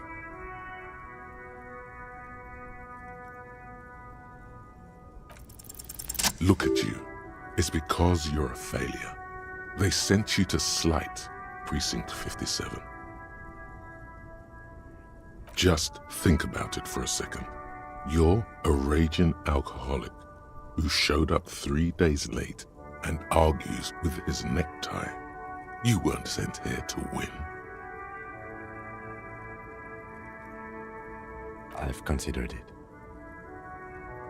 It would be immensely ugly of them, not to mention unprofessional. I checked the records. This jurisdiction dispute, who polices Martinez, reaches back to the 30s. It's as old as my station. And all this time we can't decide who gets Martinez? I think, yes, both stations would prefer a win. I am the finest of nothing. Safe? No. But you're old. You've made it this far. Something has brought you through. We've only just started working together, so I don't know what it is yet. But it's there. So no, I don't think they sent you as a joke. And even if they did, they are in for a surprise.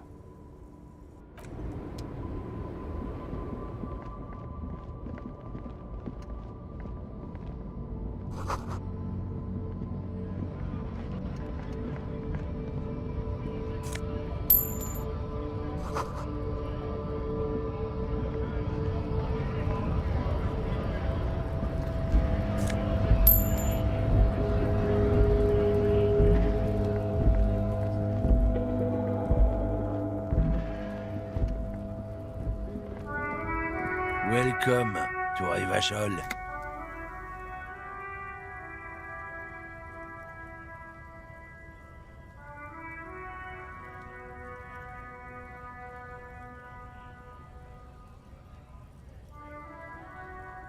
Don't you welcome to Revachol me. My grandfather came here from a 3,000-year-old racist isolationist culture, while your ancestors came to this island a mere 300 years ago.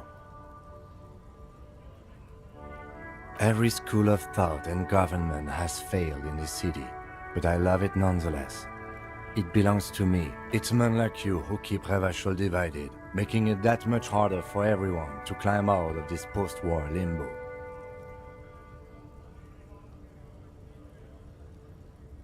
What he means is, fixation on the Revacholian nation makes it harder for Revachol to actually attain self-determination.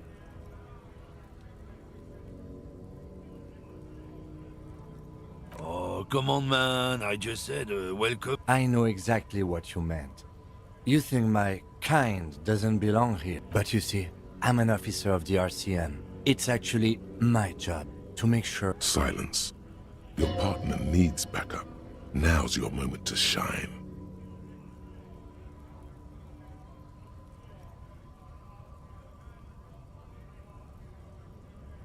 You two make a cute couple. The lieutenant exhales and resumes his... Whatever you say, officers. He smells of heavy motor oils, and his breath of high tar content cigarettes, probably Astra Whites.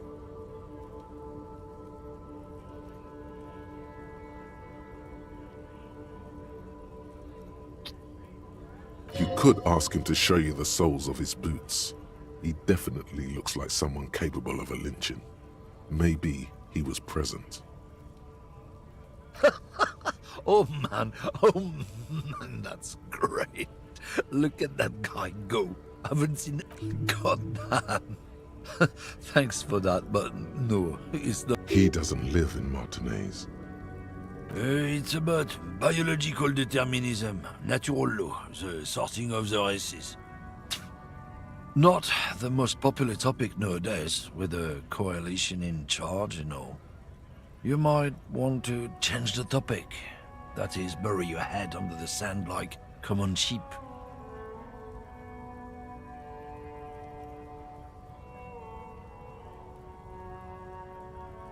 I'm not just racist. Look, I've read books, huh? The science of racial theory has all been proved, even if some people don't want to accept it. People who've studied these things say that you and me are superior by design, so naturally, we Occidentals should be in charge. Obviously, you can see the merits in that.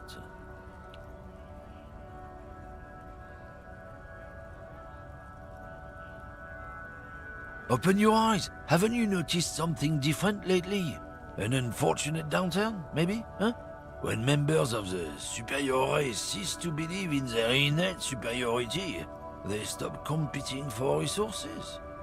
This concerns you, policemen, so you better be vigilant. The damn kips are showing up good lately. Same with the mosquitoes. And the other intruder species too. They're on the precipice of cultural... Cultural victory? What is this then?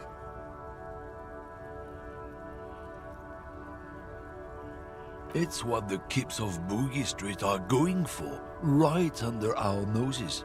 And the others too, on the radio. Heard any chansons lately? Heard any motetos or leader? No. Dominating culture is how they plan to win. They say so themselves. It's true. Also, you need to realize the dangers of mixing races. Who knows what might happen if people don't stay in their birthplace?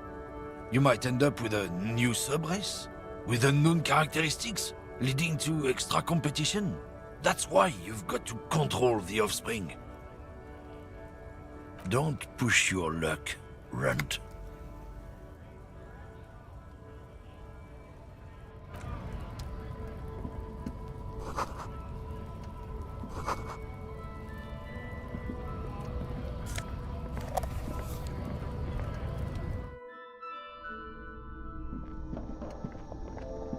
The tear machine stands in the corner. A sign says, 1 bottle equals 10 cents. Your bottles clunk into the machine, and the money appears with a satisfying...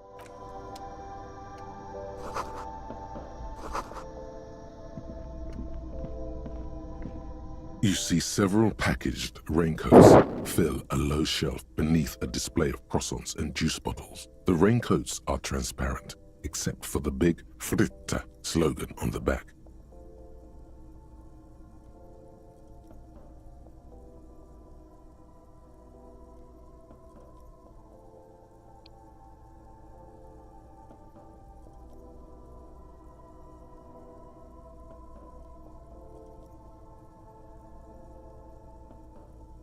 What is what?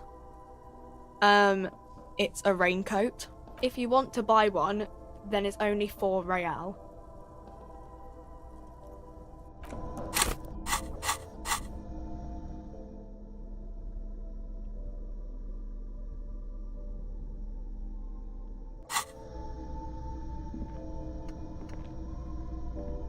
A colorful display of cigarettes and alcohol bottles. The bottles wink at you in the light. The smokes too glitter in their wrapping. It's like looking into a kind of heaven. There, in that dark green glass, all in vain.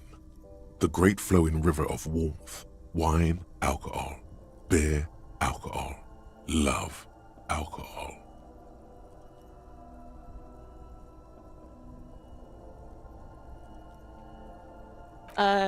Guess not, no.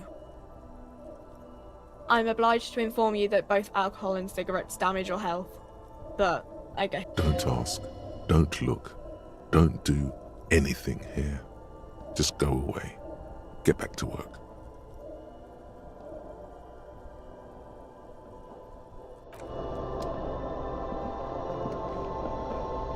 A small cabinet on the wall is filled with various medicine bottles, nasal sprays, and blister packs. They all bear the Saint Baptiste Pharmaceutics logo.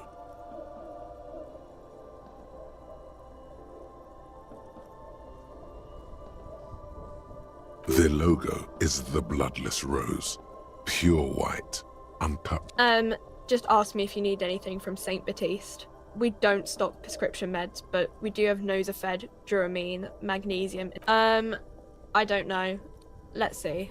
Nosafed, I don't really know what hypnogamma is. I guess it makes you feel less shit. It's recommended to use after lots of partying, studying, or exercising. No, sorry. I'm not like a doctor or anything. Saint Baptiste, you know, Saint Baptiste Pharmaceuticals, the one that sells meds out of Saint Baptiste. That one. There. She is right. Saint Baptiste, the company, derives its name from Saint Baptiste, the city. Itself so named because that's what it is. A rare case where that really is the full etymological history. As far as almost anyone knows, at least.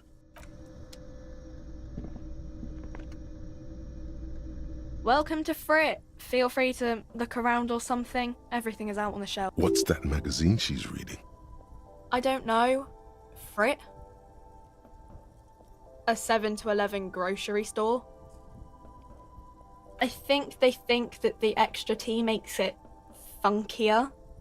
It does. The story goes that normal Fritta, with 2 T's, a men's workwear shop in Vredefort, was already taken. So when Fritta Retail Inc. grew into a multinational corporation, they had to add an extra letter to avoid trademark infringement. You mean this? This is Pop Stars.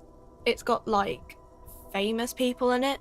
Looks like it also has something called Police de la Mode, featured on page 34. This speaks to you.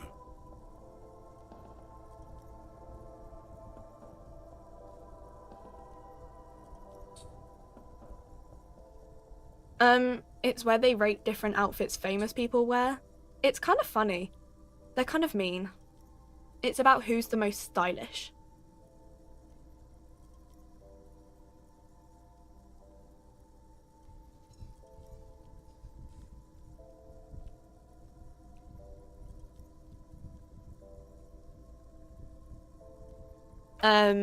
No.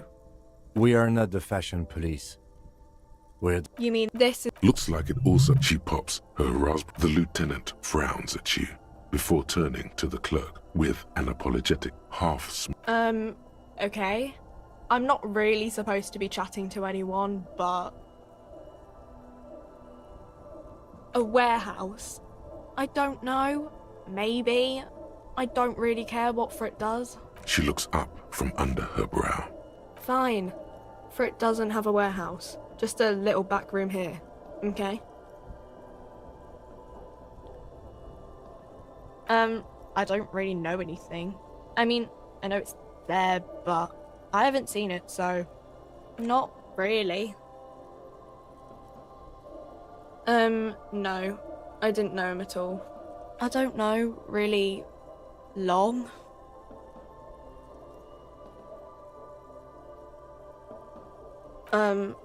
I don't know. No need to worry. It's just standard procedure for us to ask around. If you hear anything, let us know, okay? Okay. Uh-huh. Is this about...